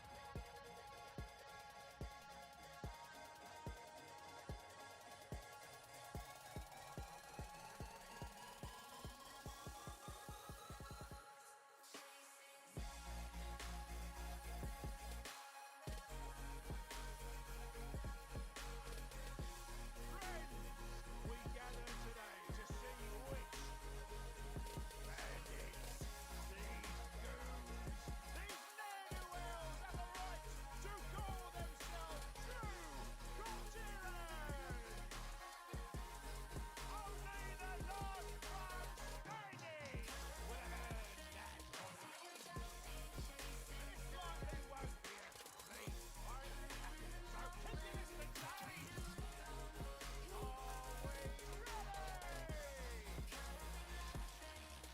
I mean, Ali's good. I think.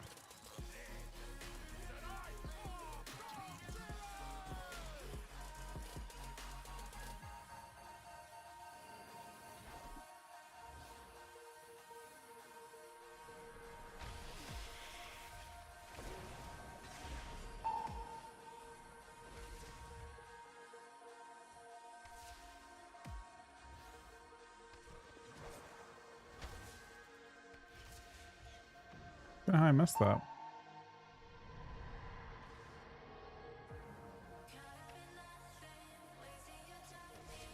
I can hit it now.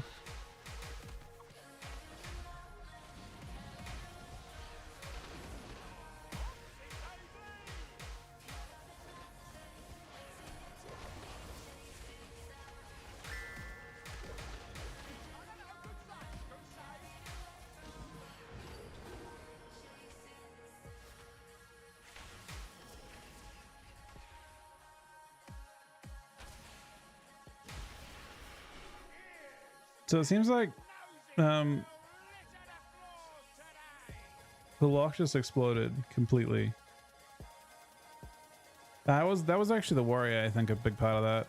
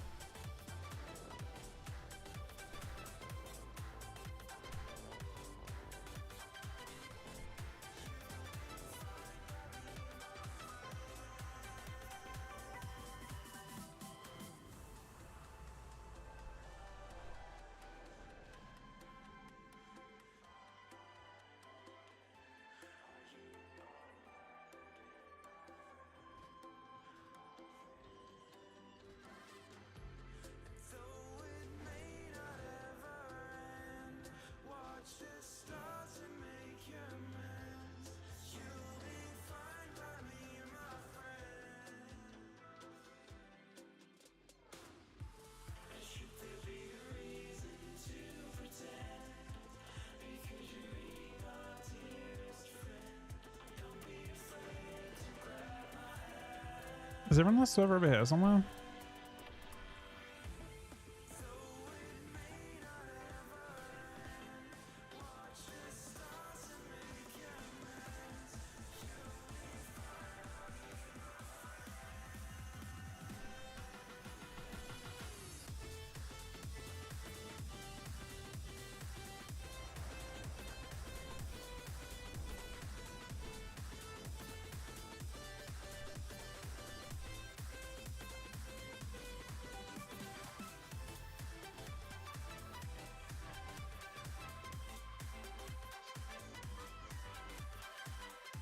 All right, this is 3ZM.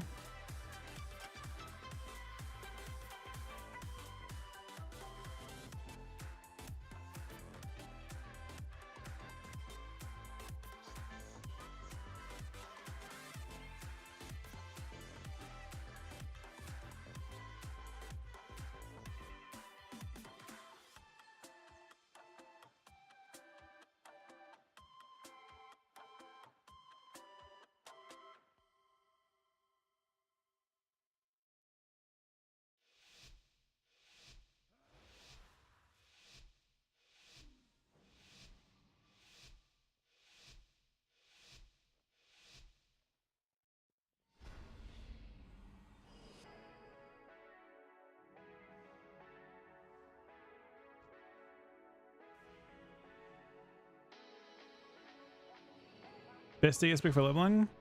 That's an interesting thought. I mean, almost certainly Unholy or Frost with Rider, regardless. I think that's for sure the case. This guy's playing Barrage.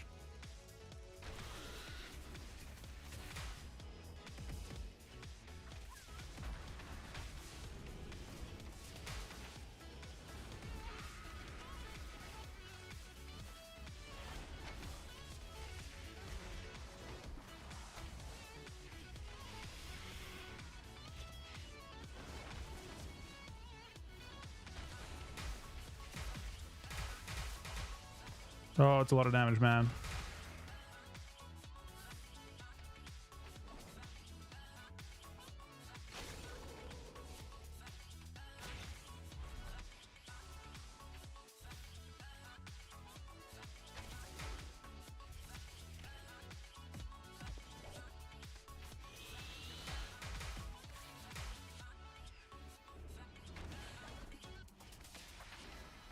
Yeah, I think Deathbringer seems awkward for leveling, and I think that there's a good chance that just being able to proc random NPCs as Rider probably feels smoother going between like leveling mobs and packs.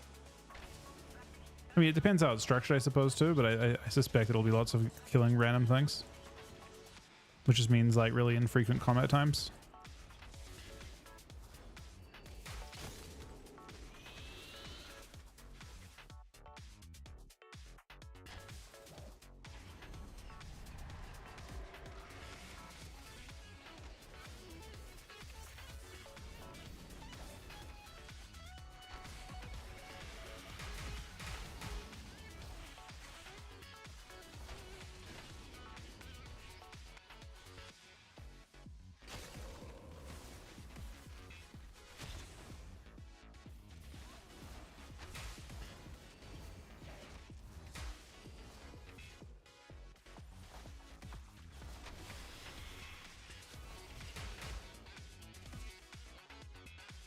Yeah, this is very possible. We could actually play Barrage if Barrage has a good dam. Because like technically, we're playing Barrage is just easy to play. You can use it while moving. You might have to play the enhancement talents for it, but he played it just then, and I mean, it got interrupted instantly, and it's at a long city, so it's a little hard to say.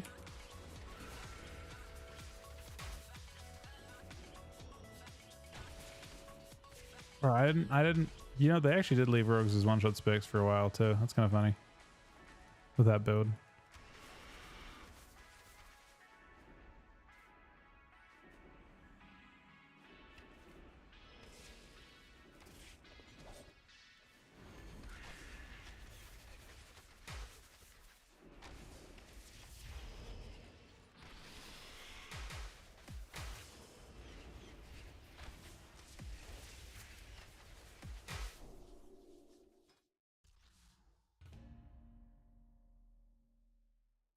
have a look. So hypothetically, we drop 2 points, we pick up 2 points.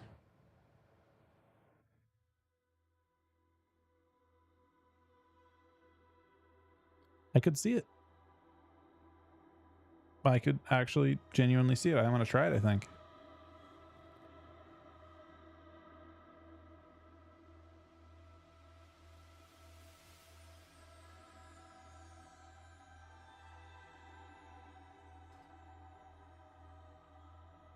GG's, Ramsey, buddy.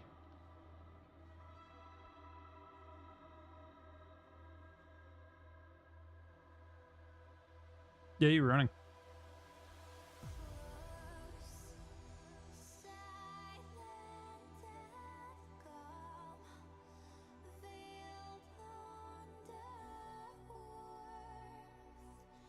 Gonna play Death Knight? I just don't think it was as fun in Skirms. It's not as much, like, I feel like I'm getting muscle memory on Hunts is like super productive if I ever wanted to play Hunter, which I actually genuinely really enjoy.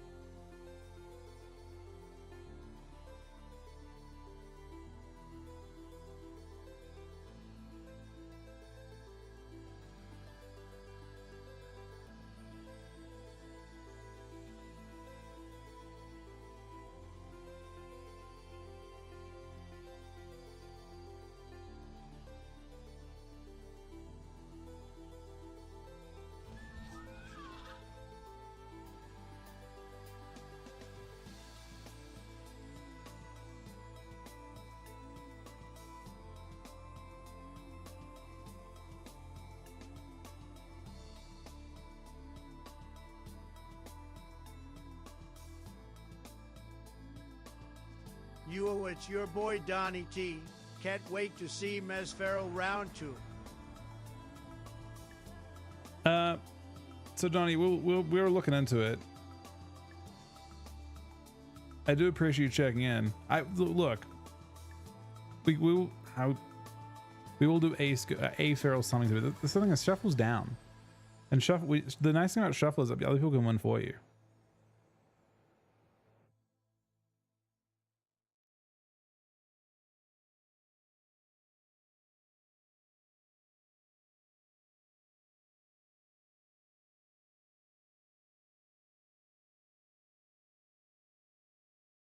I played Feral yesterday. I went 4-2. Just ask Donnie T, man. He was there. On holy testing, I only did a couple shuffles, and actually, I mean, its damage seems really, really good. I will say that much. Its damage seems very good.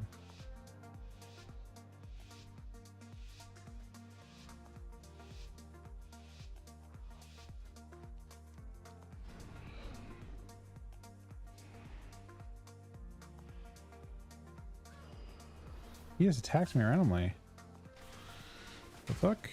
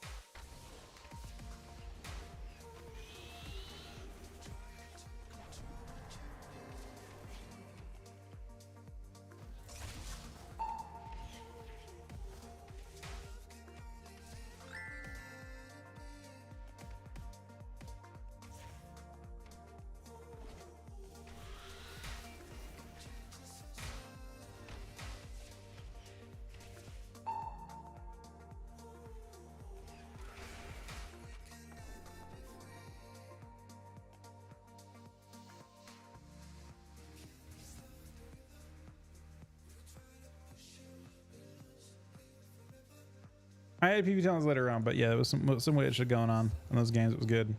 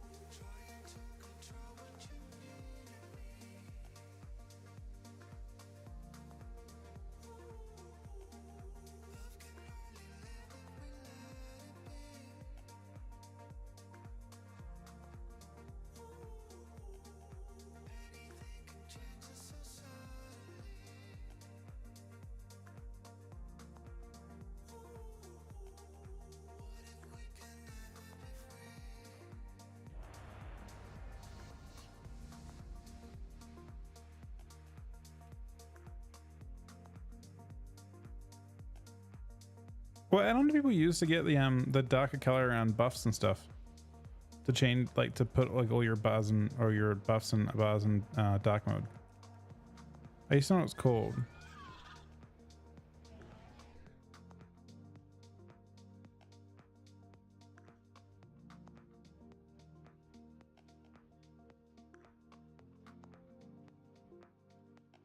You are gathered here for my entertainment.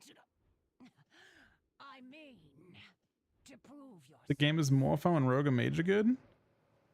Wait, what? Pointy, that is an incredibly fucking contentious point of view.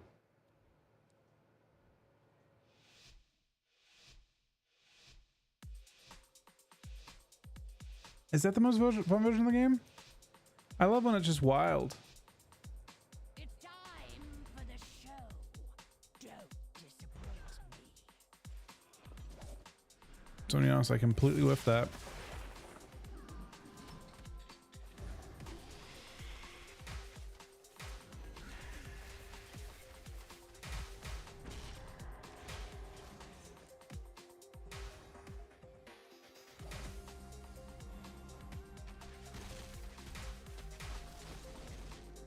This is not the kind of trap we're after.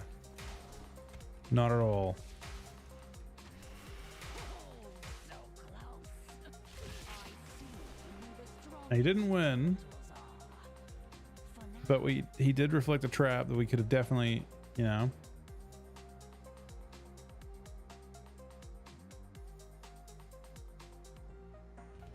Okay, I do need to do this though. I want to try out this build without volley and Hydra's Bite. And you pick up these talents instead. I don't know what this means exactly, but we're gonna find out, right?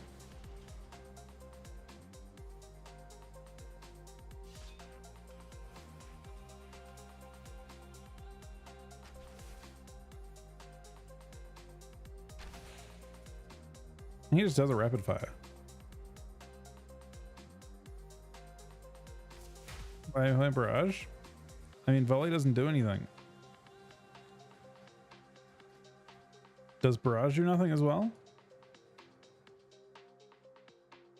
That's the question. That talent like bullshit. Hey. All right, it's the talent has feelings, and that's fucked up. It'd be the talent with another talent below it, and now instead it shoots rapid fire.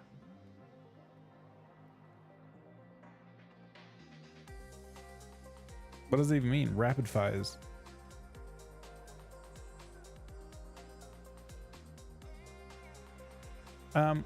I could play some Unholy as well. I mean, it just in shuffles is actually more fun to play this, or non-shuffles. It's more fun to play this.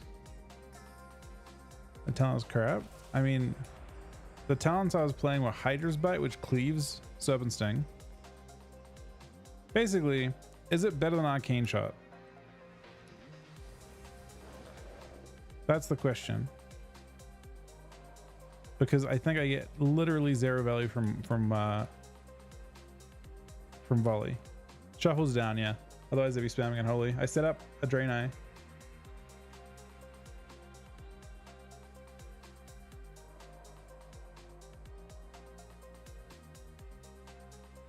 Mortals, I present a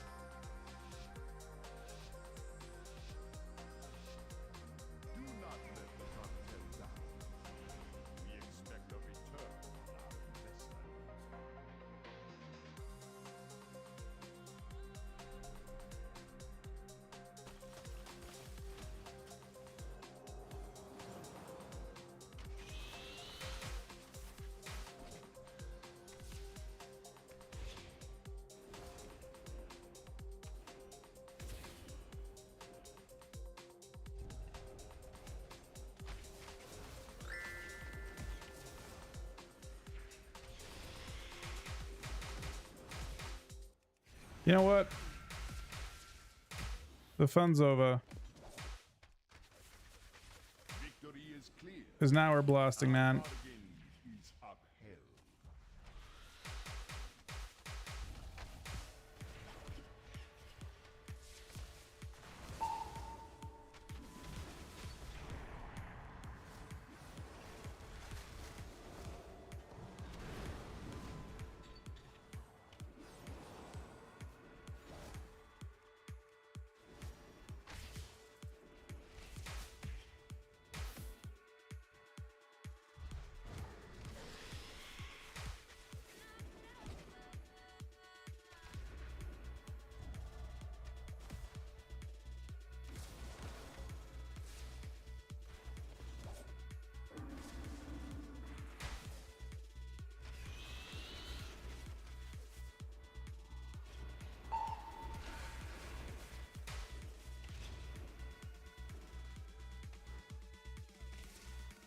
No luck with purging the good stuff.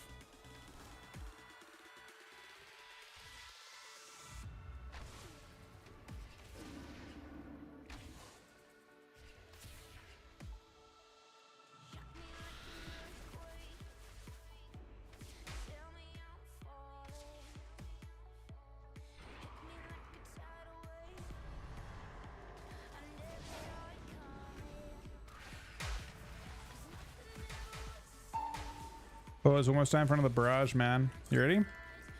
It's time after this. It's double. There it is. The huge fucking barrage, man. What do they even do? I don't know. I don't think they know either.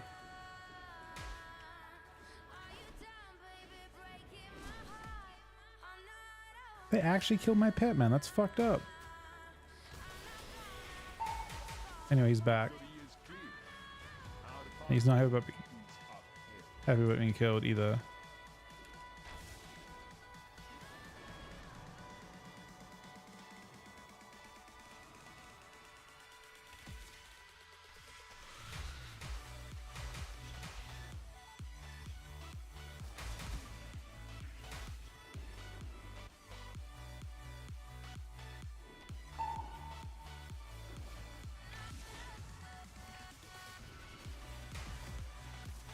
No matter who.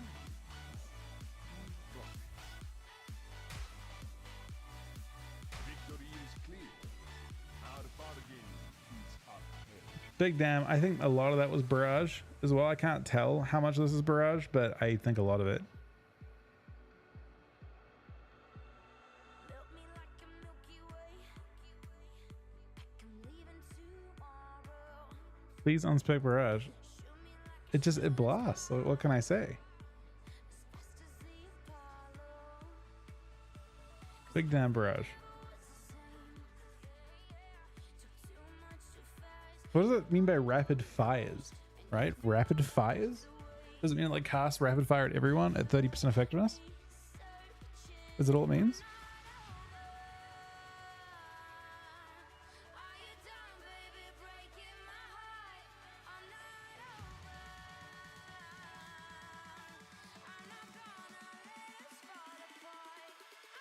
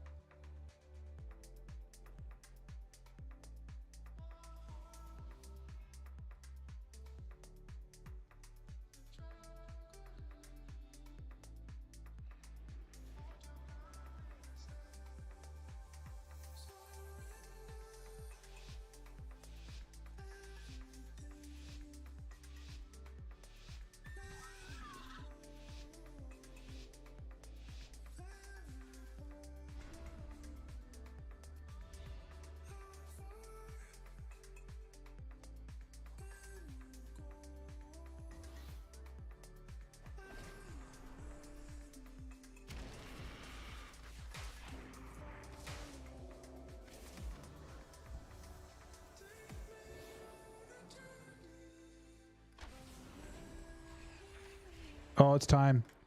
It's time for the double and the barrage, man. Here it is. Oh, what's he even do? I don't know. It's like Rapid Fire City now. Population this mage.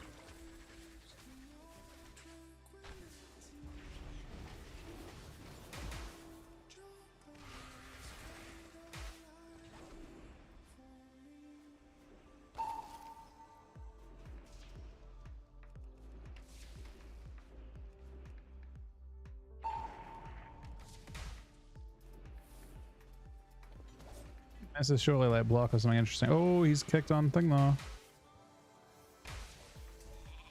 Look, I need to get this guy to get trapped a second time. Is it possible? Probably not, right? Wait, maybe it is. He shoots. He misses completely. It's all good. Wait, he's walking into it. No, I don't want him to go to that.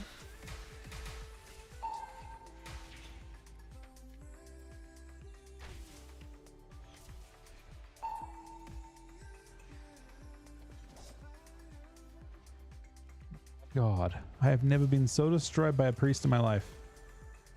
Probably because I haven't played that much Hunter.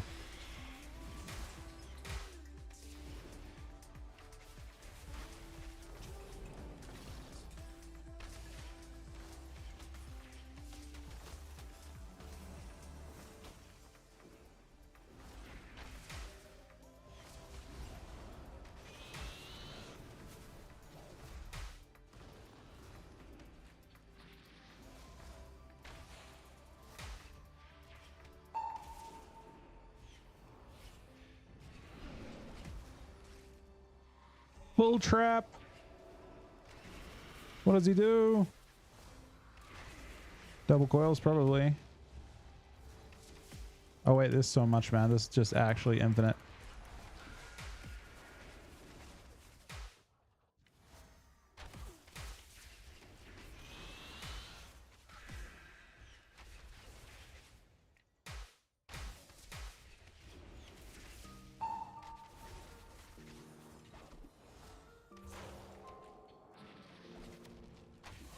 Gazing further at the sky. Is it morning when my place is night? Is it raining when my place is dry? I wanna see, I wanna know what's on the other side. I wanna travel the world with you. I mean, we did some damn that game. This is Badia.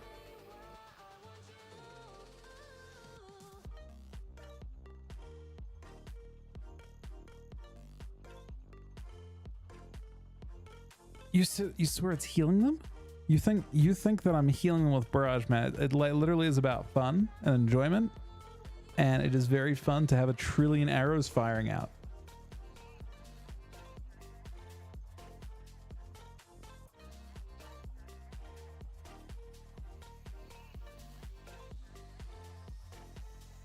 Is it warmer when it's cold at mine? How many hours will it take to fly? When will I see you with my own eyes? I wanna see, I wanna know what's on the other side. The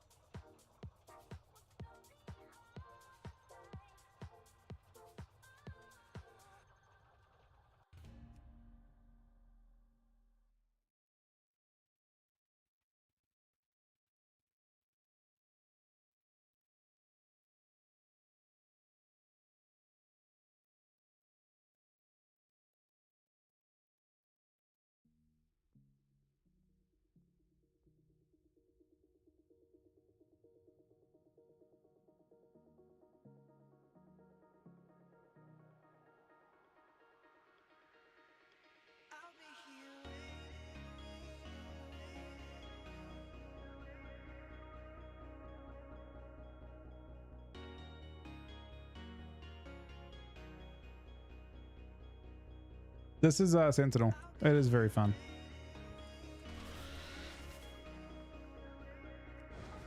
Does anyone know the add-on that makes your action bars have like a dark color and everything? I used to do it with scripts, but I haven't done it in a long time.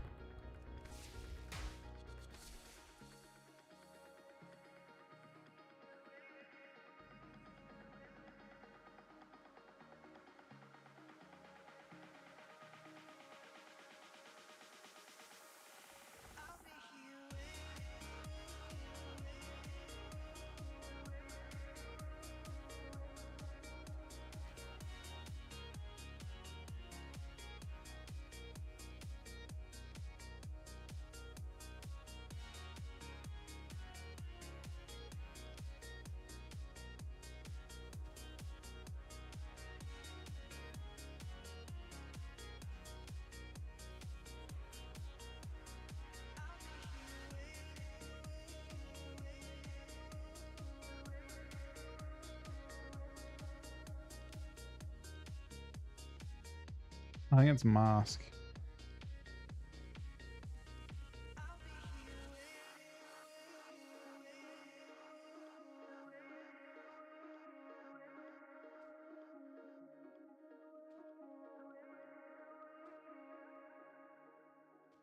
There's a lot of updates today.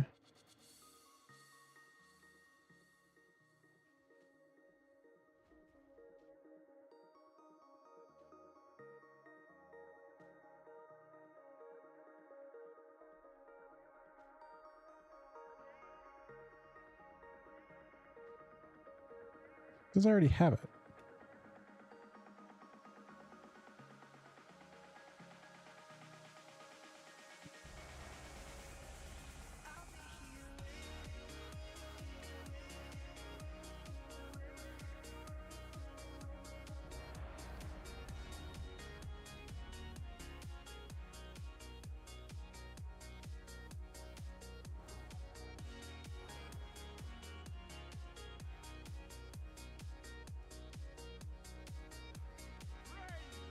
We gather today to see which bandits, these goons, these ne'er-do-wells have the right to call themselves true Cortillans.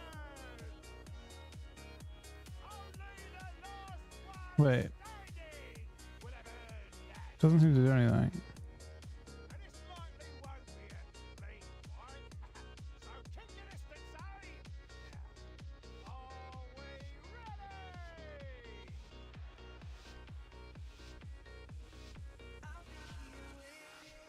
we ready? This is a day for Cortillans!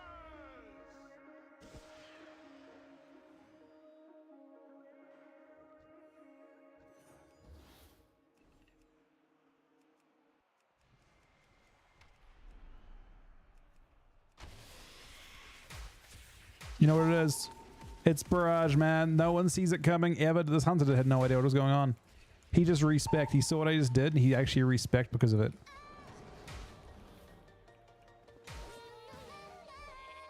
It's crazy.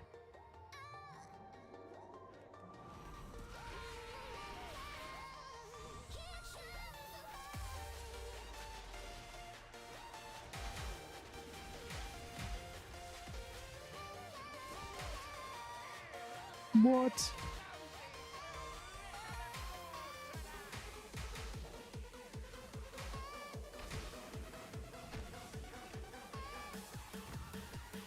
That's some good energy right there.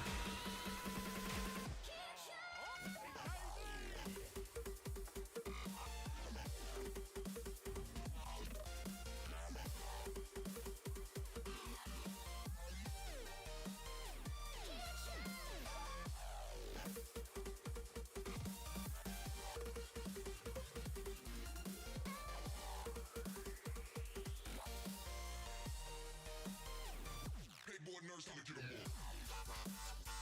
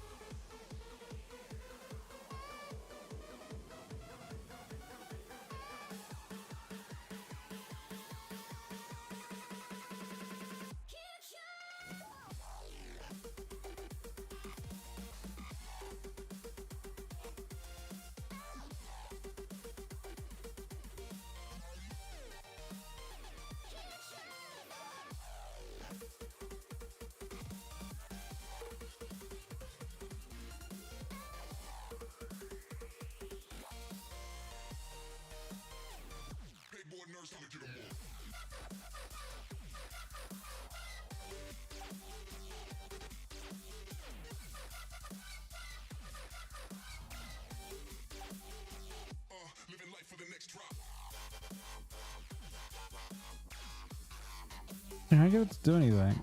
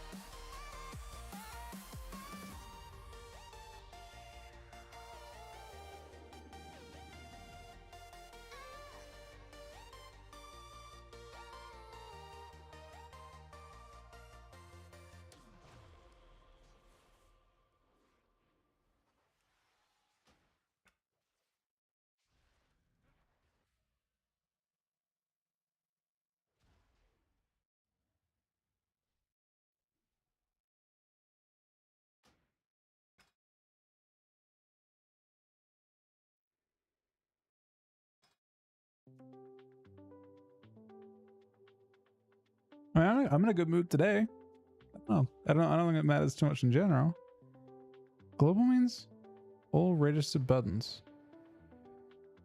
but I want it to apply to my buffs. You've been there from the start, inside the corner, yeah. When it gets cold and dark, you make it warmer. Isn't that the whole point of this thing? Oh. I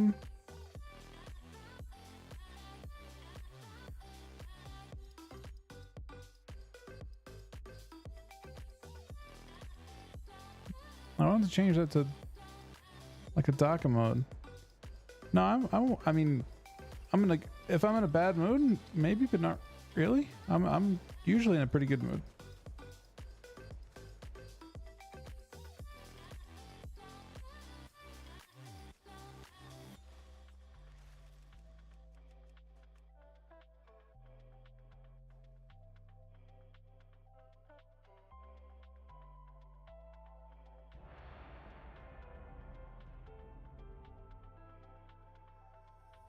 You've been there from the start, inside the corner, yeah. When it gets cold and dark, you make it warmer, yeah. You make it warmer. You make it warmer, yeah. You make it warmer. You make it warmer.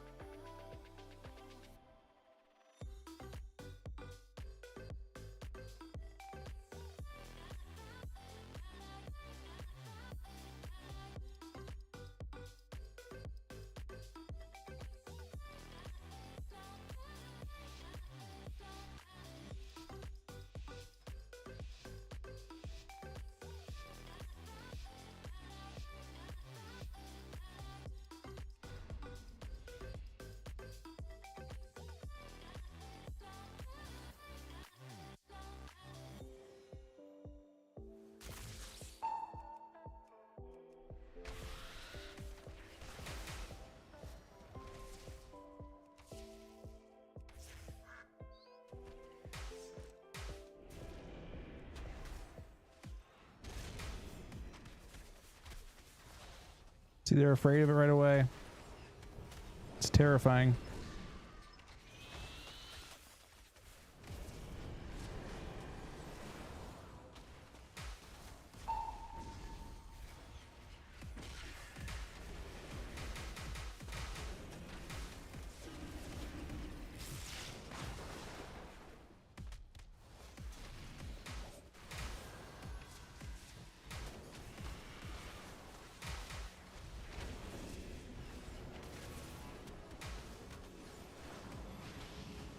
I died through... That was wool and my exil. My exil healed for... I guess it did 17%. I went to 1% health. I got... Oh, I got frostbite for a mil. The heals before that are pretty big too.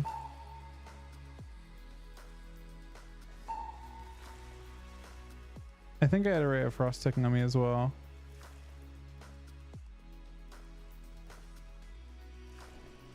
Mix my tools first.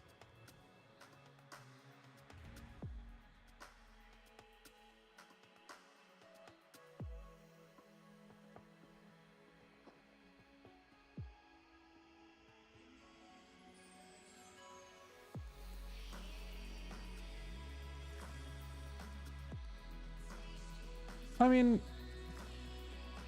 I think it always helps see things from different points of view. I played some Marks last expansion too. I mean, not a whole bunch, but a little bit. I don't know, it's just fun to play. They've done a good job with it.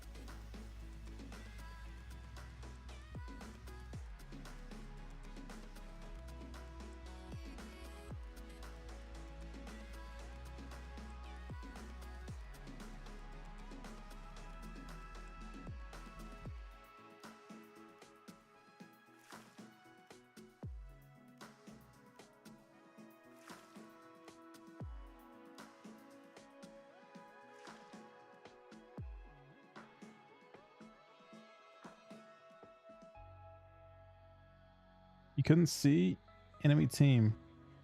And you, oh, I've seen that before. Actually, it's super rare.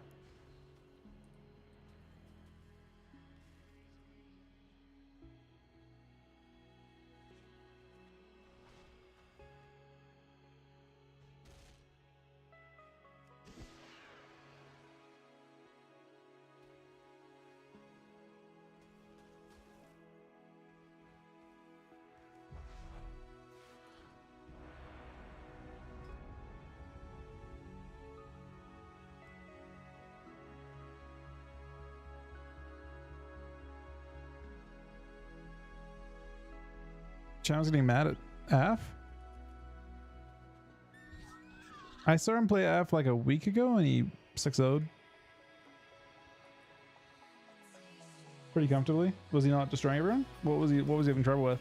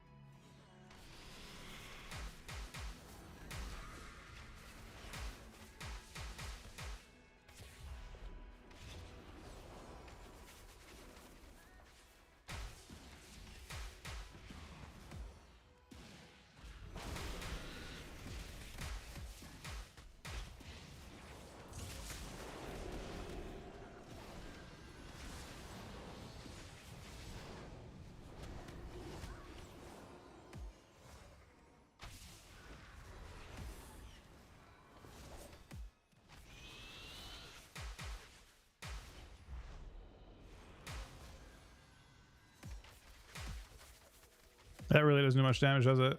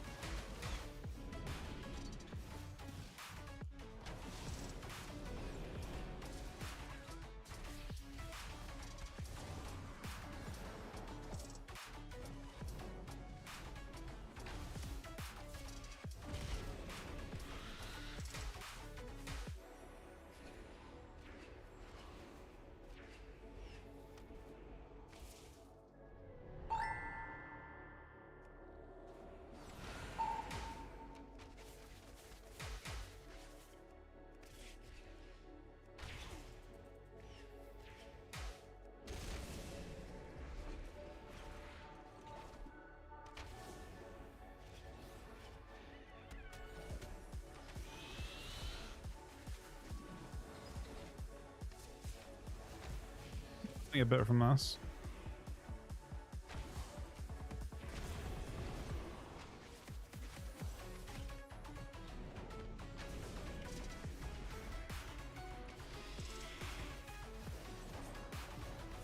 I feel like I'm cutting okay.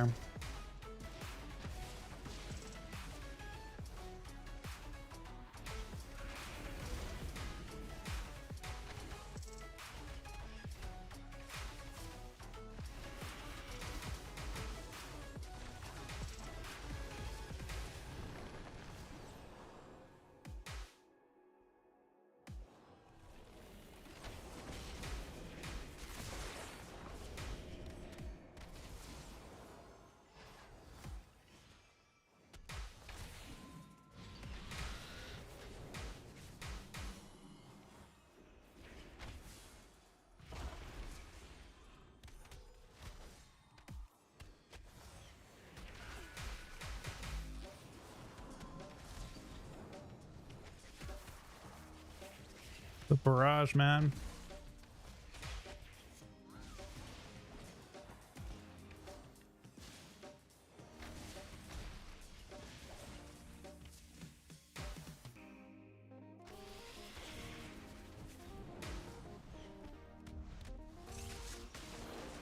I need to be scattering him way more often.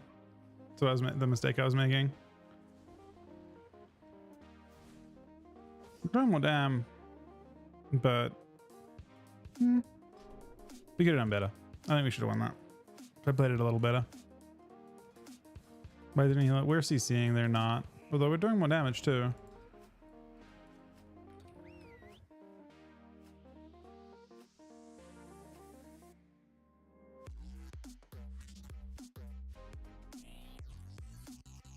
I think when he connects, he just does too much.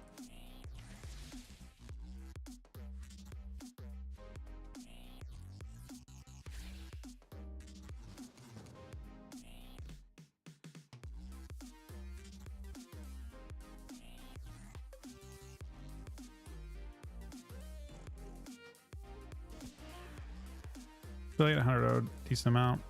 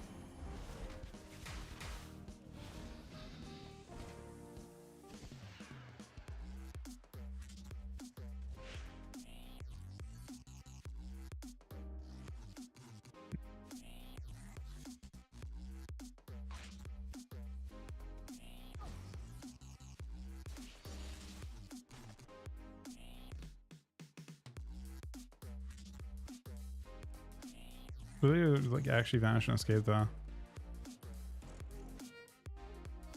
Did he vanish 3 times in that duel? I think he actually vanished 3 times in that duel. He vanished once at the very start, then he vanished once over here, and then he vanished once at the end to escape.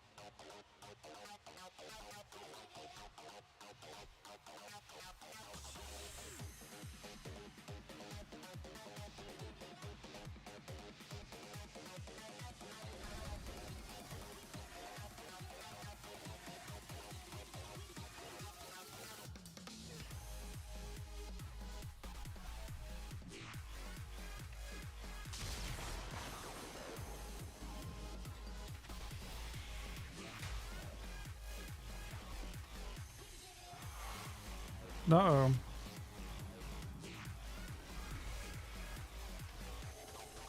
It looks like we're all getting blasted there.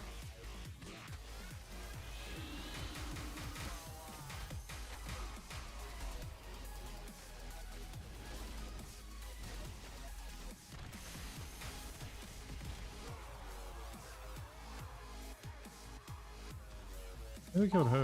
What did he die to? You saw actually hunted out by the mage?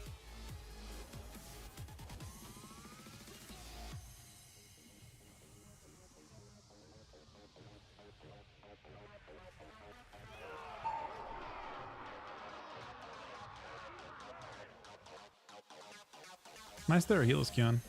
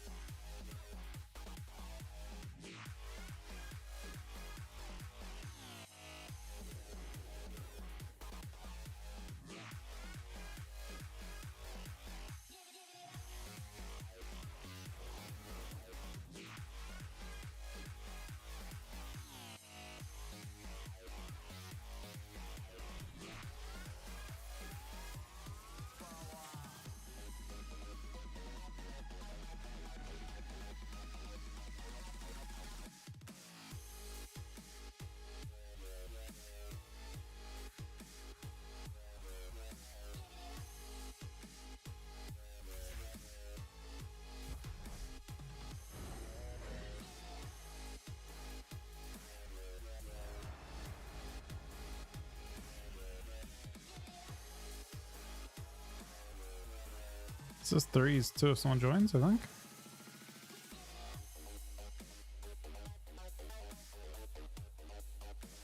Spent in PvP? Right now it'd be a lot of mages, I think.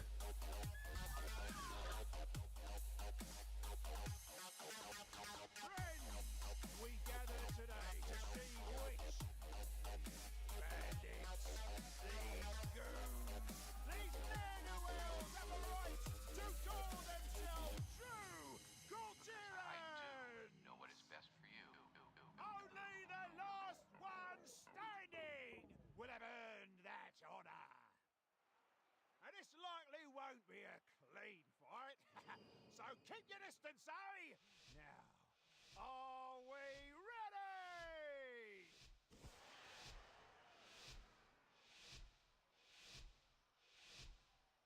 This is a day for Kultirers!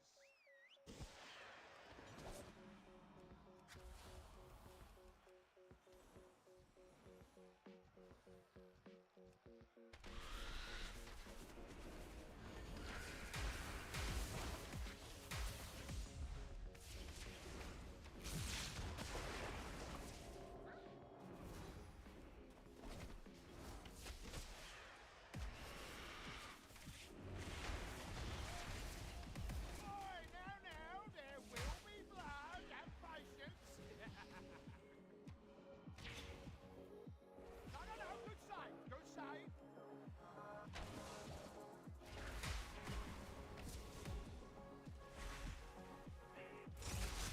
good save, good save.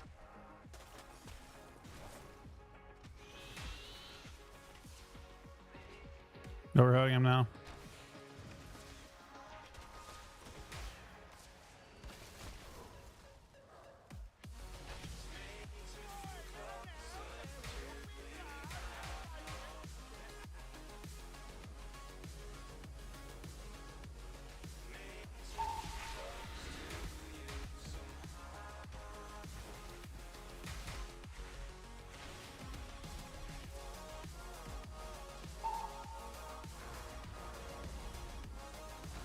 Oh, here we go.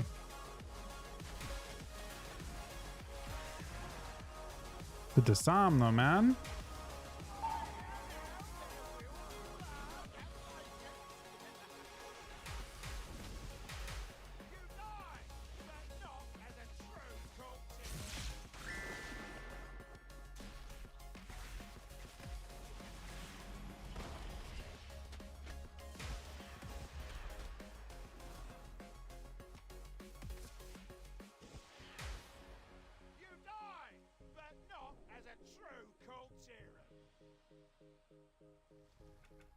Mage against Devil Hunter not as fun. I mean, we're just normally out this time of night, to be honest. All right, I need 1 sec, guys. I'll be back in 1 second. Thank you guys for watching. There are the resubs and subs as well.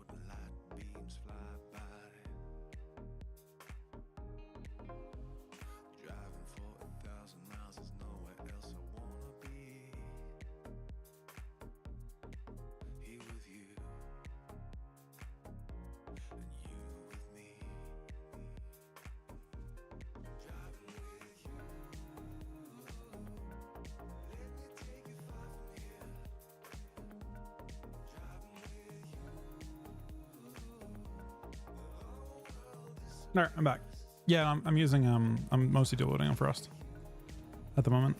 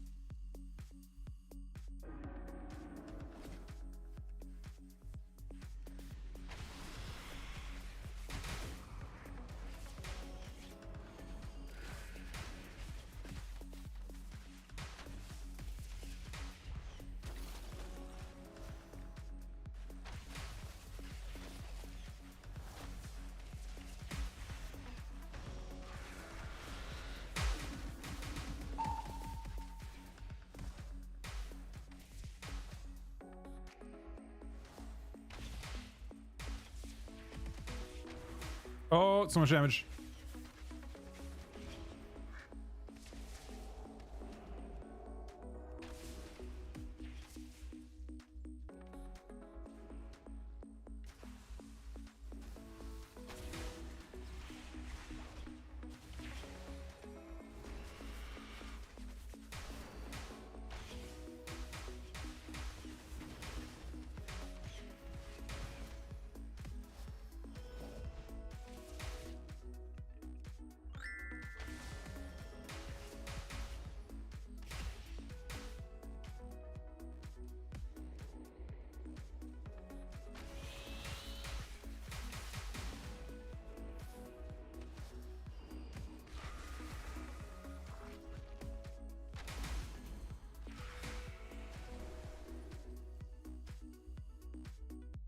Very big dam though.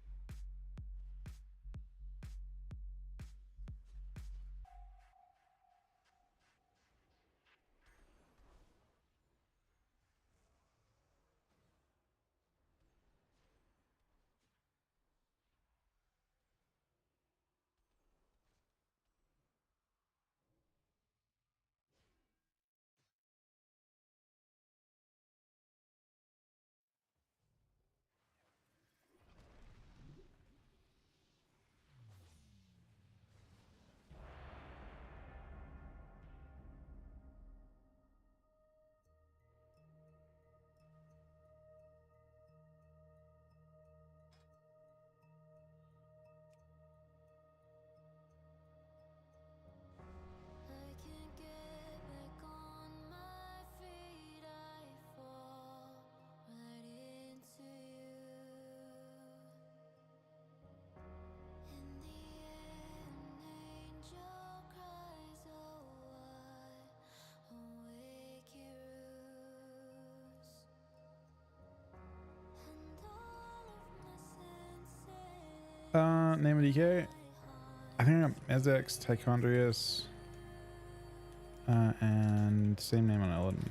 Both those characters.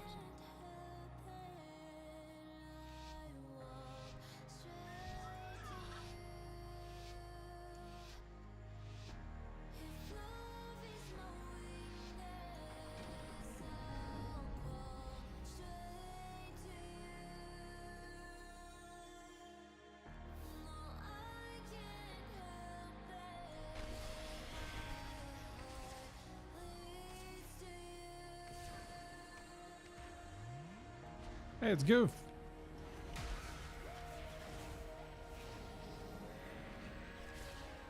What Goof?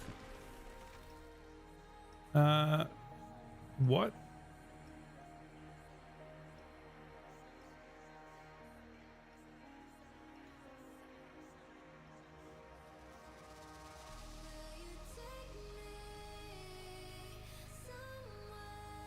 Ow. Are those? I guess they're hotcasted. Just wool.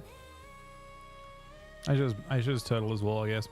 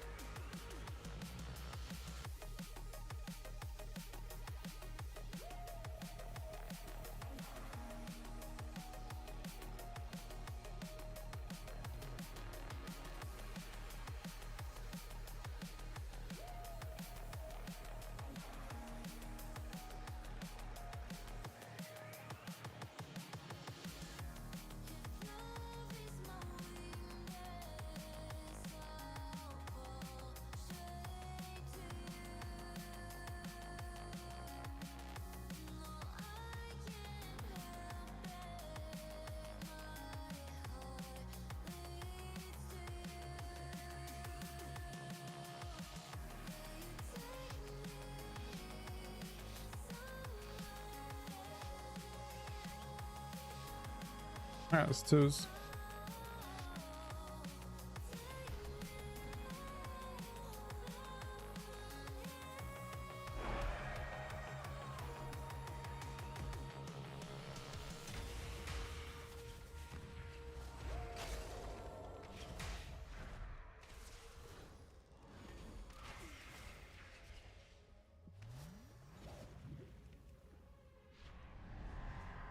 Now I get fed off this, it's gonna suck.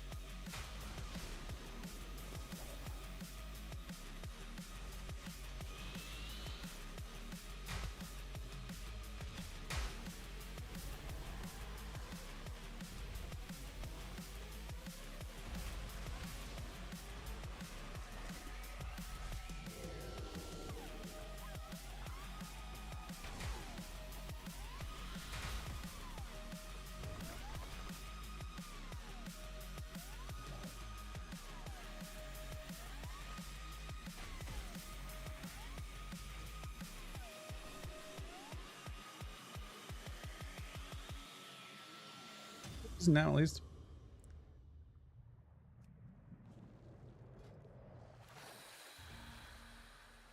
Hey, Linnea.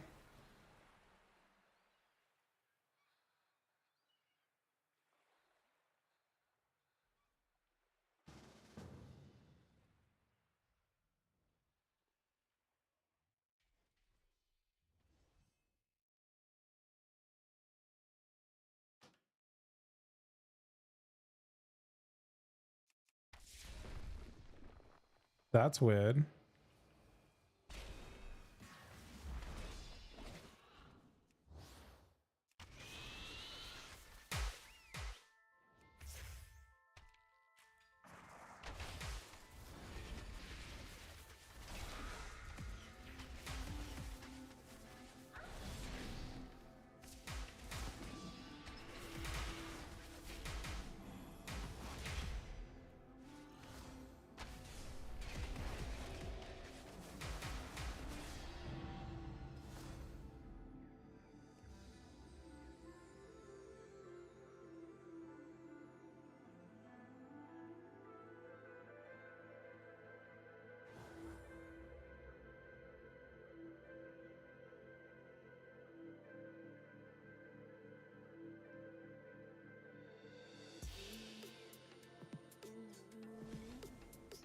This glisten, a light that no one can see.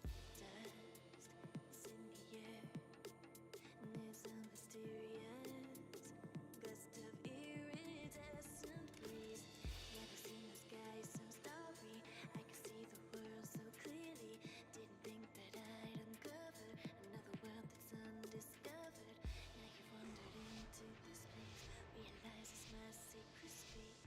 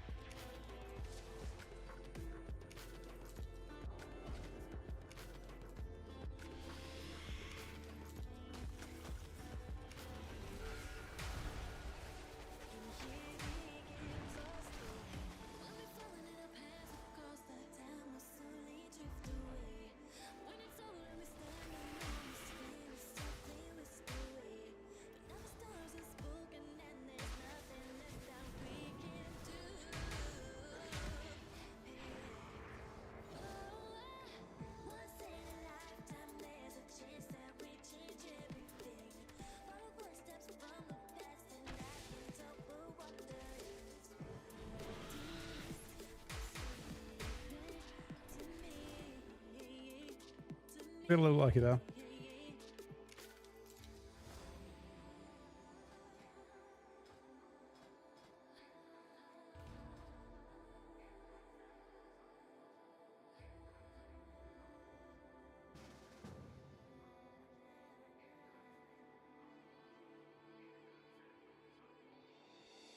Legend within the 37-month Twitch Prime, man. How's Hunter feeling? Hunter's really fun.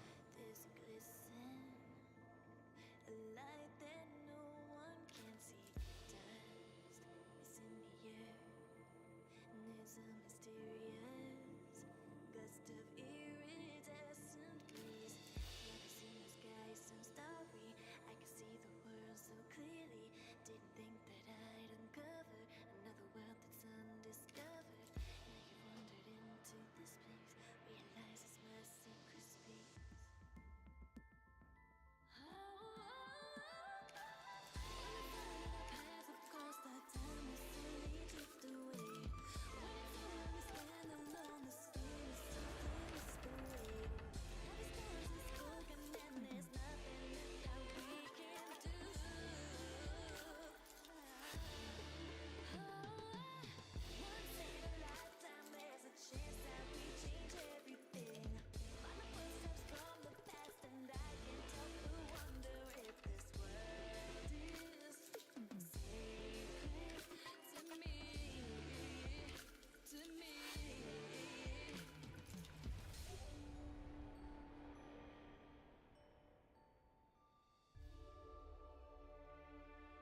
Today, your cries of battle and the clash of your weapons will be heard by the great Loa, and the fallen will join them in the afterlife.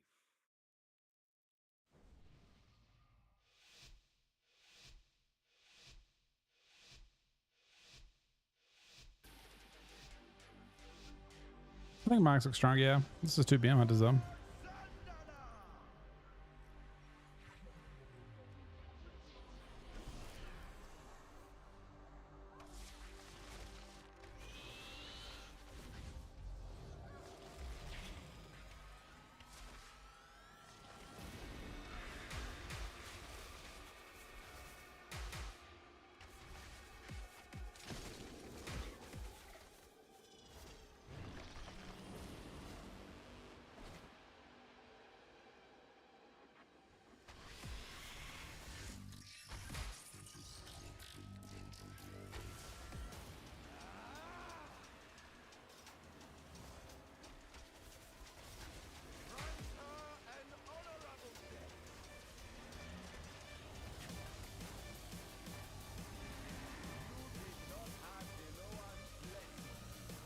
Sitting in faint did not quite work out for me.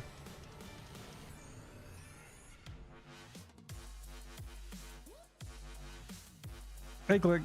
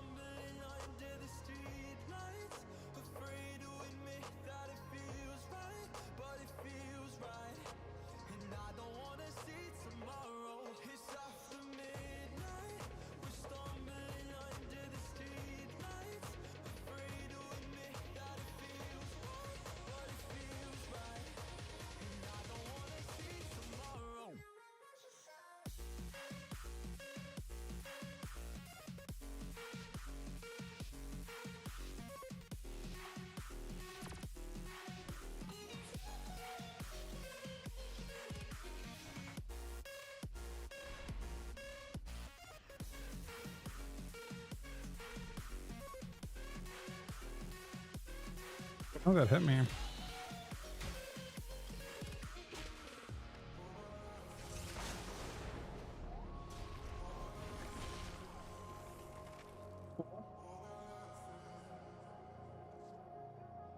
I definitely died through total.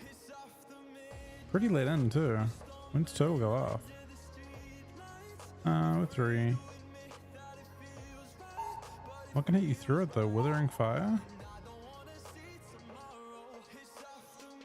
Is that Black Arrow going off?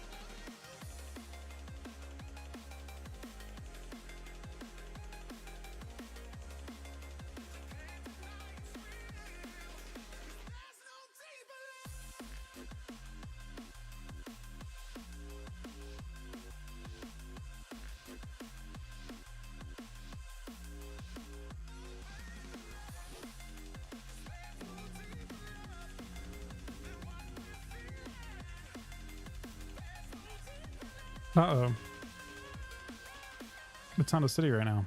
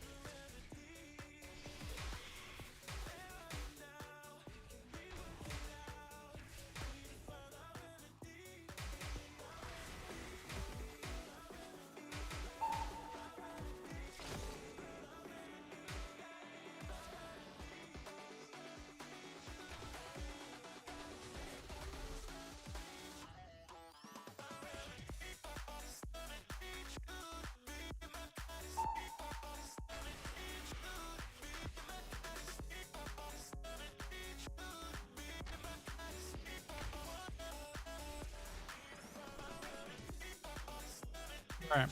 We seem to do okay that time.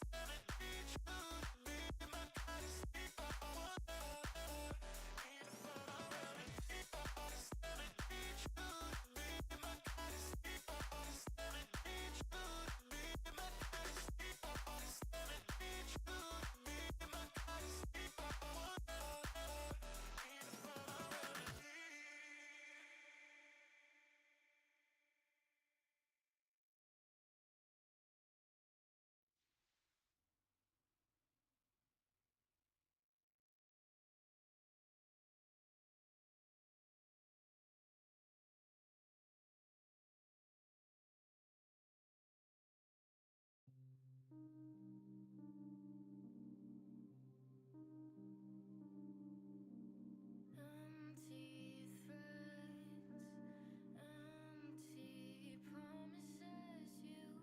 You pull my thread. Am I still what you wanted? Tired and trying. Hold on tight, but it still slips by. Shifting, changing. Feel it die, watch it fade away. Miss being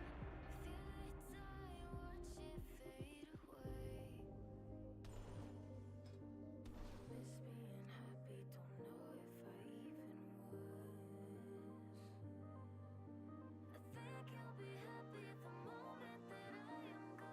Empty bed, setting fire to every thought about you.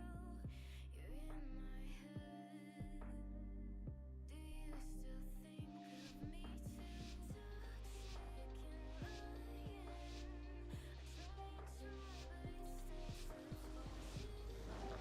I try and try, but it still slips by. Safe and I feel it die, watch it fade. Yep, I can look in a sec. too, so not as much going on here.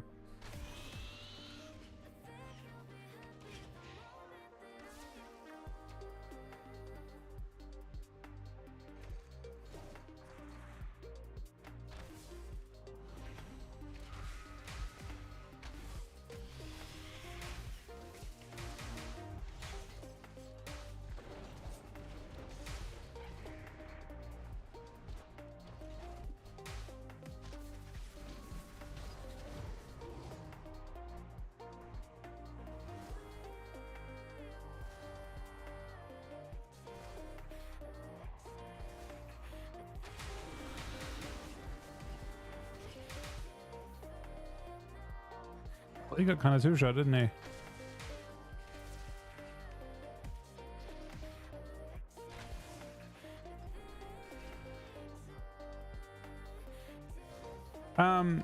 The cast bars in the middle of the screen is done through classic cast bars, but it's really just repositioned normal cast bars as well. Same kind of difference. Talents I'm playing right now, these. We're just playing Sentinel.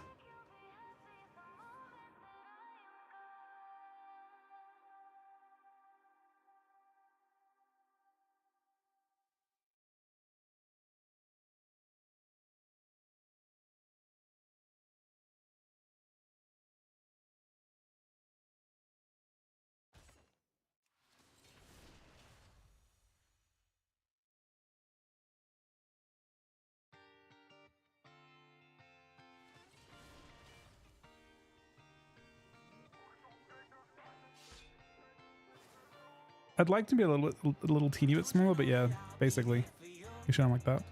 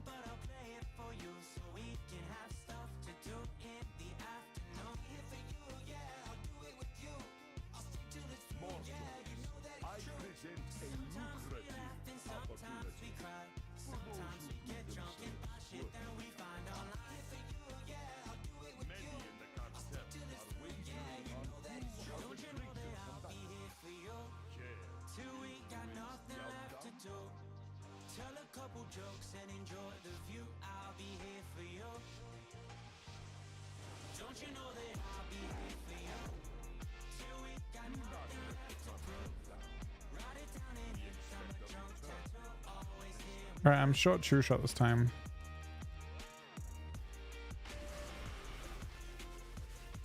So for this build to work, we have to just send everything instantly.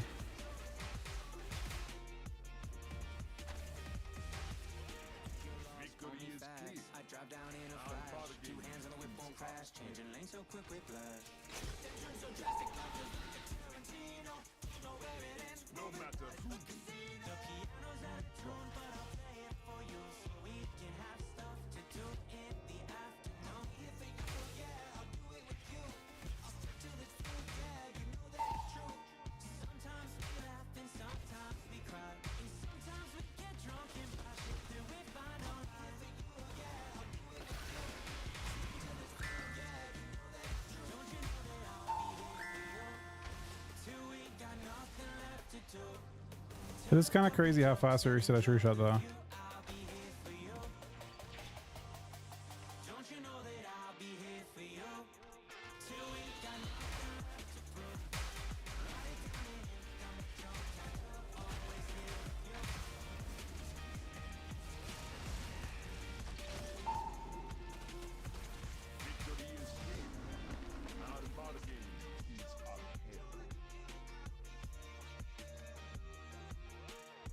Short true shot's pretty crazy.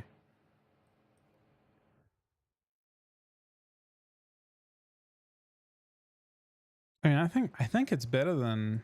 Is it not better? No matter who wins, we profit. I feel like it's really good.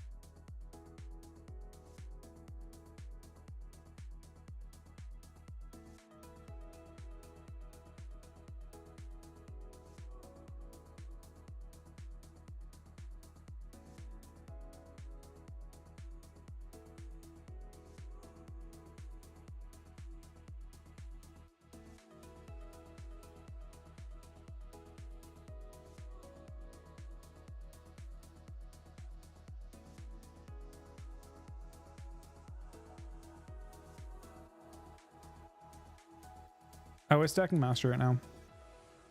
These are my talents though. I'm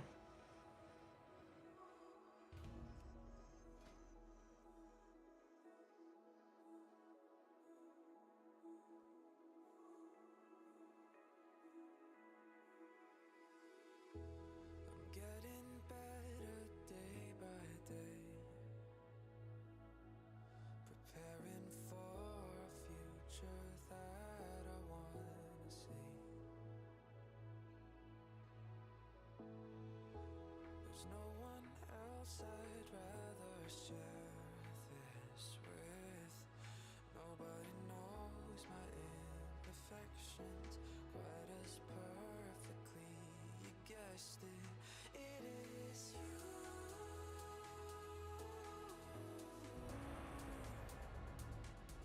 that I'm thinking of when we're apart.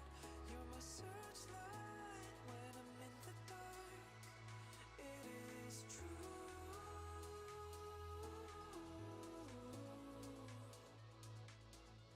I'd give it all, I'd give my heart. You're my searchlight when I'm in the dark, when I'm in the dark.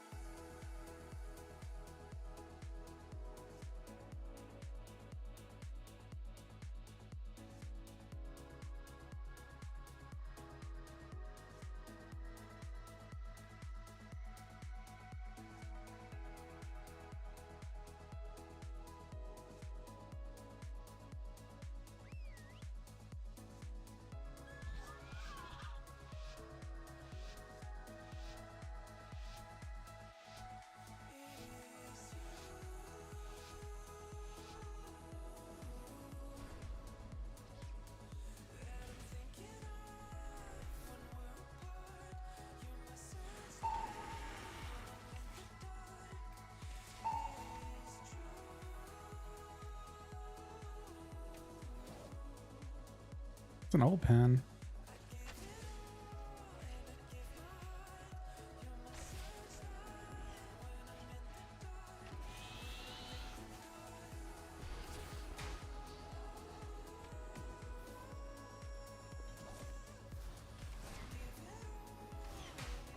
I should be seeing this earlier.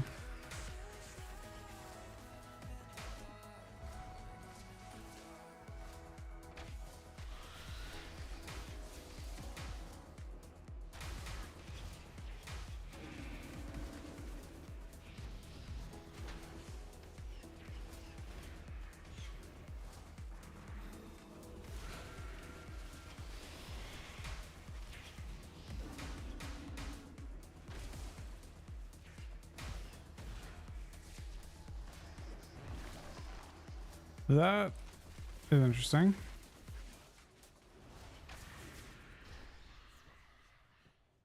Too much damn. How close are we to the next? We're 10 seconds away from true shot again. Yeah, we should go instantly every time. Just always a mistake to not.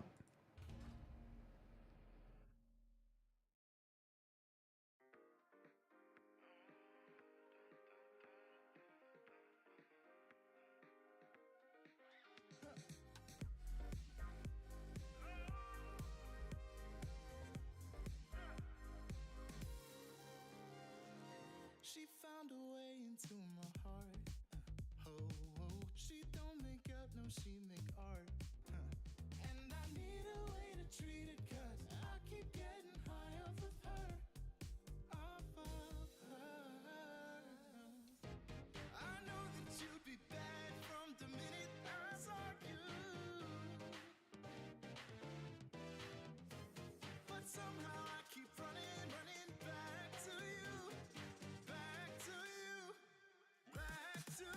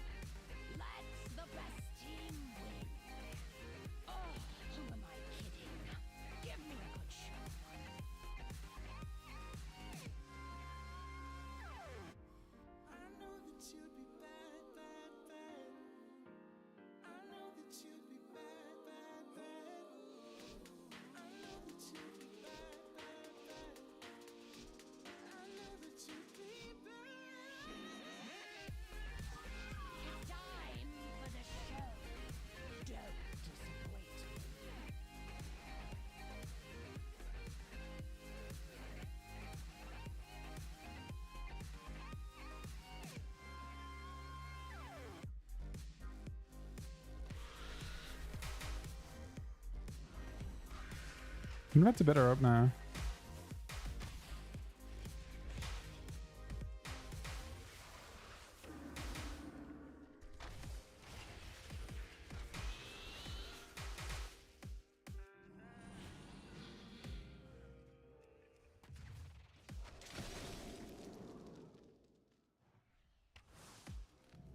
Oh, so close. Interesting.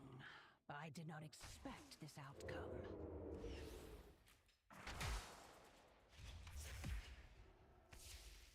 Oh, we got the restun there. So close. Interesting. I did not expect this outcome.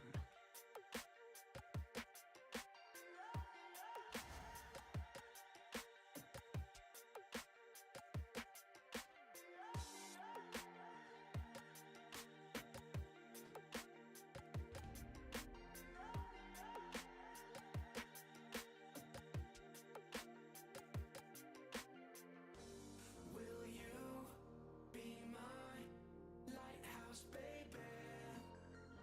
And can you shine your light on me? And can you shine your light on me? 'Cause when my love sets sail, it's always doomed to fail. Will you be my lighthouse, baby?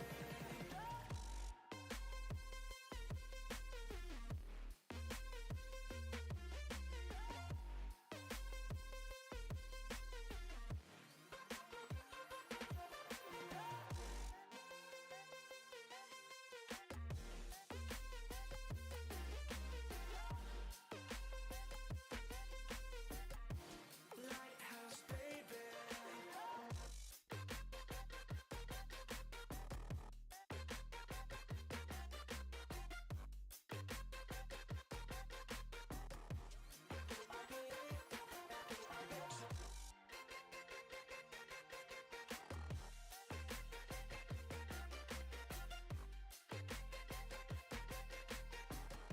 Lighthouse, baby. Will you be my lighthouse, baby? And can you shine your light on me? And can you shine your light on me? 'Cause when my love sets sail, it's always doomed to fail. Will you be my lighthouse, baby?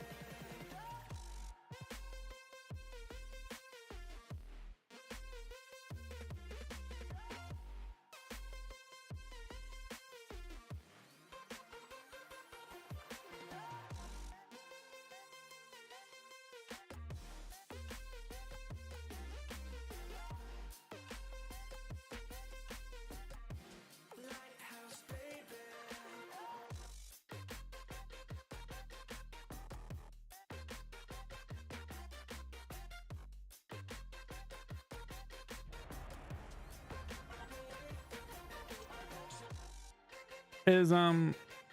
Is Barrage win?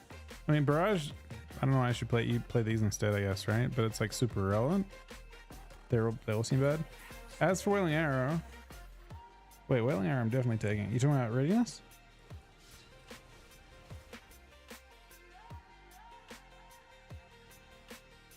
Friends, we gather today to see which bandits these I could see a Will Readiness is not worth, and you just play Razor Fragments. Oh, I'm playing on beta. You don't have it doesn't silence on beta. will have earned that honor. And this likely won't be a clean fight. So keep your distance, eh? Now, are we ready?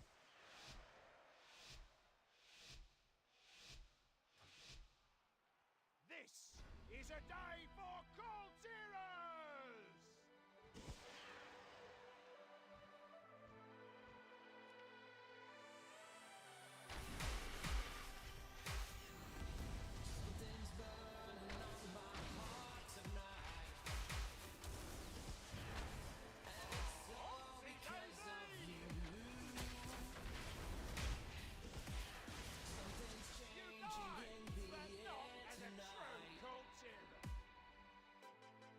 It would be hilarious to silence people with it, but no, we're not using it for that reason.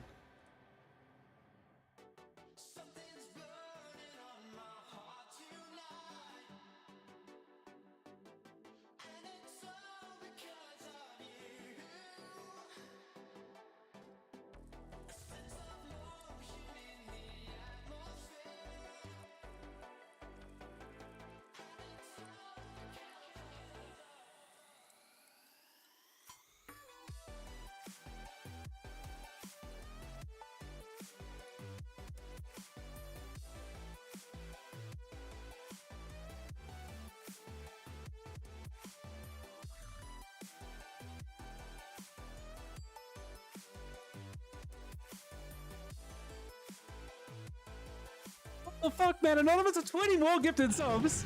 We're at 64 subs today. Out of literally nowhere. The second day in a row, by the way. It may or may not be the same person. I don't know. Somebody is fucking amazing. Anonymously fucking amazing. Thank you so much. That is fucking ridiculous. Thank you. Happy Friday, by the way. I'm sorry. That one have been a bit loud. That came out of literally fucking nowhere, man. Just out of nowhere. Nobody's sure what just the fuck just happened. I'm not even sure that's how you say that.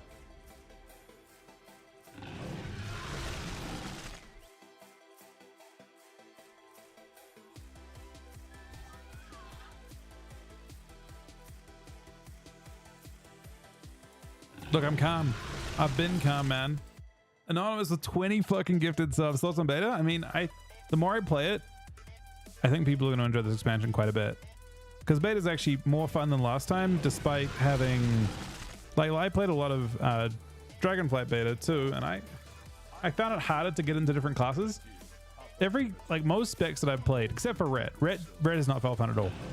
But most specs that I've played feel noticeably more fun with the change to the hero talents. So I personally think that people will enjoy it.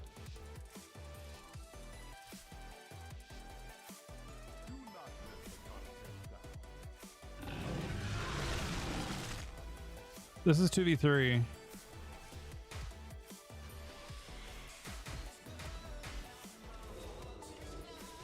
I don't have the Wailing Arrow reset anymore. It's kind of weird, but I guess maybe okay.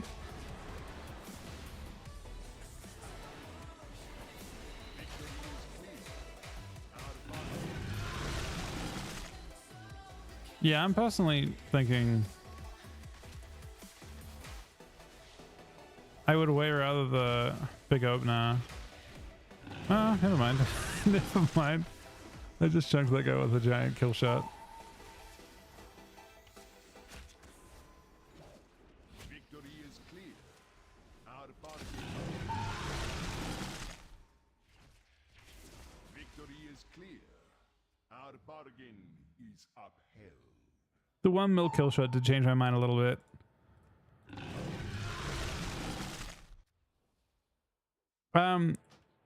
So what do I mean by that? I mean, basically all the hero talents that came in make your spec more fun. A lot of, so Dragonflight, let's go back in time, pretend these don't exist, right? And it's the start of Dragonflight.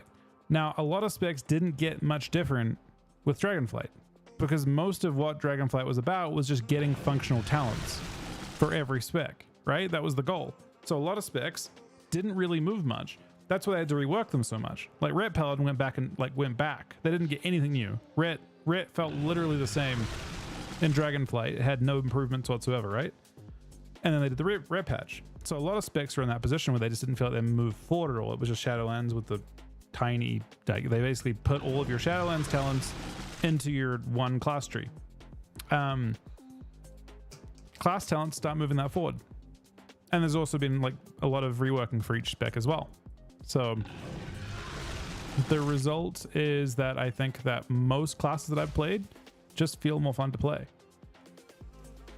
Again, there are exceptions. Unironically, Ret Paladin actually is one of the ones that didn't move forward at all. Did I watch the interview with Morgan Day last night? You want to watch it now? I haven't seen it. That's the one with Max, right?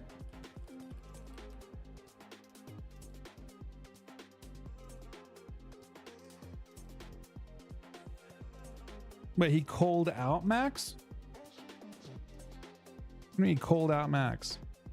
He interviewed Max. Wait, Max interviewed him. Hello. Welcome back to the stream. It's been when was the last time we talked? It was Let's watch this. 34 minutes. Okay. This might be.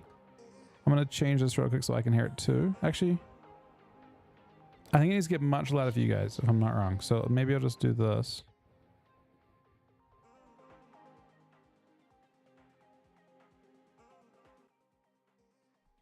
Yeah, I think it's been a bit. Yeah, you're probably much more busy than me. I should know this, but it's always a good time talking. Yeah, absolutely. Sure, let's get right. Is this loud enough for you guys? You made some really cool changes in Season 4 of this expansion, where you made a lot of the Mythic Plus stuff. People were really averse to timers, so you made all the way up to what used to be a Mythic 10 on not on a timer, and the new Mythic Again, thank you so much, Anonymous. that 20 gifted subs, by the So way. the difficulty was increased, and then in this Season 4, the rewards were increased. But going into the War Within, I believe how it is currently is they were knocked down an upgrade track.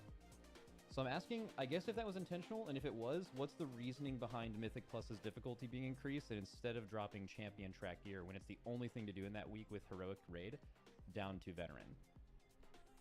Yeah, so like you mentioned in Season 4, there was a lot of changes, and going into the War Within Season 1, there are going to be additional changes. And one of the big things that I think, I'm not sure that we've even talked about it that much or it's been reported, but yeah. Mythic Zero is actually moving to a daily lockout, right, rather than weekly, which is a really big deal. What's and daily? We wanted to make sure. I'm not sure that we've even talked about it that much or it's been reported, but yeah. Mythic Zero is actually moving to a daily lockout, right, rather than weekly, which is a really big deal. And we wanted to make sure Mythic to Zero? be careful not to overshadow like raids entirely, given that like a normal raid and like you mentioned that other upgrade track would be very, very similar, and that given you can do Mythic Zero daily, that is something that we wanted to be careful of.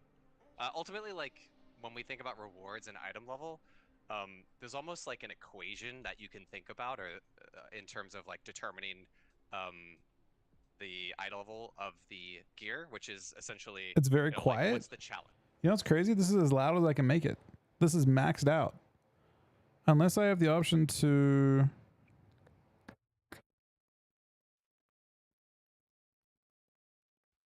No, I'm not sure. It's going to get way louder. Right? Like how hard is this thing?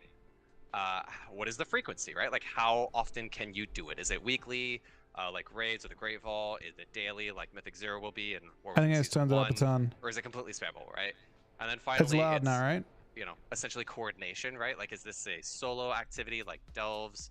Is it Because I'm group pretty like Mythic sure I Zeros, just doubled or its is it volume. a raid that requires multiple groups? And essentially, as we were reviewing kind of the rewards across all difficulties and all keystone levels of the new system, we wanted to kind of I'm very worried that because I literally just 100%ed it. I actually just increased it by 100%. I'm very worried that he's just gonna like blow into his mic and it's gonna just, my ear's gonna explode because it's for me twice as loud as it is for you guys. So one teeny like you will hear a splat and it'll be my eardrums if there's like a loud noise. take a more thorough pass at that and take a step back and look at where we felt that should align on essentially the item level track. Okay, yeah, I guess it makes sense. So you're going into the week, and if you want normal raid, you don't want normal raid gear to be completely overshadowed by a daily lockout mythic thing. So it's fine now. Because I know So, you dealt with is that. that- is that right? Heroic with simultaneous release in this expansion. You were like, Heroic raid kind of lost its place because you could infinitely farm Mythic Plus gear at the same track. It's probably a way to also avoid a situation like that, I assume. Yeah, totally. Okay. So a lot of cool stuff with Warbrands this expansion. Just wanted to bring up one thing that I know was something that was really talked about in the last few seasons, and I don't know if it's been clarified. There's been other ways to kind of deal with this, but I just want to ask it. So like, there's ways to send Woo gear or Warbound until equipped to your alt, which is a cool way to like kind of get them ready to go before you like really start investing time in them.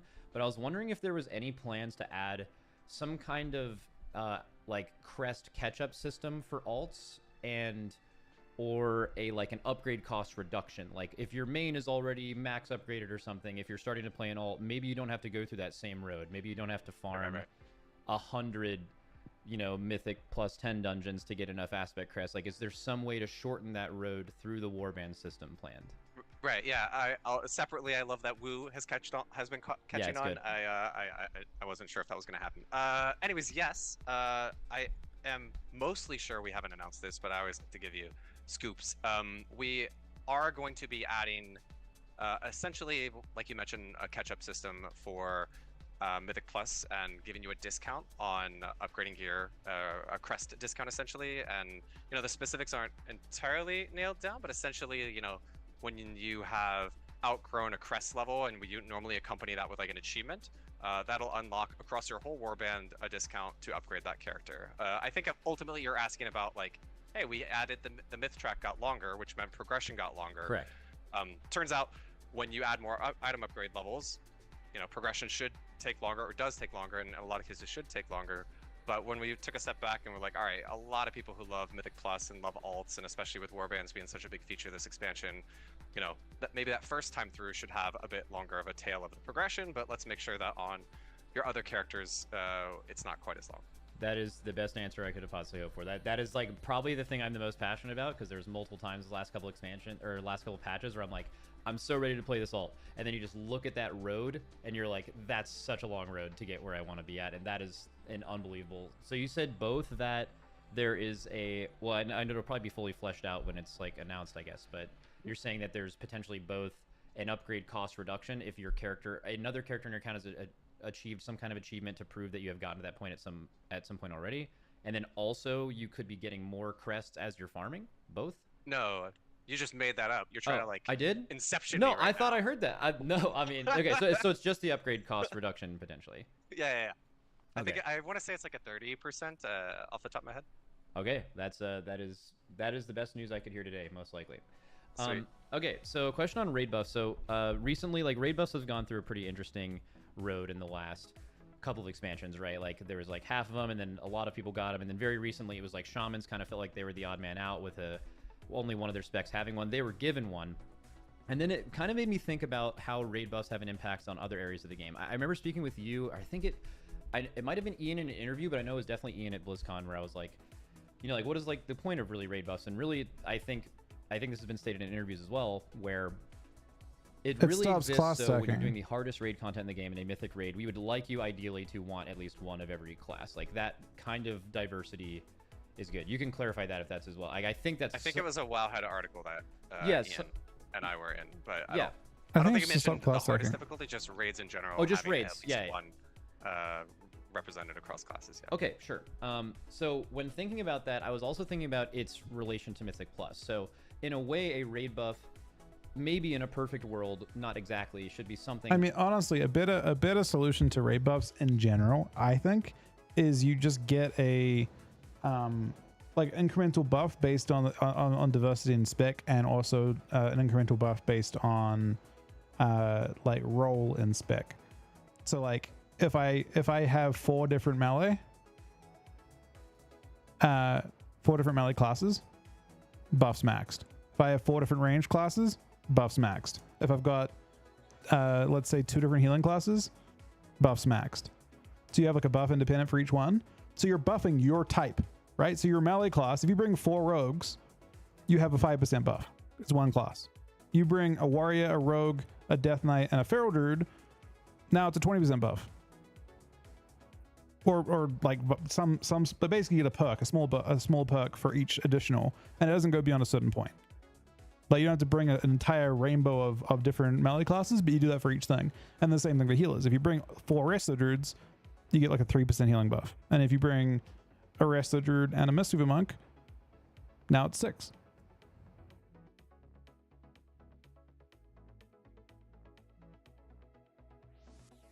Yeah. I mean, I think that probably would better than the problem with the current WoW system, the thing he's going to get to in a second, I think, basically, when you have a specific buff that's good, like a raid buff, the problem is it goes to Mythic Plus, and then you go into 5-man groups or 3-man groups, and fuck, now this is now OP, right? Now it's mandatory. You look at Mythic Plus, and it's probably even worse, because like, well, if Orgavokers are good, you need an Orgavoker, a tank, and a healer.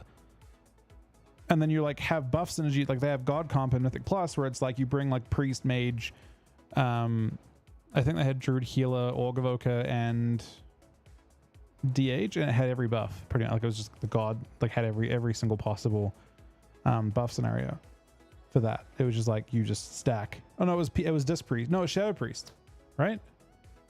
Anyway, point is, the point is that like, but the buffs have really taught. They're really good in raids because they encourage diversity. But in 5-man content or even in like 3s, like arena, same thing. It discourages diversity. It has the opposite effect at smaller groups, and has a really good effect at big groups. Like, it is good enough sufficiently to get you a spot in a raid. Whatever you bring is good enough to actually, because that's like the whole point, right? But then how much better it is than that is kind of up to question. So like in this expansion particularly, there's been a few classes that have been, you know, I know the Mythic Plus meta is always super weird. There's so few specs that can be a part of it, and there's so many specs in the game.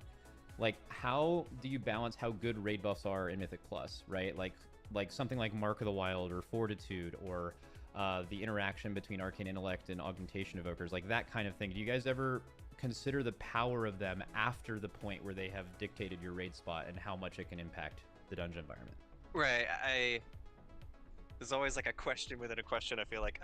Sorry. Yeah. Bro, it's just a complicated question to ask him, to be honest. The other thing as well, a lot of these things, like Max is talking from a super high, like he's not necessarily like framing it as such, but he's looking at it from the point of view of like the Mythic Plus meta encompasses only a tiny fraction of total Mythic Plus runs. And then from Morgan's point of view, he's looking at it from a really broad point of view, where it's like maybe Mythic Plus is dominated at super high level by those comps, by those classes, and it's not inclusive at all. But the truth is, like, you know, he's looking at it from a very different point of view. Key, and with 92-month resub, and again, thank you Anonymous for 20 gifted subs today. Yeah, there are and definitely, yesterday, you know, some Mythic Plus, 63 subs, 64 subs today. 63, very high-end groups like 64 yours, subs and, you know, today. the Body C people who play, I would argue, a very different game than a lot of the people who are running Mythic Plus. Definitely, yeah. I think a lot of these people are primarily playing to, you know, fill up their vault or to you know, get some items for the week. But there are definitely some Mythic Plus buffs that feel like they can lock you into a comp potentially, right? Especially, like I said, for you and, you know, other really high-end players. I think, you know, things like Arcane Int are an interesting one to look at, right? That is not only 5%. You can hear it in his spell voice, power. by the way. You can hear right away with the way he's framing his answer that he's like, he hears his point of view, but it's super difficult to. He's saying like the majority of people doing it aren't doing it for the reason that Max is saying it. Max is looking at it from the like, this is the best way to do it, because he's like that. He'll optimize everything. But yeah. But it's also double dipping in a way because it's also healer throughput, right? Mm-hmm. At which point that also says, okay, well, we're doing extra magic damage. Chaos Brand is doing extra magic damage, and when you look at Chaos Brand versus, you know, the physical debuff, Well, he makes his money. you can make an argument those aren't really equivalent because when he makes his money, when I say he makes his money, when Blizzard make their money, they make it from not the high end. We're actually the worst people. Like, you know, PvP is at the high end, PvE is the high end. I actually think PvEs do a good job advertising the game. Maybe I'm wrong on that one. Maybe there's like some net positive, like greater net positive to PvE play, like high end, like Race to All First is actually pretty good advertising for people to sub to the game. But for the most part, like, we're an annoyance, and we aren't the primary source of revenue for them. Not even close. And we aren't even pulling in people to justify that. So we're like this big pain for them to deal with. The bulk of WoW's income is going to come from people that log in once a week, maybe once a month, type thing. That's where their revenue's from. Yeah. So, and I'm not saying casuals seems super toxic. I'm not saying that at all. But I'm just saying, like, in general, the bulk of their revenue isn't from players like myself or like Max or anyone involved in any type of meta. They're like the bulk of their, like, when they make these changes, a lot of them are going to be tailored towards making the environment just better for everyone. But they're still useful, like, interesting. There's probably a way to do both. because a lot of our classes that feel like melee classes Do a are lot of actually doing a magic ton of magic damage, Yeah. right? So at that point, right, like you feel like, all right, well, we're going down this road now and we can feel pretty locked in. And when you're pushing at the really, really high end, yeah, a couple percentage points is going to make the difference between I'm the best in the world at this key or not. I think most people, your individual skill is going to overshadow what those buffs and min-maxing those buffs is going to bring. But with that said, yeah, I do think this is something we could look at. You know, I can take this to the team. Like I said, Look we at the talked green about screen Arcane behind Hint him. and Chaos Brand in the past. Oh, I guess it's not actually. It's also just using Dragonfly, embedded really. broadcast, I guess.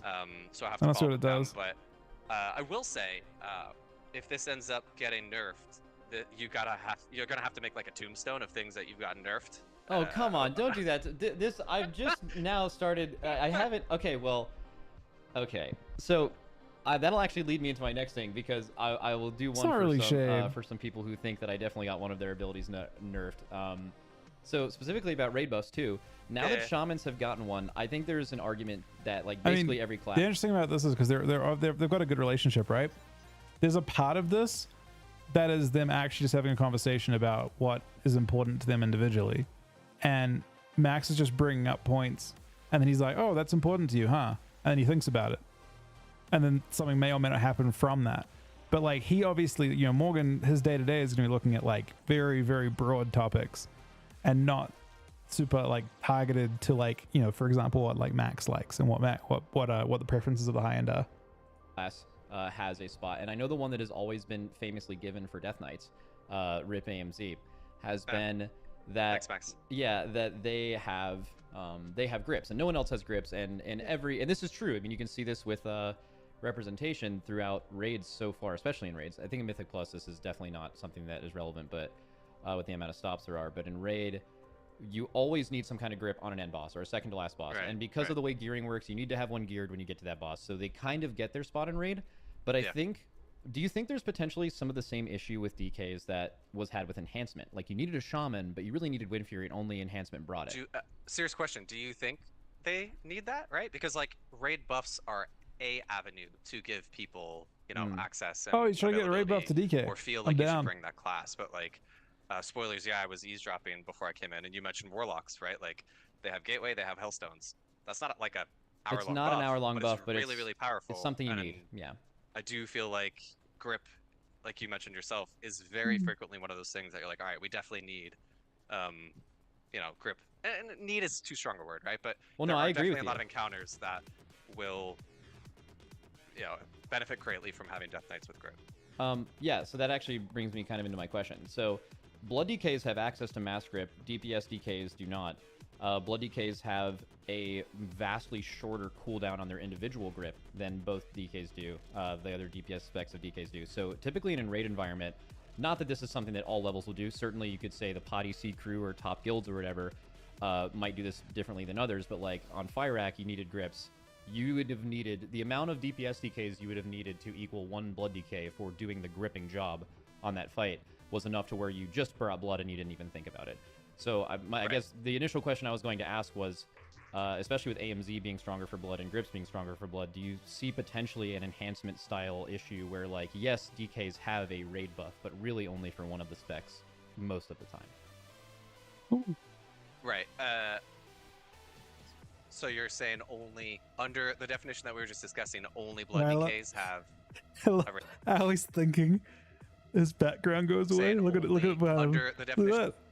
It's like as he's thinking about it. Only blood DKs have a raid buff. Also, your chat's really mad about the ads right now. Oh, I can turn those off. I had my chat not showing. I can turn ads off for this. Sorry. Yeah, they don't worry about them. They get mad about everything. That's just their thing. That's just their thing. But yeah, I guess to be like more clear in the question, recently we saw you guys acknowledge the enhancement thing, and you're like, okay, we get it. Like shamans, kind of Ellie and Resto felt left out. I think from the DK community, what I've seen, and I'm wondering if you guys have seen feedback that they feel a similar way about blood, and historically this has kind of been true as well, where blood has been the class. Like it's like, oh, you need grips, I need a blood DK. When I'm looking at bringing in DK, it's blood unless blood is unplayable, because blood is, you could argue, like almost twice as good as a DPS DK at doing the thing that you're bringing them to do. Right.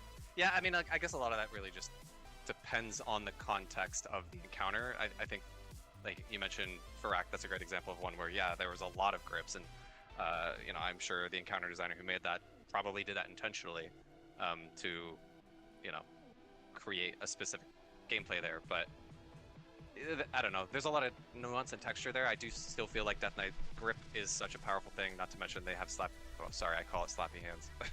The other AOE grip. They do have AMZ. There's a lot of utility there, but yeah, I mean, certainly that's something the team can look at. But I also do feel like ultimately there is a world where you can feel like they have a spot with things that are not just the Arlong buff. And Yeah. I think ideally there would be more classes like Warlock, like Grip, that have a really unique and interesting texture and utility that makes you want to bring them in certain situations that aren't pure I percentage mean, throughput. that's a little bit difficult to compare Death Knight to Warlock, right? Because Warlocks have a mechanic that is just like literally optimal in every boss fight. There's not a single boss fight unless you have a literal patchwork where you wouldn't use Gateway to min-max your DPS or movement or like utility, or not use Health Zone, right? So it's like you don't always need grip. You need grip like one fight, but his argument is like you barely even need grip, and when you need grip, you need blood DK to it. So well, array buff sounds good. Give us a nice little 5% strength buff that stacks with okay. Battle Shout. Cool. I mean, you kind of teed it up for me, but I had to do one there for the DKs because they're still mad about the AMZ thing, and that Tombstone comment was uncalled for. All good though. Okay, so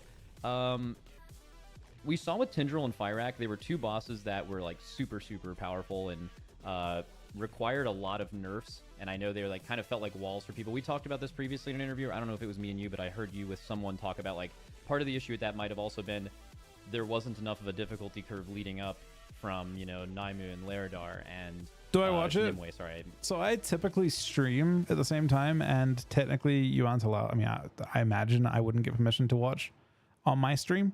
I probably should ask at some point and see, but I doubt it. So I watch it. I don't know. Like I always have it without sound, pretty much, and then I'll watch like certain moments afterwards. But I'll always have it like on another monitor while it's going on. So I'm keeping track of it, I guess, without listening to it. Almost always.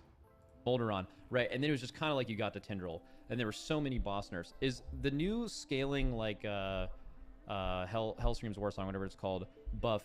Do you think part of that, and also the longer mythic track, giving you more of an eye level difference from when these bosses were first killed?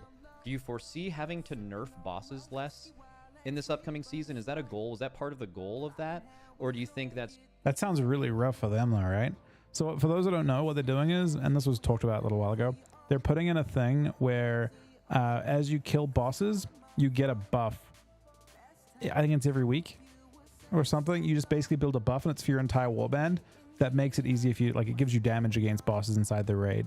So like the raid will naturally nerf itself over time. You just get more. You just basically similar to upgrades. Like I think it's designed like gear upgrades. You have to participate. I don't think you get it if you don't participate. But basically, similar to a person doing a raid boss and getting given a piece of gear, and getting more powerful over time.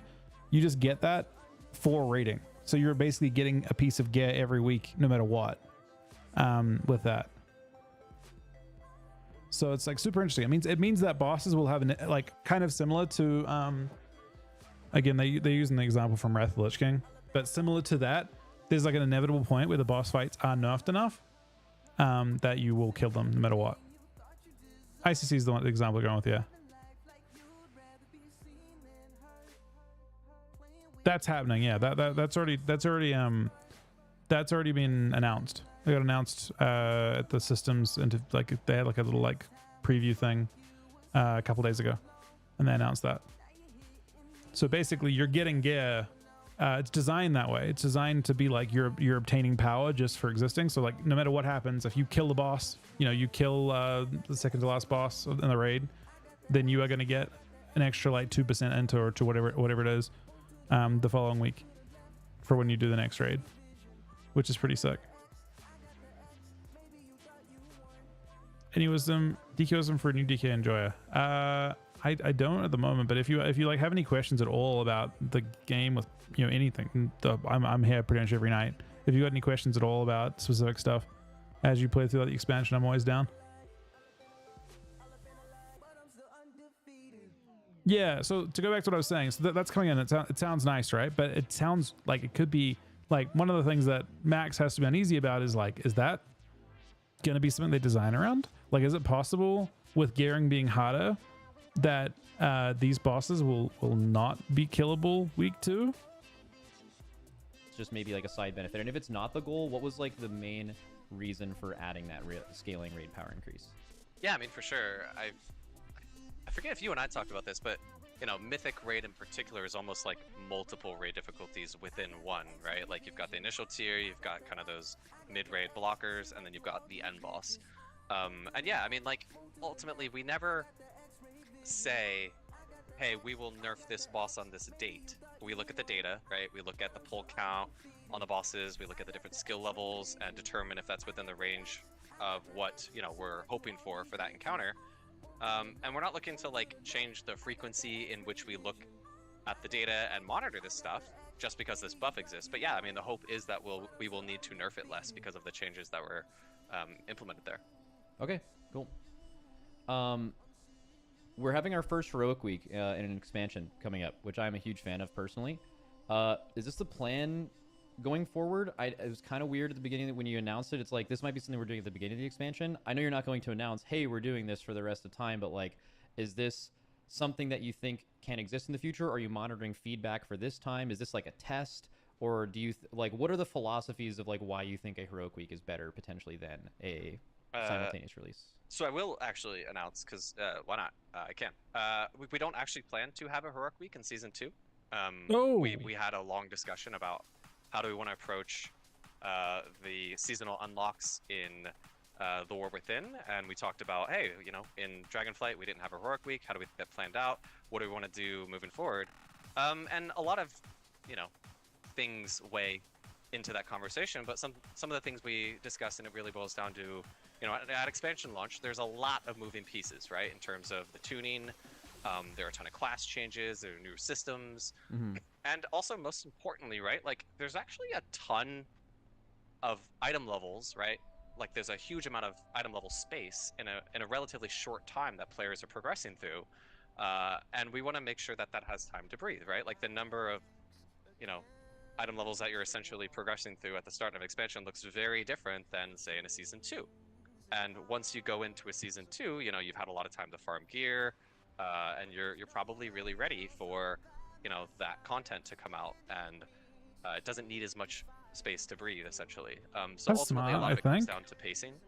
And where we settled on was, yeah, let's have Heroic Week.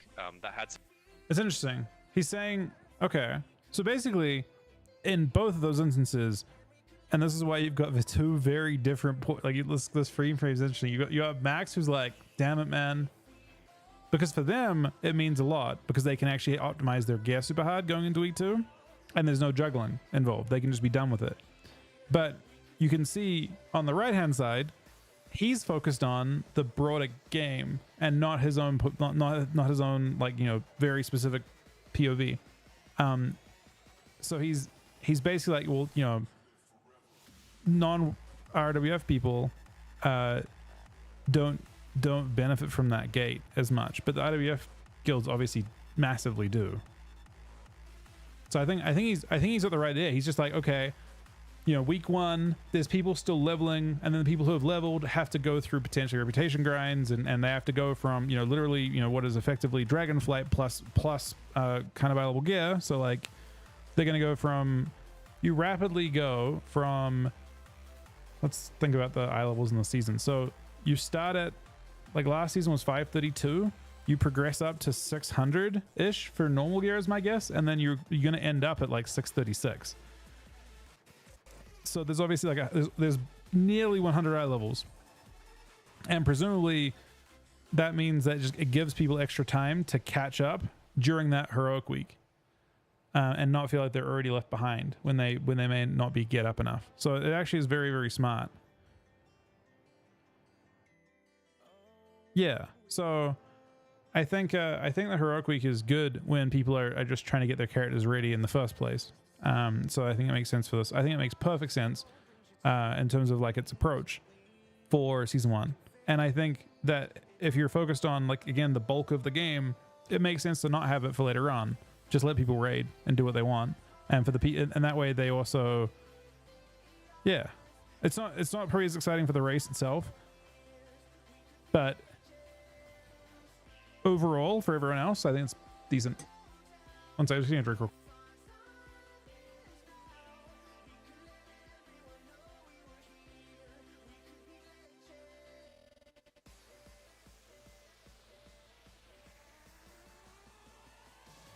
All right, let's continue.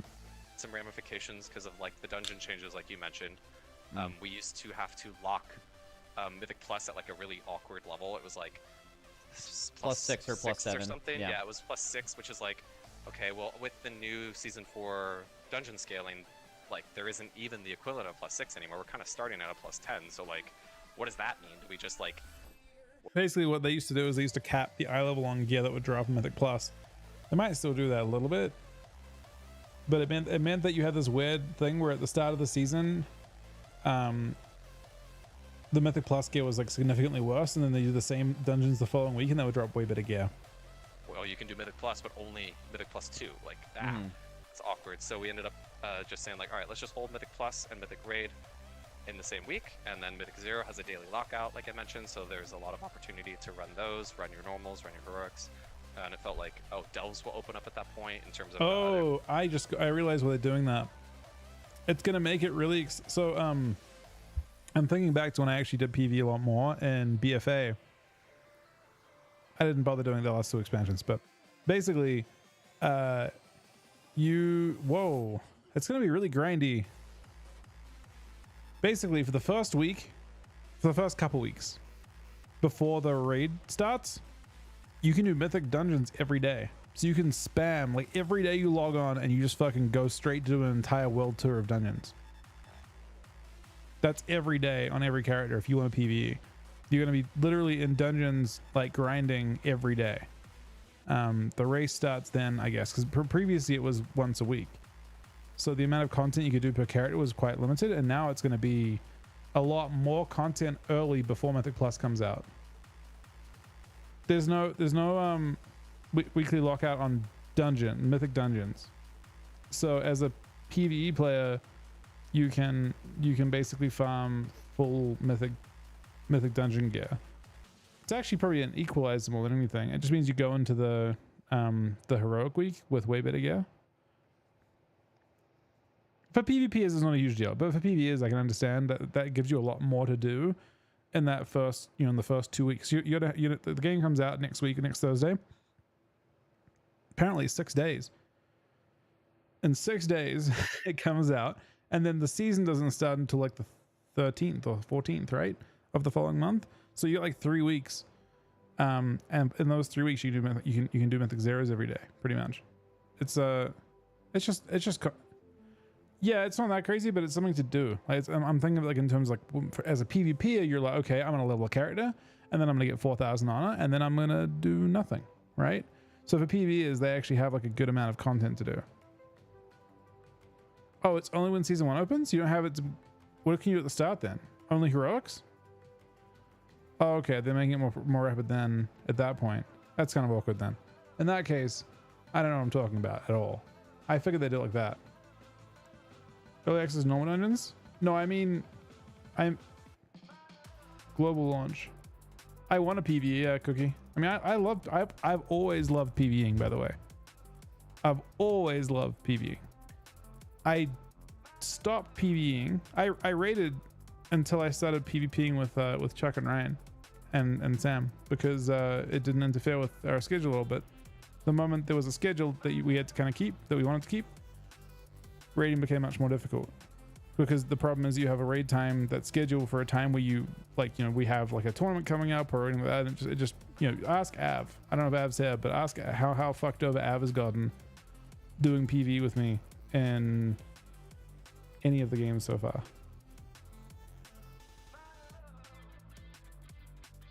I want to play a ton of specs. I want to literally play like a billion specs. I mean, that's our advantage, right?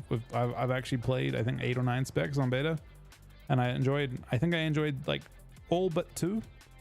Both ret ones sucked, but everything else I enjoyed. Their tiers, so there felt like there was a lot of content for people to really enjoy at that point. And yeah, with season 2, the plan is to currently not have a heroic week because it just doesn't feel like it needs it from a pacing perspective. Okay. we've had around half an expansion with Augmentation Evoker now. Do you plan on adding any support classes in the future, or more of like that supportish kind of role? Not are you reworking classes, but like, is it something you guys have been happy with and could see going down that road again, or is it a one-off? I'm not gonna announce a new class. Of course, yeah. stream, if that's what you're asking. I mean, you know, right now, Aug has obviously had a lot of adjustments going into the War Within. We've actually, I would say, dipped our toes into some other kind of support effects with hero talents going into War Within. So certainly that's, you know, I've learned over time to never say never. So that's certainly something that we'll keep in mind as we move forward, but nothing outside of some of the stuff that you might see in hero classes right now. Okay, and I'm gonna ask a question. This is something Dratnos has always been a huge fan of. Well, not Dratnos is a great guy. He asks great questions. He's wondering, like, especially when you saw in Legion and in BFA, the best way to get artifact power was to spam these easy low-level keys. The best way to get Azerate power was to spam these islands all day, every day. It wasn't super challenging, but it was this thing you just did. It was the most efficient way to do it. That's kind of how aspect crests work now, in a way where like you often try to find the path of least resistance to get the most amount of these things possible.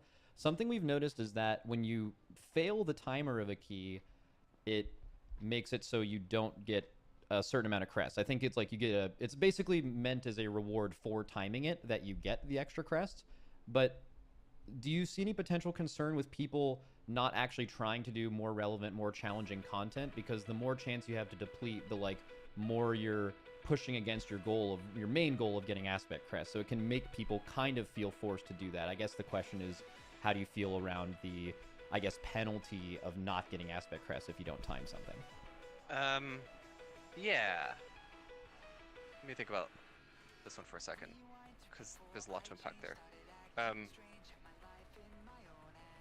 I guess, yeah, the way I'd approach this is, ultimately, you know, when designing World of Warcraft, and I touched on this earlier, you all play, I think, a very different game than a lot of other people, but Yep. with Mythic Plus in particular, and especially the reward system, it's about aligning the goals of the group, right? We want to make sure that everyone has skin in the game. And with a static group, right, like you all might see things like pushing score, everyone's aligned there. We all want to push score. We don't want to deplete because our keystone depletes, and we all care about that keystone depleting.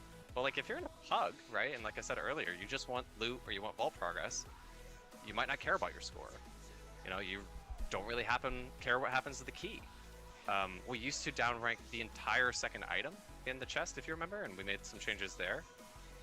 So instead of that, you know, we want all the people in the group to care in terms of the rewards of the experience, and the Mythic Plus group to complete the key in time, right? And everyone should be invested in, yes, we beat this timer by 90 seconds versus losing by 90 seconds, because that's something that is important for everyone to have aligned expectations, right? Hey, Glenn. I think that's one of the things we've all learned over time. If there's misaligned expectations with a group, whether it be in WoW or other places, like it can lead to... We're doing some rates of next season. Clink, what times could you make, man? Just wanted to know what times you could make so I could tell you that I was busy on those days. You know, problems.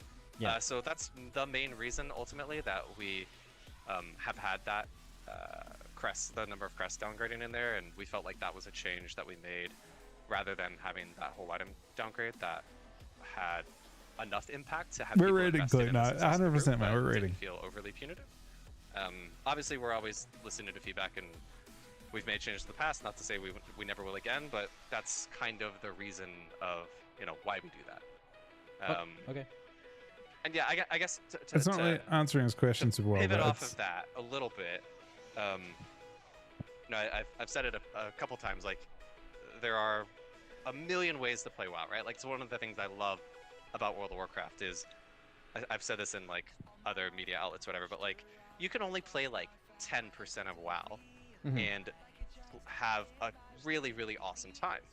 And that's one of both the joys and the challenges of making WoW, is how do we make this game where you have such a broad audience, right? From people like the Potty C group to people who say only do outdoor content and don't do instance content, who you all have talked about a couple times now.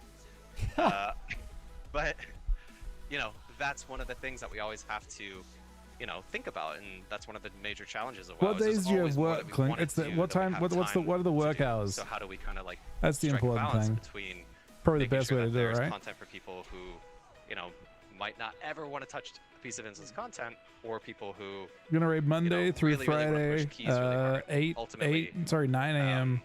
until you know, when 1 we talked p.m. about this in the Mythic Plus changes that we made in War Within, a lot of times where that leads us is to really take a step back and look at, you know, making sure that we're not trying to come up with a one-size-fits-all solution when there are very different audiences who have different Yeah. needs, right? Like what you all Safe because want it's like, you know, with right, Mythic Plus we is gotta end it right different before your than lunch what a lot break. of other people might want with Mythic Plus. So, you know, that can cause friction, and we always want to try to find solutions that make the most people happy. But yeah, I just want to kind of touch on the like challenges that you're not we often making have you're when not developing. making a game for one group of people. You're trying to make a game that works for a million different facets of people that want different. I mean, you can see that a lot too with like even since the end of last expansion going into this one. Think about how much more solo content you can do if you play this game literally as a solo RPG almost, right? Yeah, for like sure. clearly that isn't intended at people who play this game at a super high level and always play in groups. Like there's a large group of people who play this game clearly, or else you guys wouldn't be doing this. That play the game that way. Yeah, and I just want to talk about that just from the perspective of like when you think about like, all right, well, I play the game with, you know, a static group, and you look at the penalties of Mythic Plus, it can feel like, well, we didn't time the key, so we didn't get our rating, and our collective key got downgraded. But I don't know, when you think about pugs and people who aren't playing in a static group or the same way, you know, that calculus looks very different, and we have to try to design for all of those groups. And you know, it's fun. Like I mentioned, actually, delves are something that I've called out a few times in other interviews that I think is really interesting here. Like that is for a target audience that is people who don't ever want to push, you know, a queue button or go into Mythic Plus or raids. Like they just want to enjoy the game with them and maybe their partner or something. I think delves would be badass. Maybe depending on how they do it, but like the one of the. I don't know if you guys remember that. You remember there was like a mob that existed on Throne of Thunder, and it was like you got like this weekly key, or like 2 keys per week, and then you go into a place, and you'd have like boxes to unlock. Nah, not Mage Tower. It was like a little like once per week treasure island thing, treasure like solo thing. Don't know how to describe it. If you don't know what I'm talking about, you don't know what I'm talking about basically. But basically, it was a inherently solo experience that had kind of decent rewards.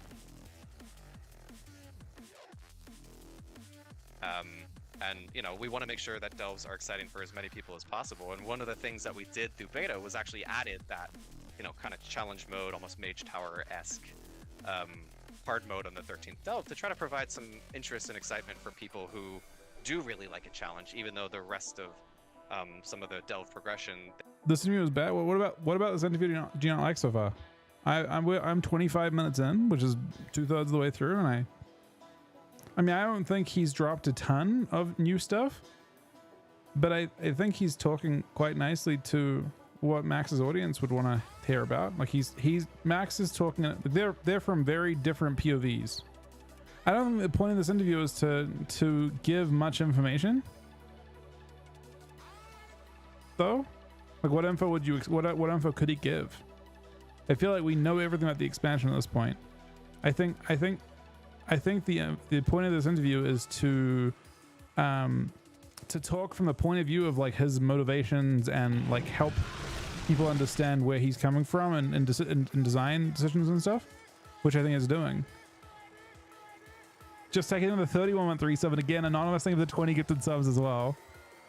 But yeah, I think he's given. I mean, it's just a conversation between two people that are talking from very different points of view, and kind of like feeling each other out for like how they approach. Like he's kind of getting an idea for where Morgan's at, and then Morgan's also getting an idea for where the more elite guilds are at.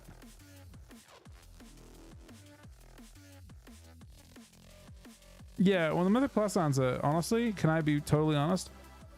When Max asked the question, I kind of glossed over a little bit, and I feel like Morgan also glossed over a little bit, and I feel like Morgan didn't grasp the full. Like, I don't actually know what the full question was on that one.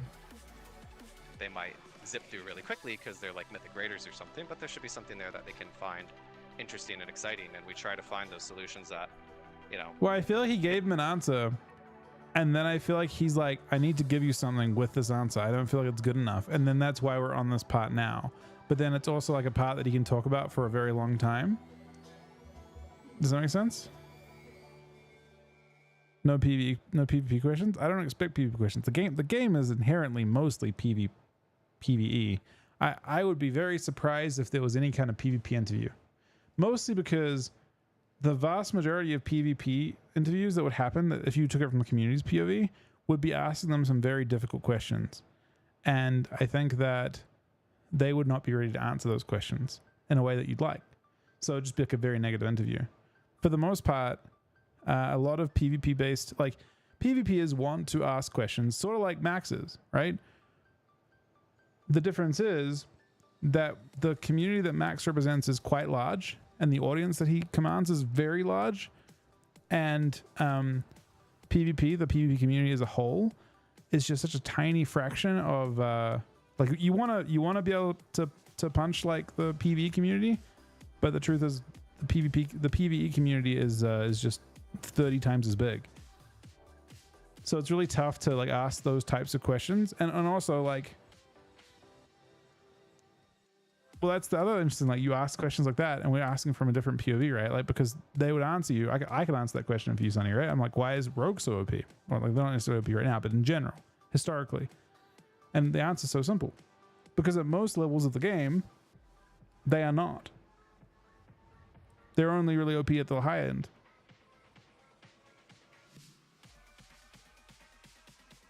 Yeah, we're super loyal and we love the game. We're passionate about the game.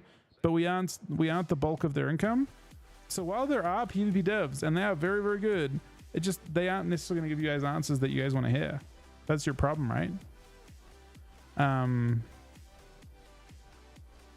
I think that doesn't mean it wouldn't be interesting to like have this style of interview where you don't get anything given to you that's new, but you get some justifications, some motivations, so that people can kind of see that like clear as day, and they just bring some of their data along to justify their choices, and you get an idea, okay, that they're doing what they should do, type thing.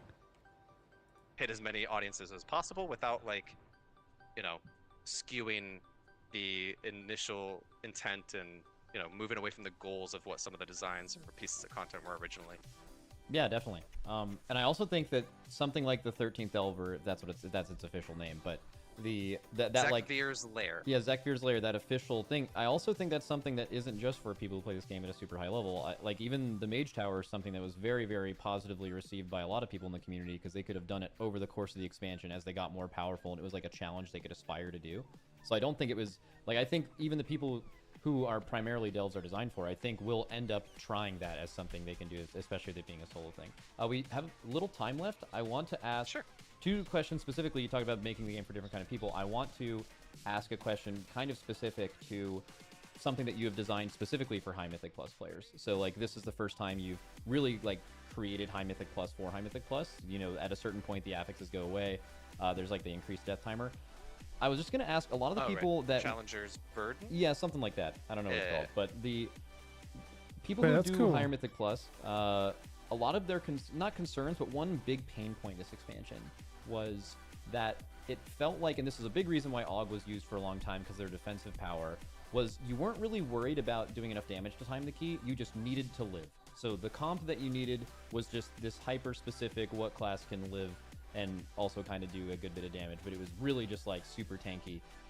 Find a way, if you live through this key, it's going to be timed, and maybe some people wish that it was more like damage focused, but I guess my question is, going into the new expansion, you've tripled, just for High Mythic Plus players, this is not both audiences, you have tripled the penalty for dying.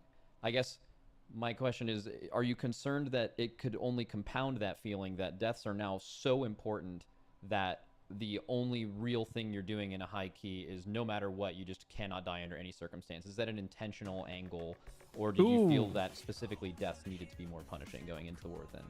Right. That's a really... He's just saying, I think the system's bad. Translate what Max is saying here. He's just saying is that there's like, you've made... It's a tough question because the reality of it is the weight behind that is like, why'd you do this? This isn't good. So it's actually like now Morgan's understanding that, and he's like figuring out how he can answer like what is like potential. And WoW is not, the WoW devs are not invaluable to these types of things. They'll make design decisions that sometimes just don't make sense, and that's what Max is saying here. Yeah, I wish this is something we touched on It's a a tough little bit one. more when we were discussing, you know, the new round of affixes with Challenge Peril, Challengers, Guile, whatever all of them are called. Well, yeah, he actually, the question's too good. The questions put him in that spot, PSD, right? Where he's like, hey, this seems like it goes against the entire point of, you know, and I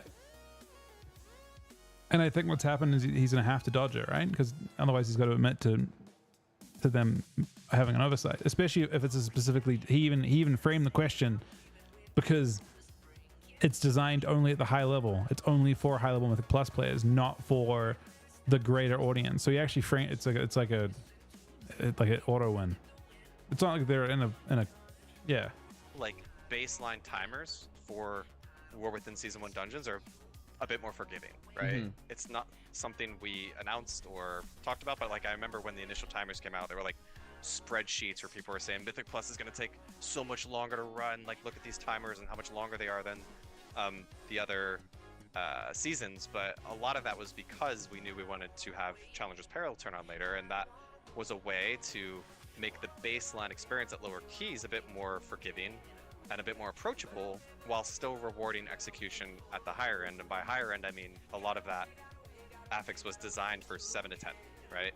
To your point, Challenger's Peril actually stays on at 12 plus, right? So it's a new affix. This is for sure something we want to keep an eye on, especially in that 12 plus space.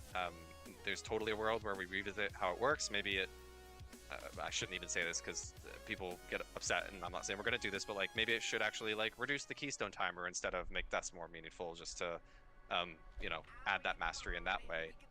That or seems maybe way we turn smarter. it off at 12. I don't know. There's a lot of things we could do up to and including like, actually, this is awesome and people are enjoying this and it is achieving our goals. But yeah, that's kind of Nah, he answers it in a way where he obviously hadn't thought of it from the point of view that Max is putting it out from.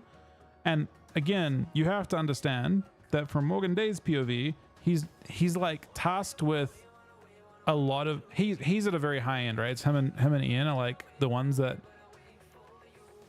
are involved with green lighting these types of things. They'll hear lots of different ideas and they'll be the ones who go with the idea to do it.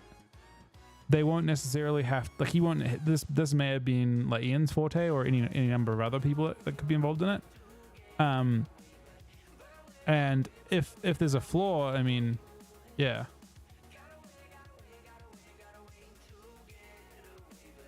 The fact that he can't resolve, I mean, there again, he's doing 50, his day to day is doing like 50 different things on top of apparently media too. His job is super broad. He's doing a really good job in this interview, but he got asked a difficult question and he didn't have a specific answer to it, and that's why he's doing this. I don't think he's done a bad job here at all. I think he's done a good job, but I think Max's question is excellent and an example of when you ask a question and you even frame it in a way that there's no actual way to dance around the question. The best thing Morgan could probably do in this situation is just say, I don't have a good answer to that. You ask a good question, but I don't have a good answer for it right now. Probably the only thing he can say. Instead, he's trying to like dance around it, which is pretty normal too. But the best answer here is, hey, it's a great question. And I'll come back to you with a better answer. But we'll look at it type thing. the goal there was and how we were approaching that. Okay, cool. And do we have time for one more question, or are you heading out of here? Go for it. I think we have time. Yeah. Okay, cool. They're not yelling at us to leave yet. Okay, so something I've actually been thinking about a lot is the changes that have been made from Dragonflight through the War Within as far as how trash works in dungeons. This does apply to both low level keys and high level keys. And how much of an importance there was on stops in Mythic Plus, like things like Typhoons and Ring of Peace and stuns and things like that. The way you saw those work last expansion, it's changed now, and maybe this is a way you're going to answer this question. But I guess what I was going to ask is, like, when you're designing a raid fight, you design mechanics to happen for a specific reason, and you have a very curated experience for the player, right? You can't just kick most raid mechanics or stop them, like, right? Okay, sure, yeah. So, like, going into a trash pull, do you find it difficult to design what kind of experience you want that trash pull to be like? Because especially with different skill level groups, some people may be stopping literally everything from happening and they're pulling 2 things at once. Some groups may be not kicking anything and they're dealing with something crazy, right? So, like, I guess the question is, how difficult do you find designing between those 2 mediums? Is what you've added in this expansion a way to do that, adding a lot more power into specifically interrupts rather than stops? And yeah, I guess that kind of a weird question, but just kind of throwing out that general idea of I difficulty think with I that. know what you're saying. Okay. I guess I'll start with the easy part of that, which is This is tough because I don't know if Morgan's day-to-day is only dungeons. He's asking really specific questions to like how, so like if you think back to like other expansions, like how the general, like how the feeling of doing, because you have the same designers doing all the dungeons for the most part, right? It's gonna be a big group of people, but yeah, he may not intricately understand like what's he's basically being asked to. This is like a fucking like a test. And the question is, compare and contrast Mythic Plus dungeon trash in The War Within to last expansion. And Morgan's like, is that my job? Is that what I normally do? you know, ultimately we design trash very intentionally, right? With spells that, you know, we might call filler spells, like they're just going to spam nukes and fireballs, versus creating not only individual creatures, but also abilities on those creatures that have very important abilities, right? And we want to make sure that those abilities have, well, not an intern, but for this specific question, he's being asked, like I said, he's being asked to compare and contrast the trash design philosophy between expansions, because you can actually look at it across time, how it's evolved from Legion to BFA and onwards. They actually did change the way trash felt in a lot of ways. And he's saying last expansion, the emphasis was not on interrupts, but more on like AoE CC, basically, Nox, Ring of Peace, Dragon's Breath, all that kind of thing, right? That's his job. His job is to design all. He's overseeing that stuff. I mean, I don't think his job is going to be specific. His job is to oversee the whole game. He's involved with the leveling. Like the bulk of what Morgan has done probably at this point is probably to do with the leveling experience and new player experience and design decisions to do with that kind of thing. That's and I'm not saying that because it's like that's just like their bigger focus, right? That's how they make their money. They make their money like once you've got to level 80, they've already made their money, right? At that point. And we're thinking of it from the point of view like we want to do stuff at level 80, but they're like, we want people to level to 80. That's the bulk of their job. No, I mean his job is to understand things on a broad level, but again, it's a good question for Max. It just might not be the one he probably won't get the greatest answers all. That is it's a good commensurate question. with the threat of it, as well as affordance in terms of like the visual being really loud, the cast time being really loud. Something we talk about a lot is like, hey, this thing, if this cast gets off and it wipes our group, why is it the same cast time as the fireball, right? Like there has to be distinction there to make sure that there's affordance for the player to understand this is what the important thing to kick is, right? It should give you plenty of time to react to that.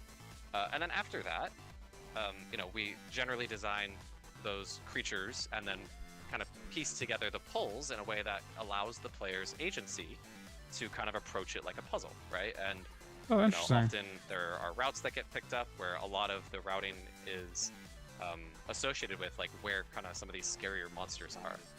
He just gave insight into how they design dungeons. That's a cool answer, isn't it? He just explained how they do it. I think that's actually a cool answer. That's insightful. So like that he's saying he actually is answering his question quite nicely. That's how it's always been done. I mean, I didn't know that they designed the individual mobs first and then just placed them in the dungeon. I guess I thought they kind of designed it by pack. He's saying they. Yeah, I don't know. I find that like relatively insightful. So like when they go to a dungeon, they're like, okay, let's design all the trash mobs, and then let's start putting them into specific packs. I think it's actually interesting. And ultimately, like, yes, when you give players agency to do things, you have to kind of be okay with some of the outcomes, whether that be they come up with a crazy pull that you might have never intended to happen, all the way to, you know, they're avoiding things entirely and, oh, that's not what we wanted, right? But when people have agency, we want them to be able to have that ability to make choices. I think it was Preach made a really cool video where he was discussing dungeon design of other MMOs, and I'm sure, I mean, you play a lot of MMOs, I'm sure you notice this. A lot of other games, their dungeons are just like, they stop you, right? There's literally a door. Like, all right, you pull up to the door, you stop, you AoE it, door opens, move, right? Where WoW, we always want you to be able to have that agency, to be able to look around and make choices based on, you know, your experience. And this also kind of gets back to that like conversation we were having earlier, where, you know, some people enjoy that kind of puzzle of approaching the dungeon, and then often with Mythic Plus seasons, it gets solved a little bit through the season, and then that's kind of the approach. But that was also a big reason why we moved into the world where we're trying to refresh the seasonal pool of dungeons every season now, where you're always seeing new dungeons, because that puzzle is really interesting to kind of solve every season. So I'm not sure if that answered your question, but no, I think that's excellent insight. I mean, I gave you that was an awful. I tying that into a question was something I did not do well there. But I think you discussed everything that. He basically, like, the question was difficult for him to answer because it was very specific, but he gave him good insight. He got good insight, I think. That I was trying to get at. So thank you. All right. Well, that is Alex sent me the funniest thing when I said, "Oh, we can do one more question." Yeah, he was like, "Please don't do that." So I'll let you go here, but thank you for your time. That was really insightful. Always love our conversations. Thank you. All right, man. Always a great time. Good to see you. Until next time. Yeah, until next time. Yep. See you later. Bye bye. Yep. Yeah, I mean, I liked that interview. I like, that was 35 minutes, and there's tons of stuff to talk about there. That isn't like, obviously that isn't PvP stuff, but it's super insightful to hear that is the much bigger community. Yeah, I mean, I love that. That was sick.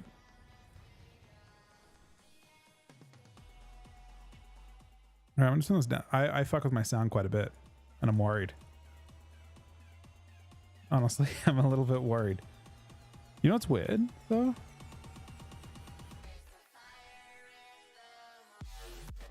Is that how that works? The more I turn up my... Now I'm curious about if I put this... Okay. Hear me out.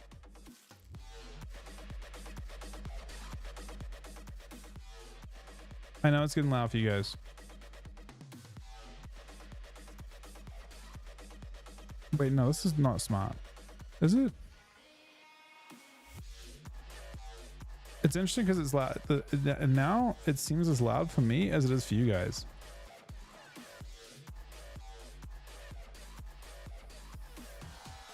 Bro, it's not. It's not blasting your ears, I don't think. I think I just figured something out.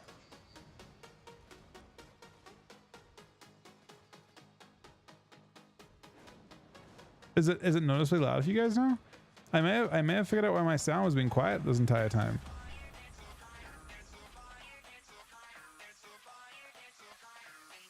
I guess when you... I don't know how sound works well enough to understand it. Well, see, it turns out at some point, some genius, possibly me, I don't know who, someone turned down all sound going through that channel by 25 decibels. Which is a lot. And it made it so that sound, if I made sound loud for you guys, it was literally blasting my ears. It was terrible. But now, I think I'm hearing the same sound roughly you guys are hearing. Like, I was genuinely scared that if Max had like blown into his microphones, that my ears would have exploded. Until I figured this out.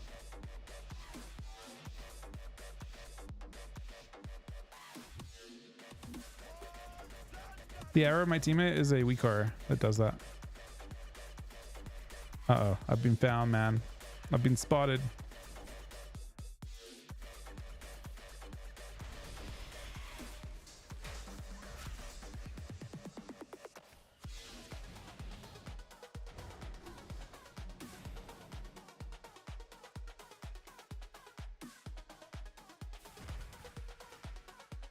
Why am I so dead though?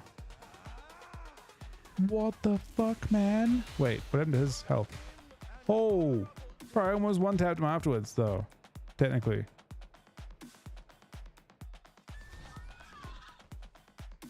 But yeah, anyway, I may have figured out sound a little bit, maybe. I plan to. I'm playing a little bit. I'm playing Hunter and Ellie this expansion so far. I've played like Paladin, no rogue so far. Both specs Warrior, Ellie, both specs DK, DH with Havoc. Yes, I've played. Technically, there's one Feral Shuffle I've played, but only one. Is Shuffle still removed from beta? I suspect it'll be removed until they get to... There'll probably be server restarts today, if I had to guess. So probably down until then. It's like a lot. So Melee tier list.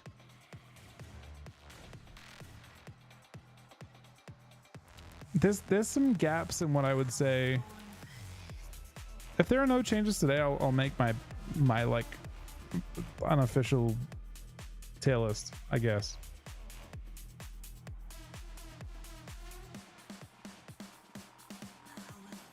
Yo, Mez, it's your boy, Donnie G. No Mesverl today makes me want to invade Mexico, but maybe he'll see it another day. Ew? Look. First of all, that's messed up. Second of all, the problem is it shuffles down, Donnie T. It's no one's fault but Blizzard's that shuffles down, man. Mez Feral is known to do shuffles. You don't want me to do a skirmish, right? Who wins? I mean, definitely him, man. I'm just playing it for fun. I mean, I don't really want to play it in skirms. I want to play it in...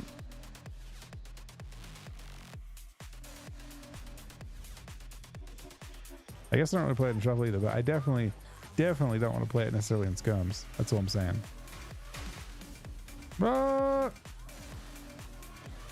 Two of them, man. Pity, what are you doing? Why am I not fast, Pity? What's happened here?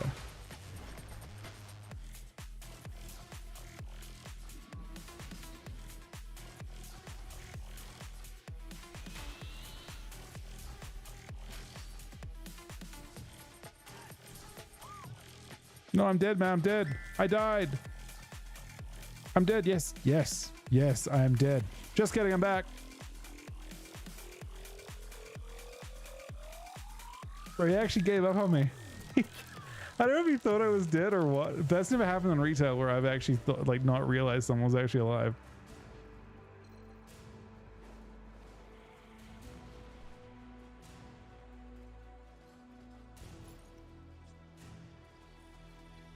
That's the first time I've seen that work on retail. It works a good amount on classic, but it's the first time I've done that on retail.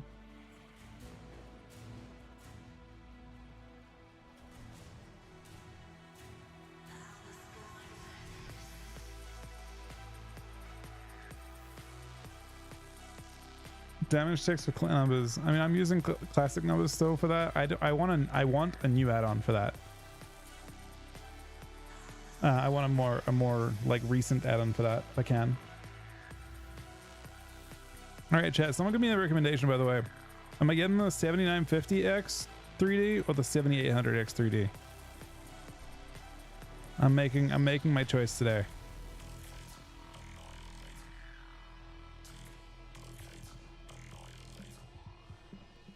roll for it? What would the roll condition be? I'm buying one of the two. I'm only worried that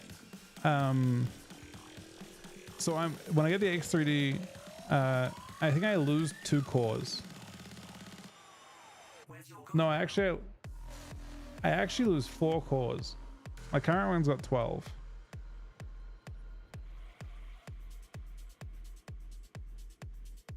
Do you think it would be okay to stream and also have 2 hours open?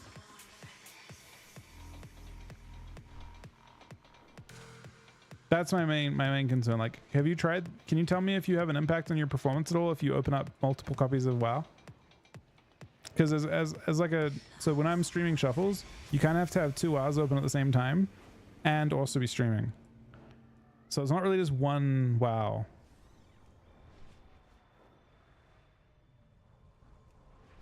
And you said there's a new version of Classic Numbers out? Really? It hasn't been updated in years.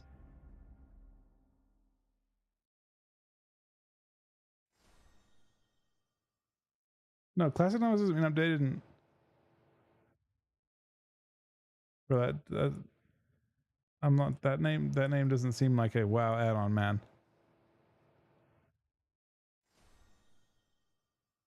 That's a real... That's a real name of the add-on. Yeah, with his face. I see. It actually is real. That's crazy. That's cool. Bro, I'm just saying, man. You see it as well, Cookie. I'm not crazy here.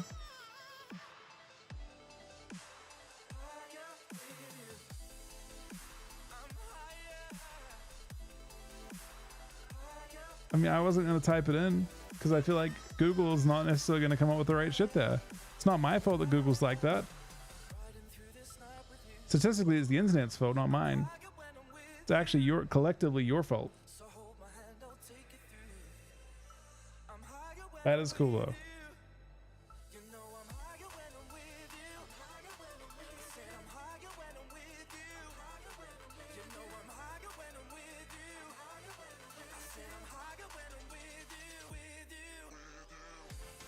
Oh my god, Classic Numbers updated for the first time in fucking years, man. Oh, it's right there.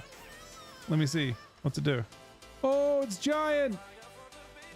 It's fucking huge.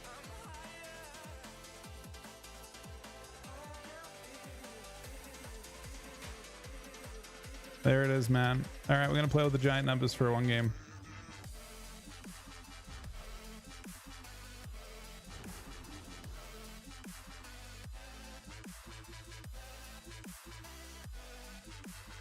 If it was open, no issue? Haven't tried streaming. Yeah, I'm not sure. I'll let you guys vote. Wait, let's do a poll. What CPU for to upgrade from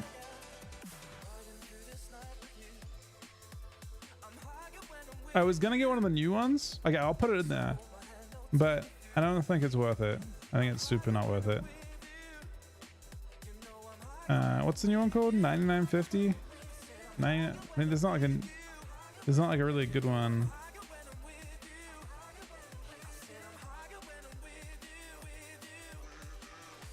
I don't think the 99 series is worth it at all. I think it's a really bad idea to spend all my budget on that.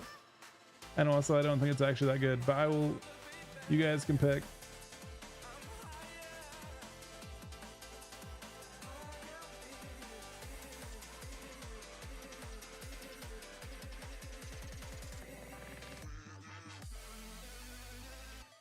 I think it's out of the first two, and then wait for an X to come out, an X3D to come out.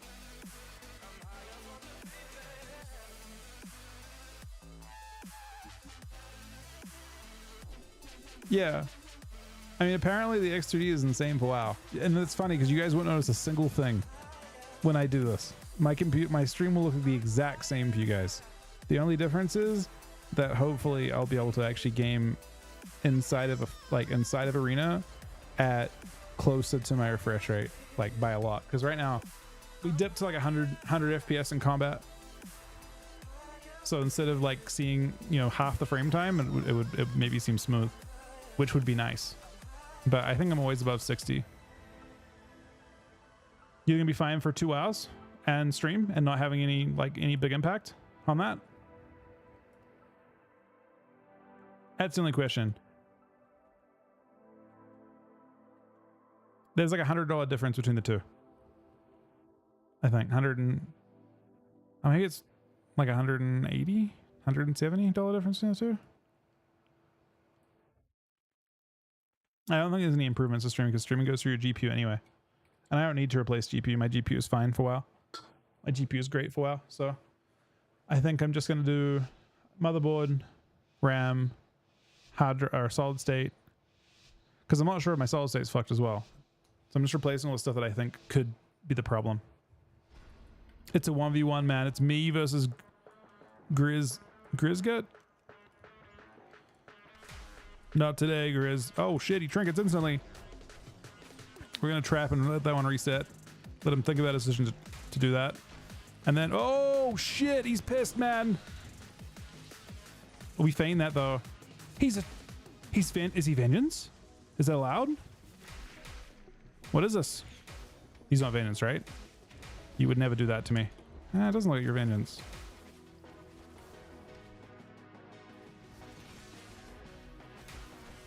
We're so fast though, man. What do you even do in this situation?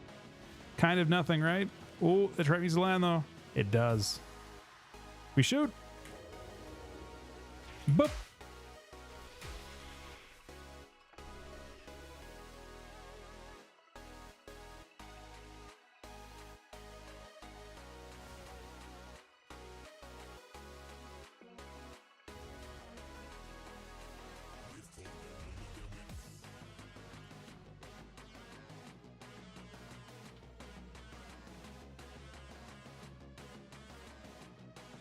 Is DH bad? No. I think he thinks are good. I mean, he's had good results with it so far as well. It doesn't feel so. There's no part of me that thinks that DH is better than in Dragonflight. Not a single part of me thinks that. I still think they have a pretty good kit for Shuffle. I still think they have a pretty good kit for threes, but is it the best kit? Possibly not.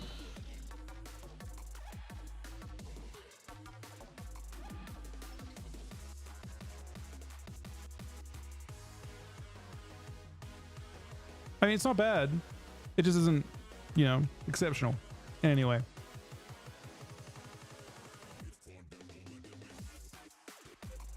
Seeing the specs. I mean, I'm planning to just I'm getting 64 gigs of RAM. Unfortunately, if I want to get the RAM I want, the RAM costs almost as much as the CPU, but I want 64 gigs because I actually seem to chow through like 32 gigs without too much trouble over the course of a night. And I've had issues where I actually literally run out. I don't know how I don't know how I do that. It could be because this one's broken, to be honest. But anyway, the memory itself is $200 for 64 gigs of like the fastest stuff.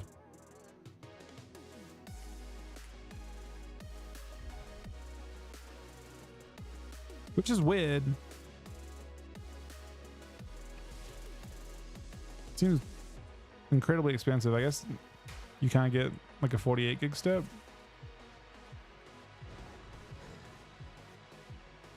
It could be. It could 100% be a memory leak. But I literally run out at 32, and I was really surprised by that because I never thought I would ever need that. But I'll be honest, my use case for WoW changed a lot during Dragonflight. Before Dragonflight, I had never ever had more than one WoW copy open at one time. Never needed to, right? And then during Dragonflight, it got to a point where it's so bad that not only do you need to have 2 accounts, and this is true next expansion too, but like as a streamer, you like there's an argument for having 3.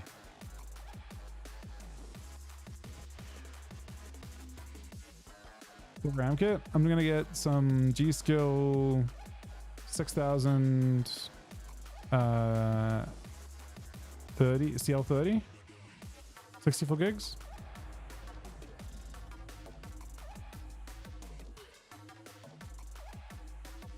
Well, I've been having, like, my memory has been that way the entirety of Dragonflight.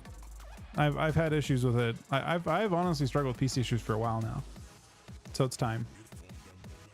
I've had problems the like entirety of Dragonflight. Again, probably brought on by the fact that before Dragonflight, I may have had PC issues before that too, but before Dragonflight, I never had more than one copy of WoW open at once.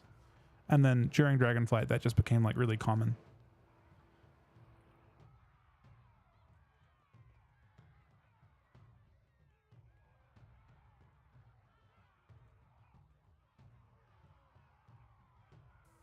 This is skirmishes.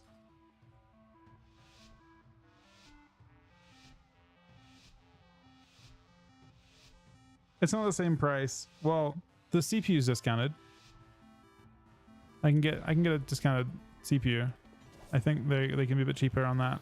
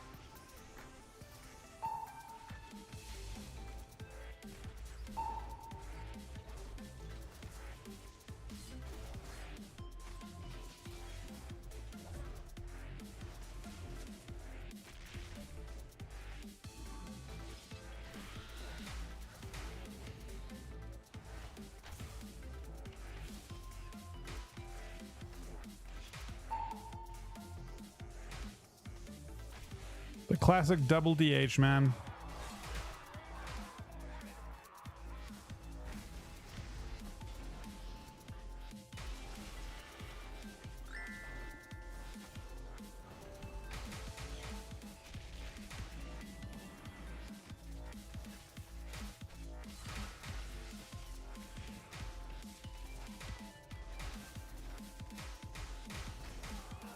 Oh!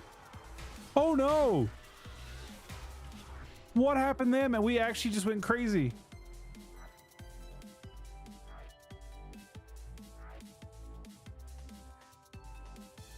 I'm still not sure I understand why he's dead. I'm looking at his numbers that he took to kill him, and they don't look right.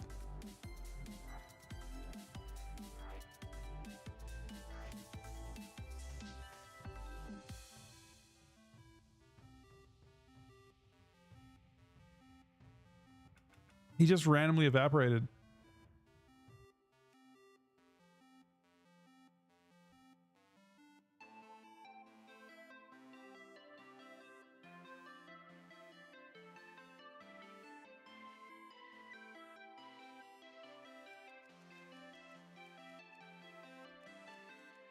The crits are more likely during True Shot too, right? Yeah, no, it doesn't quite seem correct, but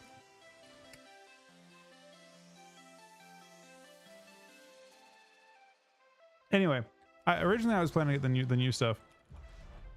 Yeah, and it was towards the end of it. I will let you know the pieces I get. Yeah, I haven't fully decided yet. I just know that I'm doing it today. But I'm pretty sure. I mean, I guess maybe Aaron won't have time. I'll be on late tonight on that note too, because I will probably not get to sleep until very late. On that note, though, I need to be right back on set, guys. Thanks for watching. Thank you again to Anonymous for 20 gifted subs.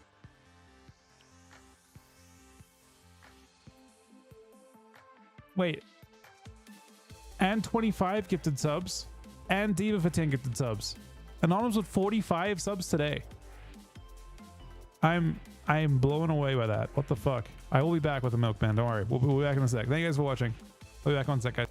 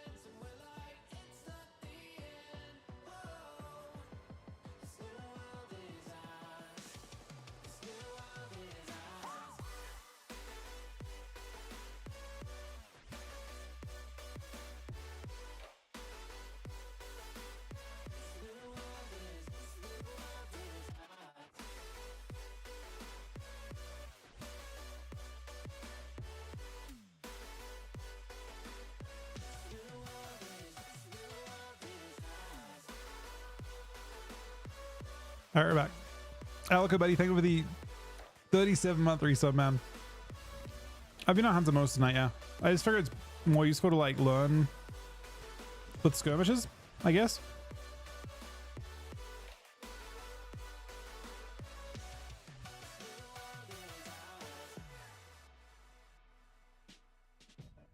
They say life's too short, and I can feel in my bones.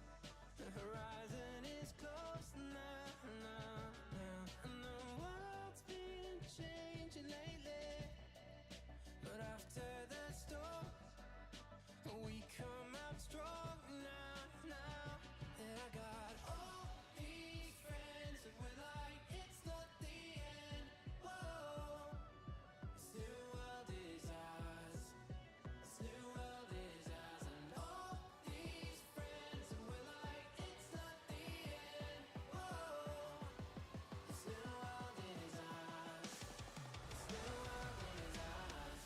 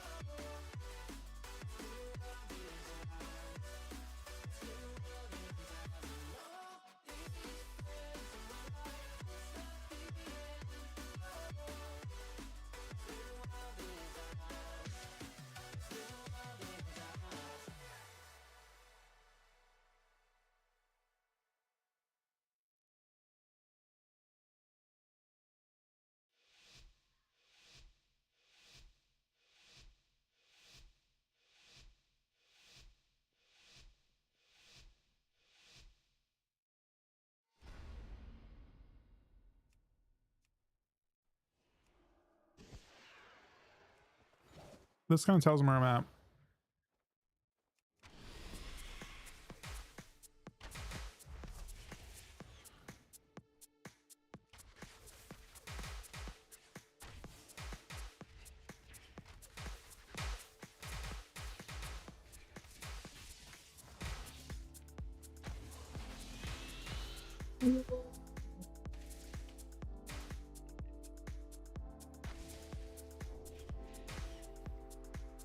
We just both one-shot that guy. That was sick. Cambridge to Boston, lives in a world she's lost in, victim of compromise. He's staring at her Aberdeen heart, London eyes, Glasgow bones. She's a whistle in the catacombs. So Ret is not super good in the current patch. It probably needs a buff or two.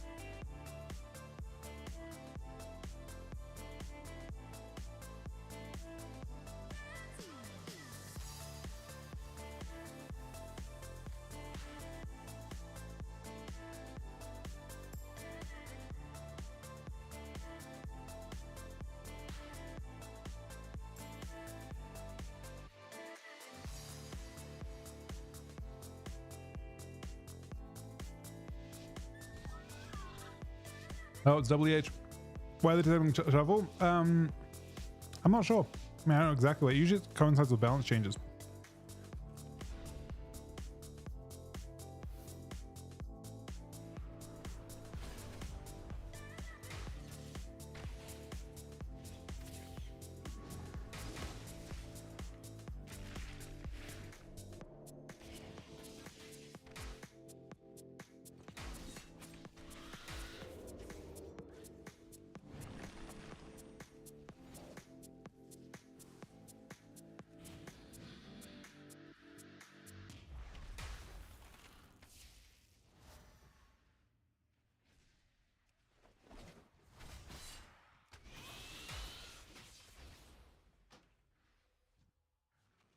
Can't really kite 2DHs, I guess.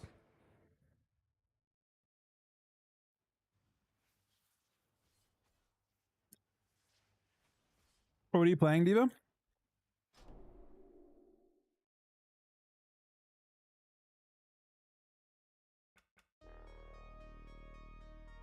Oh, enhanced. Okay. How are you finding it?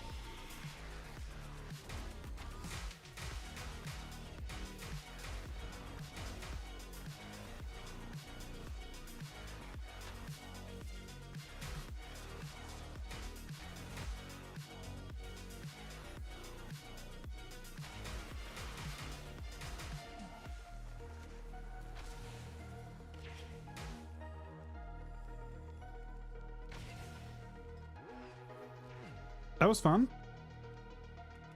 Everyone died.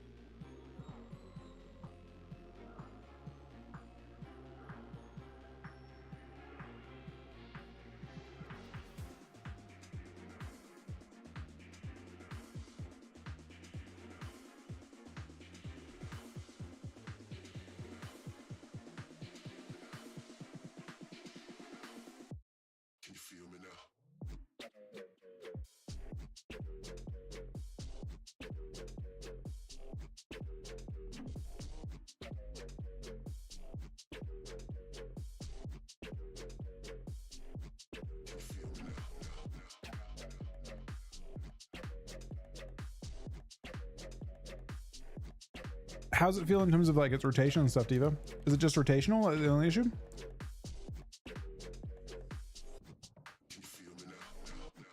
Or is it just the tuning?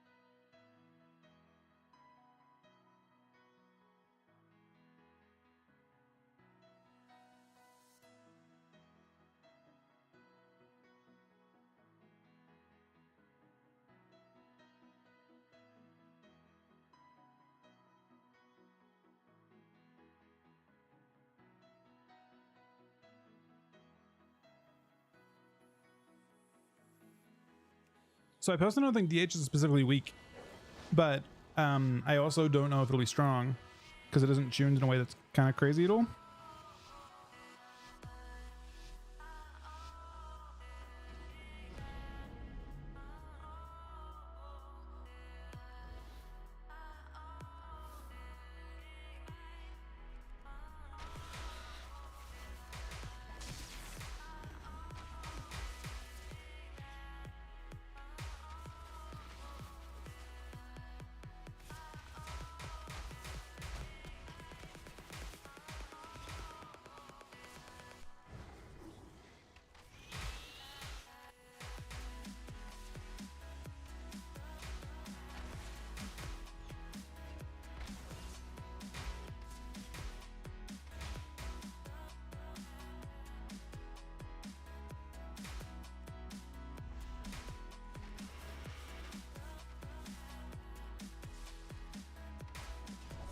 Oh, not the trap on that, man.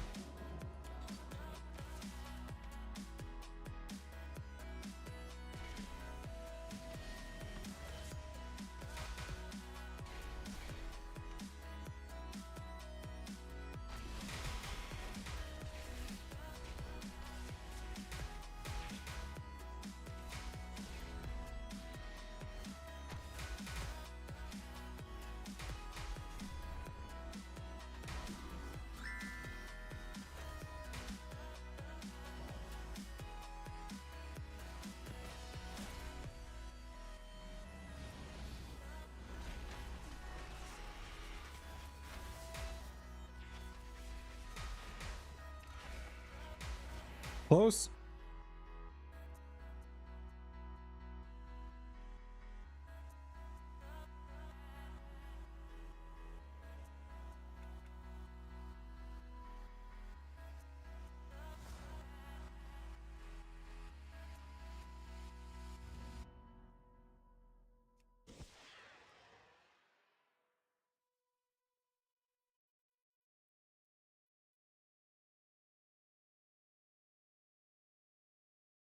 Yeah, I played a couple of ZH. It doesn't feel bad or good.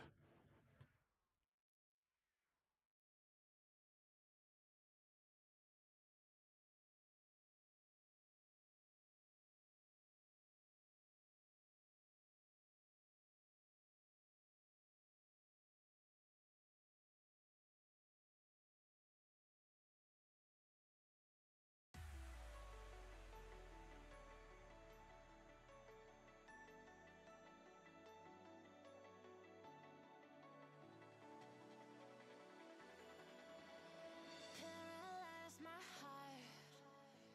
Don't wanna feel your touch like ice tracing on my scars. Why is it hurt on the inside? It's unforgivable, but I forgive you every time. Hard to let it go, 'cause we're intertwined. I break you, you break me, but something about it makes us so. Maybe every piece keeps us together in the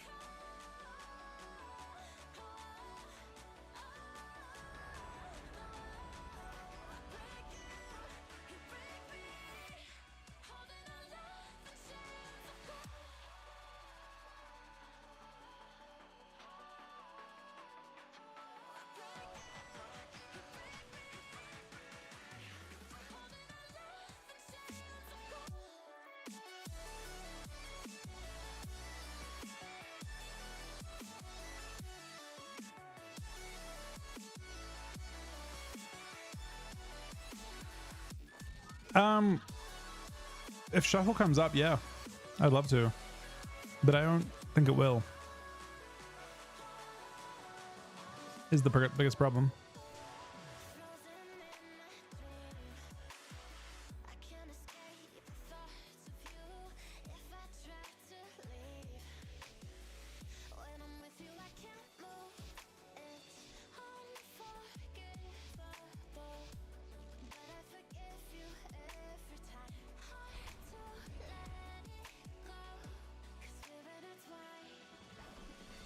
I break you, you break me, but something about it makes us so. Maybe every piece keeps us together in the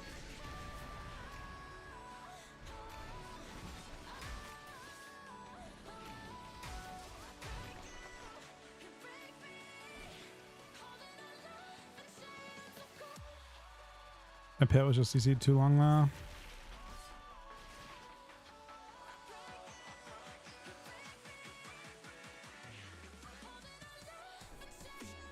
Game kind of ended during the immunes. Also, Scatter just missed, or like got avoided by a blow, which kind of sucked.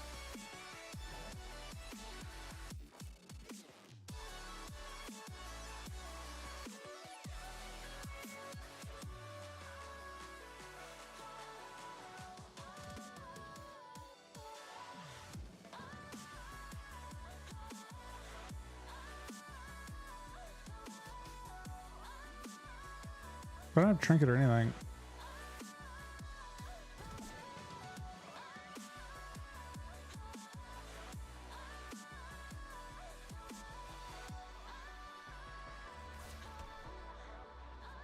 Wait, did that one miss too? What the fuck is this, man?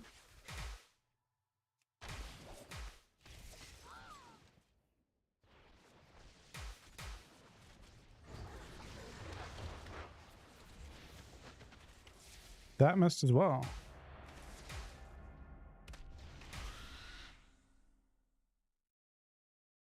Do they have the dodge challenge too?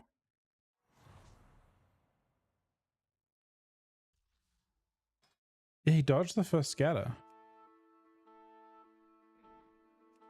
Nah, I mean, I don't have any. They have that lets him dodge. But why didn't it dodge? Shouldn't it have instantly procced? I thought I attacked him first. He dodged scatter and then Tim.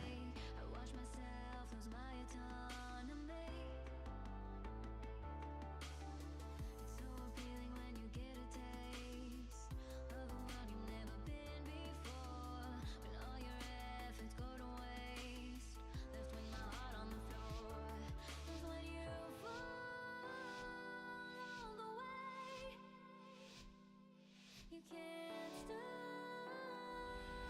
the storm. Watch my heart go to waste. I've loved and lost.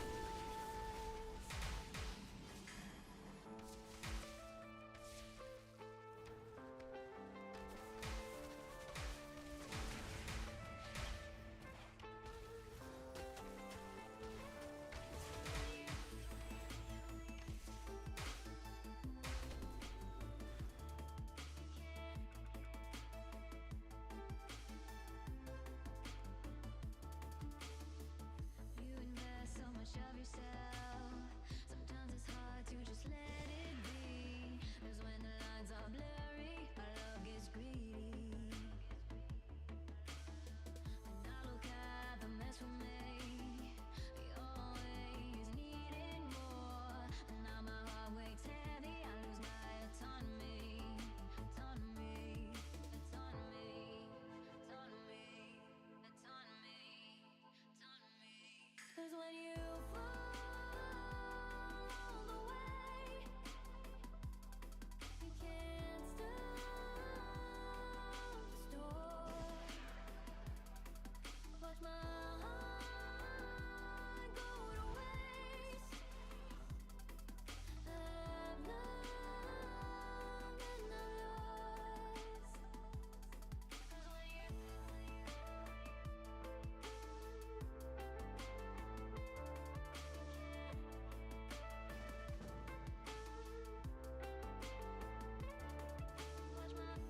This guy's prod.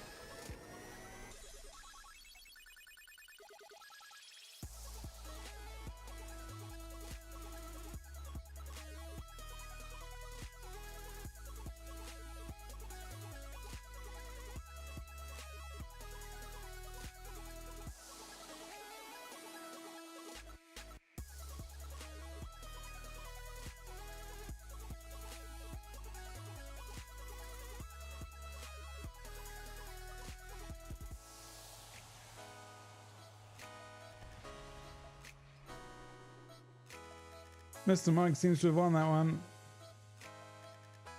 I haven't played Survival. I don't have any plans to either. I play enough melee specs. I'm primarily just trying to like get comfortable with Hunter. Is only to deal with melee, just to be able to play into casters and have fun. That's it.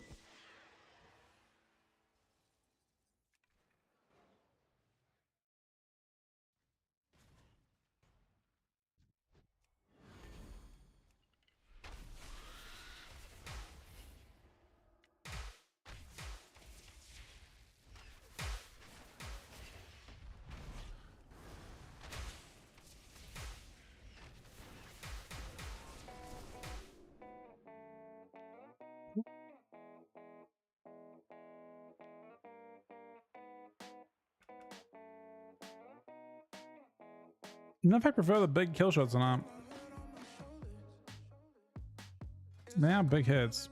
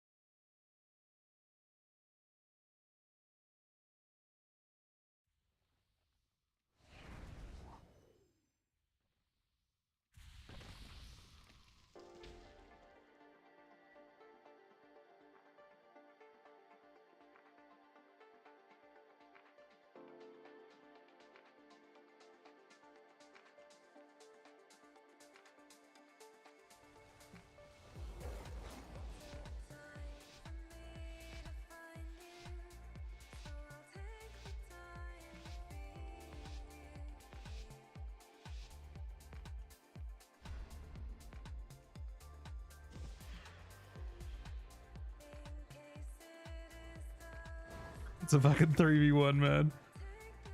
Mag is just going for him.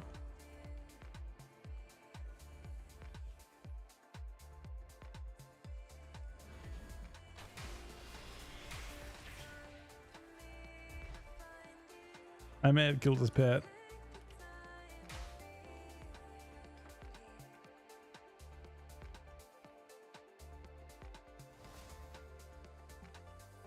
I've been told it was unplaceable. I've actually seen Survival do okay, but I don't think it has the control over its damage that it used to have. So it doesn't feel like it. I don't think it spikes people as hard as it could, I suppose.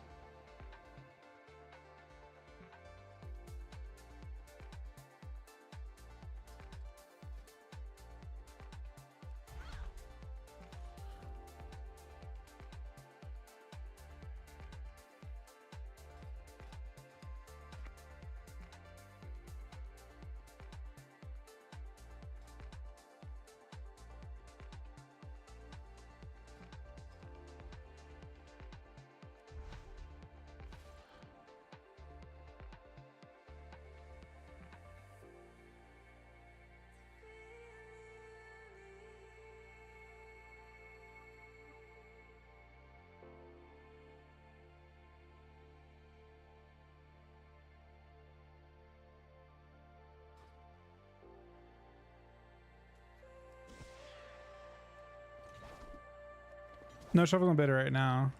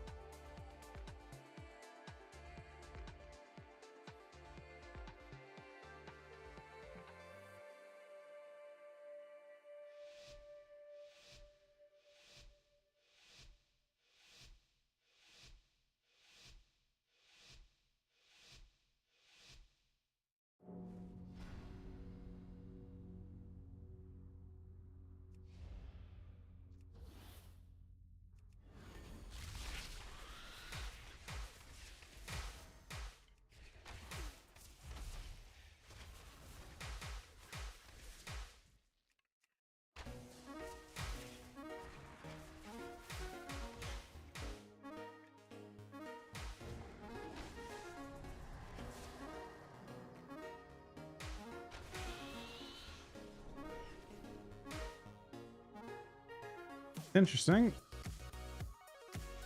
Definitely feels ways to do your opener without using, like, I don't know if it's more damage though. No, I don't have any wrist problems. I'm very lucky with that.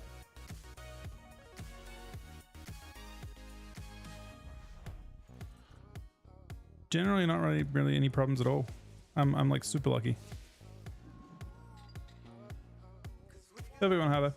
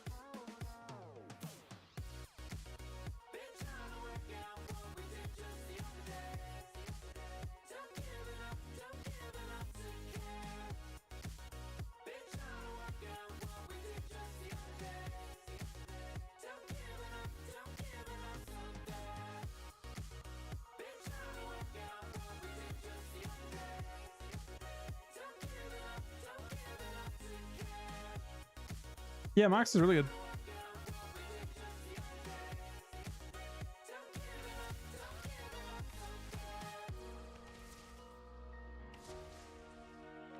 I think it's I think it's just, I mean, I don't think it's great, and I think it suffers probably even more than other classes in double melee levies in some situations. I don't know. You probably can get really good at it. You've got a pretty nice kit now, especially with 2 walls. And it's possible as well that Dark Ranger, I haven't played, I mean, Dark Ranger doesn't seem bad.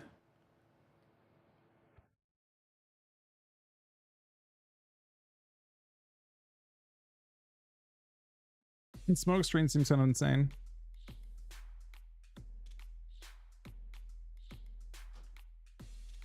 Isn't it?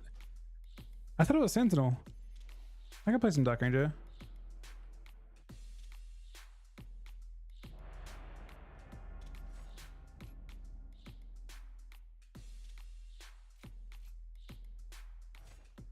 You're like, you have some tankiness.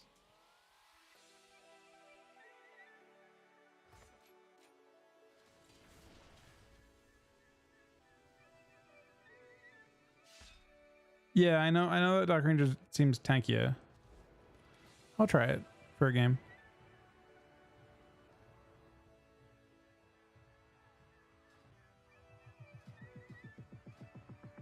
What's your random 1 kill shot from?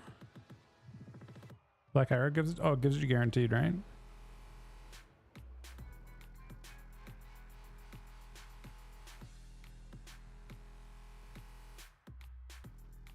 I mean, it doesn't really play out that way.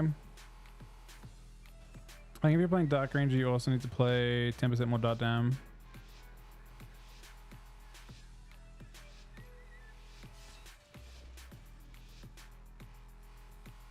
I don't think I dropped the most efficient thing for it. I think I dropped 2% crit for that. Or haste. I dropped haste.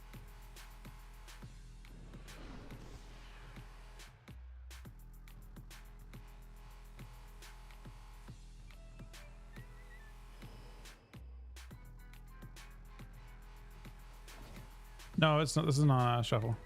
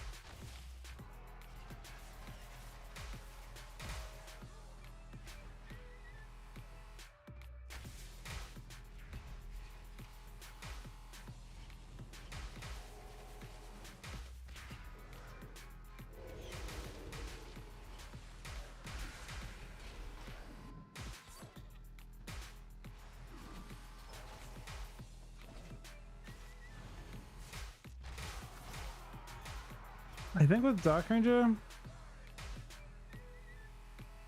I mean, Max is really fun. I don't know if how Dark Ranger should work though. For one, I didn't actually reapply my Black Arrow. My Black Arrow does do a good amount. I'll play it again. It's definitely supposed to be tankier.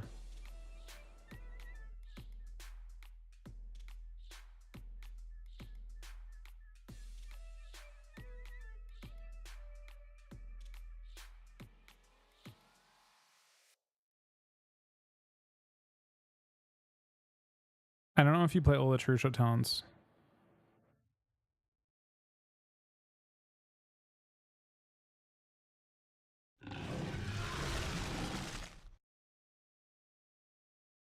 Real, don't thank with the new sub, buddy. Much appreciated, man. That is my 67th sub today somehow as well.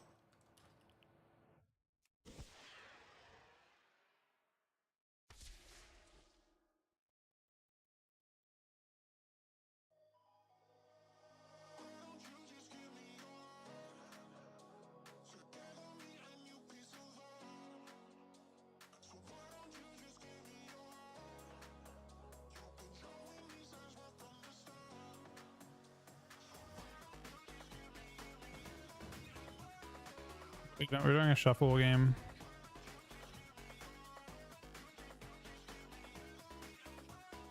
I want to get feraled though.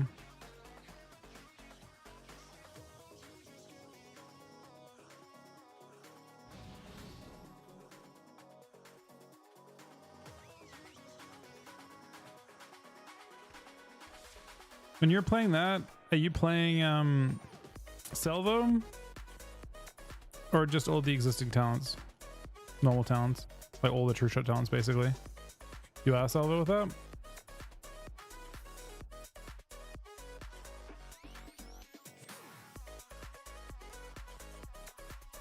So we're dropping, I assume, True Shot cooldown reduction? What else are we dropping?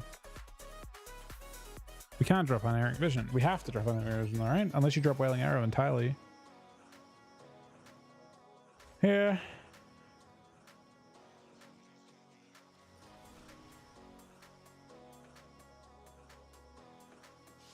But if you're playing this build, you have to change again. We need to get munitions, I think. I guess you're just not playing any of the haste.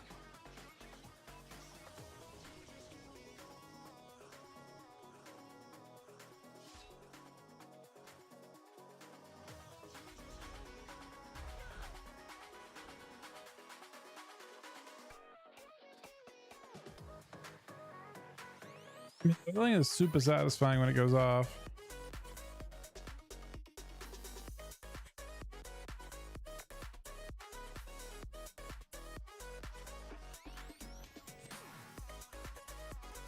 I guess you do go CDR on it. Attack speed thing, I checked it, yeah. It counts as haste. So you can cast aim shots faster with it. Really, really good talent. If you open without a pet, it's literally 10% haste.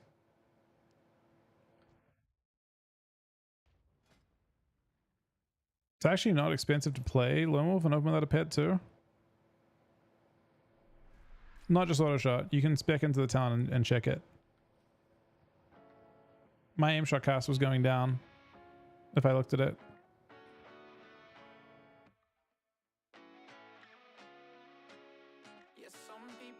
If you despawn your pet, so my cast time, it does, yeah, it won't affect focus regen. 2.4 second cast.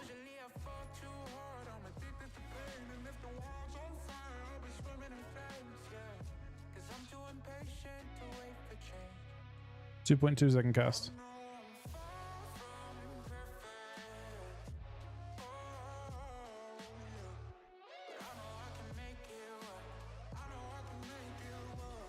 So it's 10% faster aim shots without a pet if you're playing Lone Wolf. Well, wait, no. Wait, what? Is it more than it should be? Is it OP?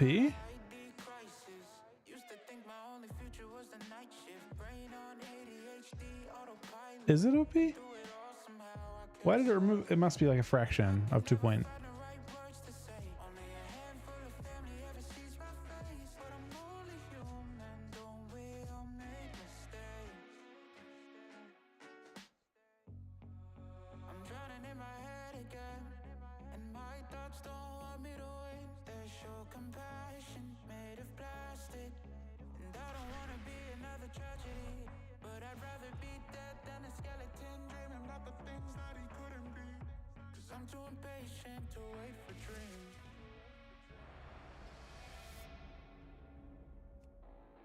Yeah, no, there's a Pharaoh right there, man. I'm about to get bit by him.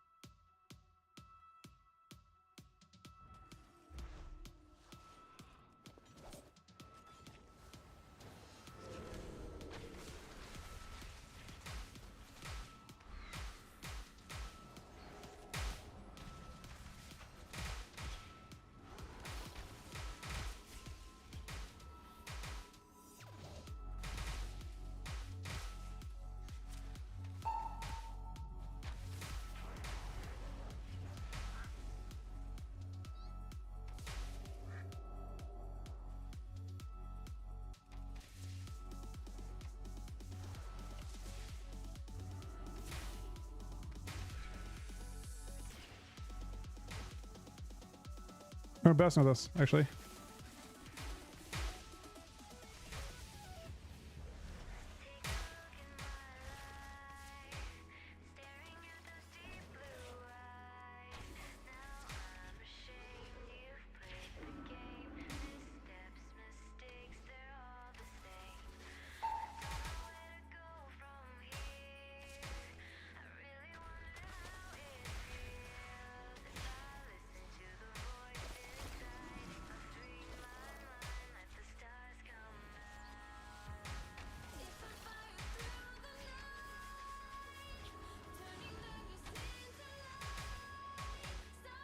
That's a bit tragic for me.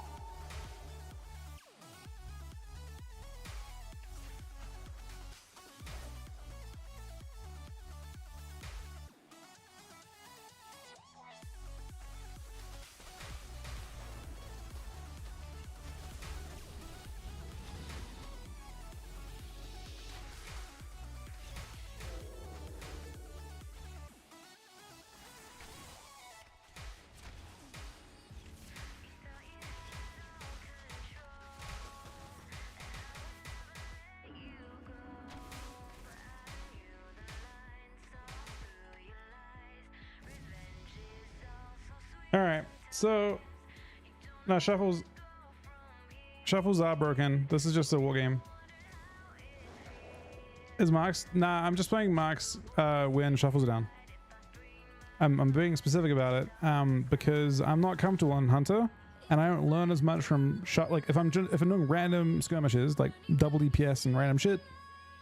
Hunter just feels more useful for that. Like it's the spec I'm like least of all the specs I play. It's the spec I have like literally no idea how to play. So I'm trying to get comfortable with like muscle memory and stuff. And I feel like it's just, you know, if there's shuffle, I'll do other stuff that I'd actually play, I guess. Oh, similar idea.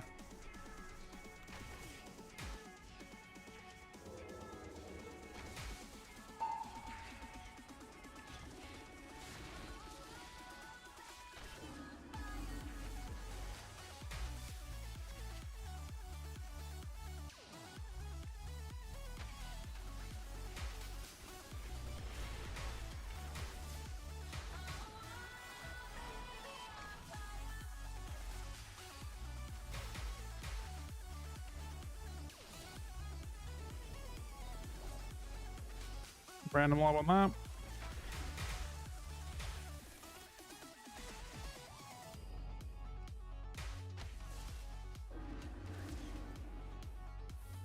Bro, I'm being really annoying in this lobby.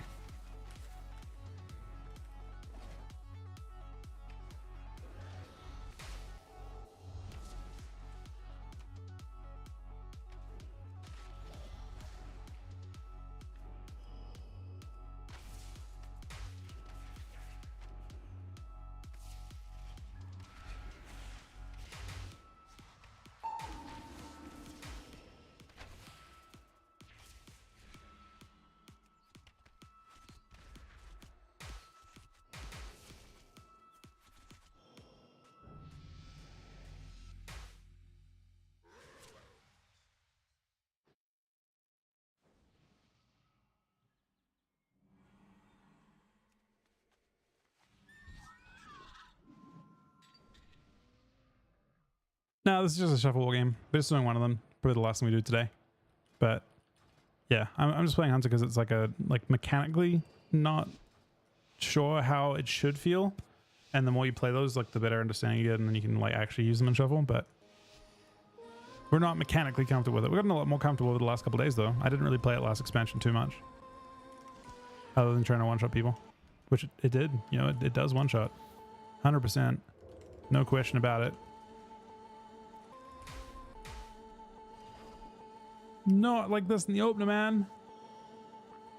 I could have saved him. I went to CC. I shouldn't have. I should have scattered one, stun the other, bought him some time. Nah, he's a good mage. It's just like a really shit opener, and I should have peeled for him.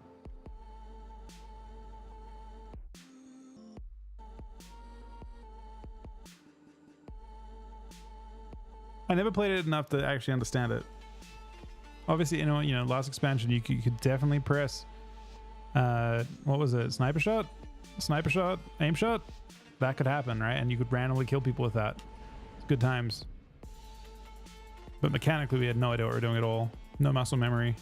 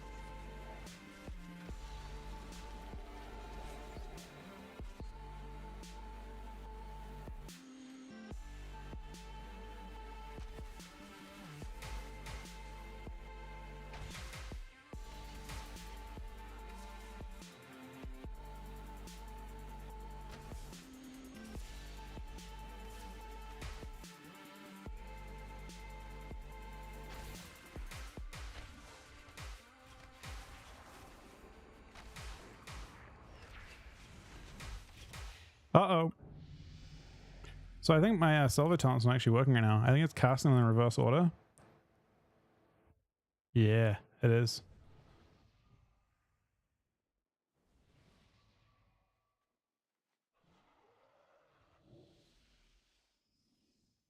So I didn't have a functional salvo all these rounds. So I was like, why is this not doing anything?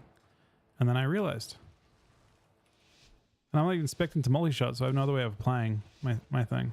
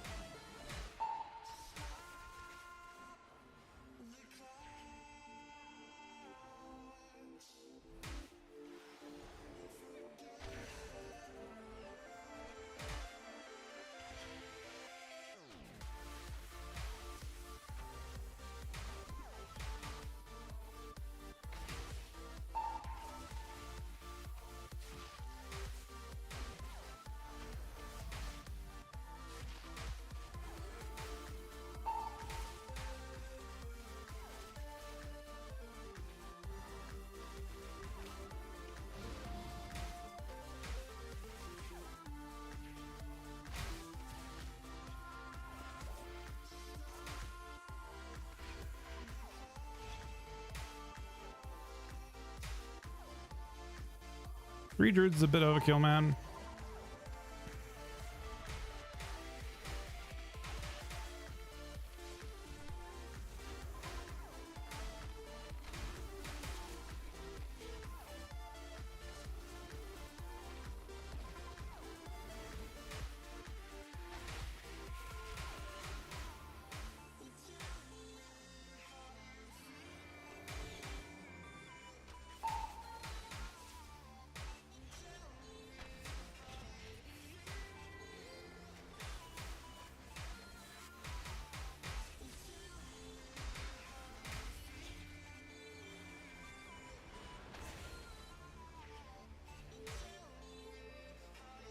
don't know if I liked Black Arrow though. I can see Explosive kind of popping off, although would I have killed theirs other build? Maybe. Oh, I guess I definitely felt tankier.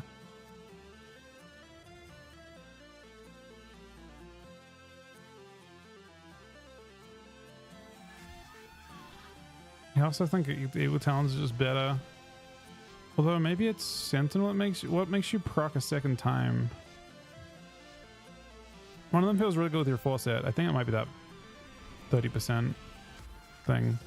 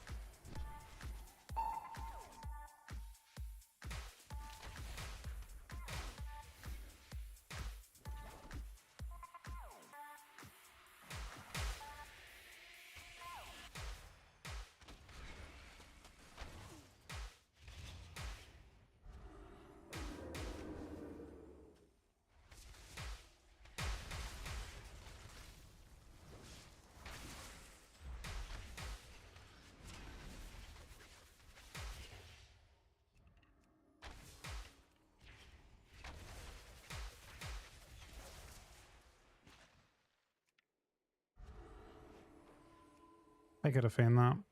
I'm very sad I didn't.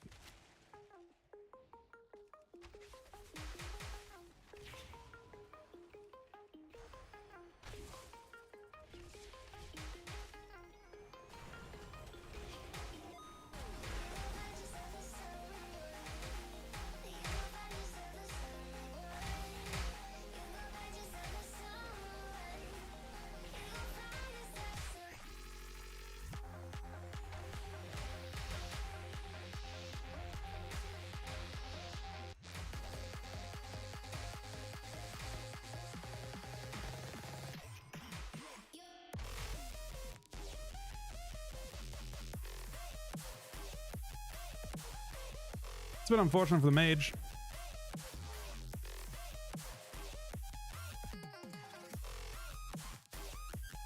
Alright, that unfortunately.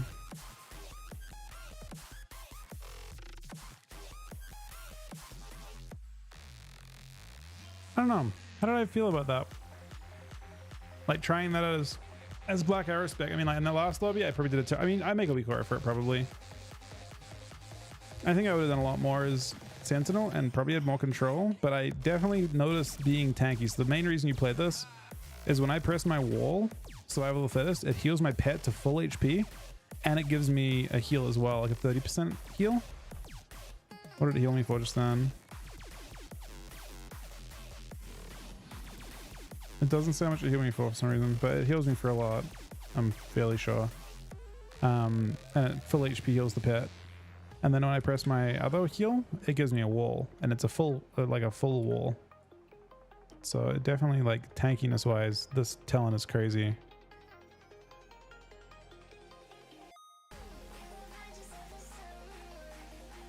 Thank you, supposed for that, sir.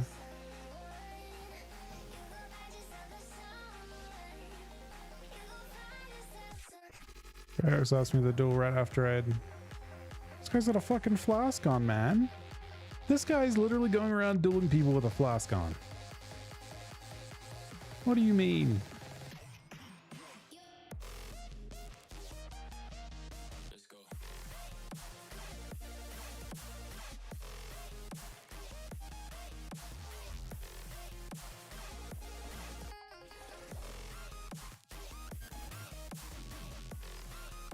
I mean, the aesthetic for it's cool. I agree. I mean, I Hunt is a very, of the specs I've played for so, and like the reason I played this tonight was because with shuffles down, I may as well do something like that, right?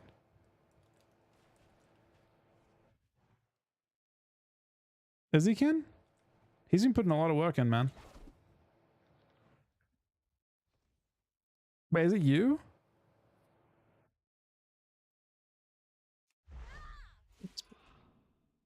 Yeah. No, I'm a fan, man. He puts into he puts in tons and tons of time on like a ton of different classes. He does a great job.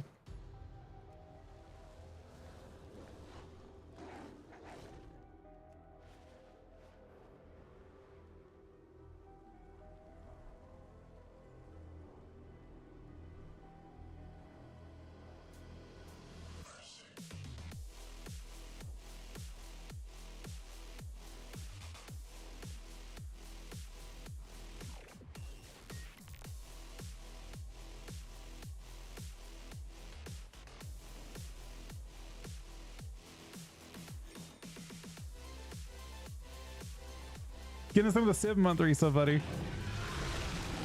How's Teams Pro going?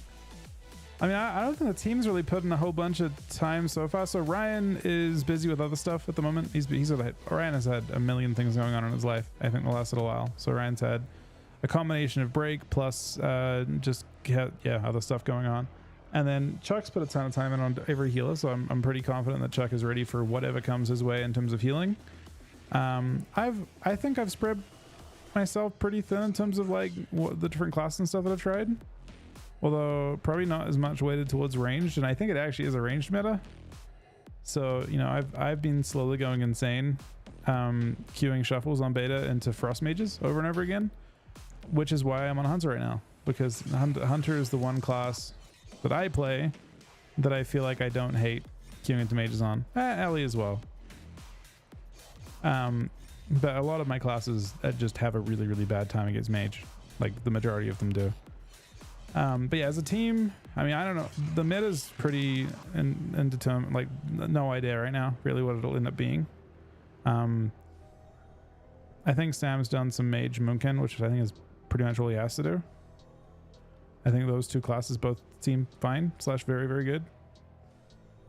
And Ryan, I think, has been playing Windwalker, Rogue, maybe a teeny bit of Dragon.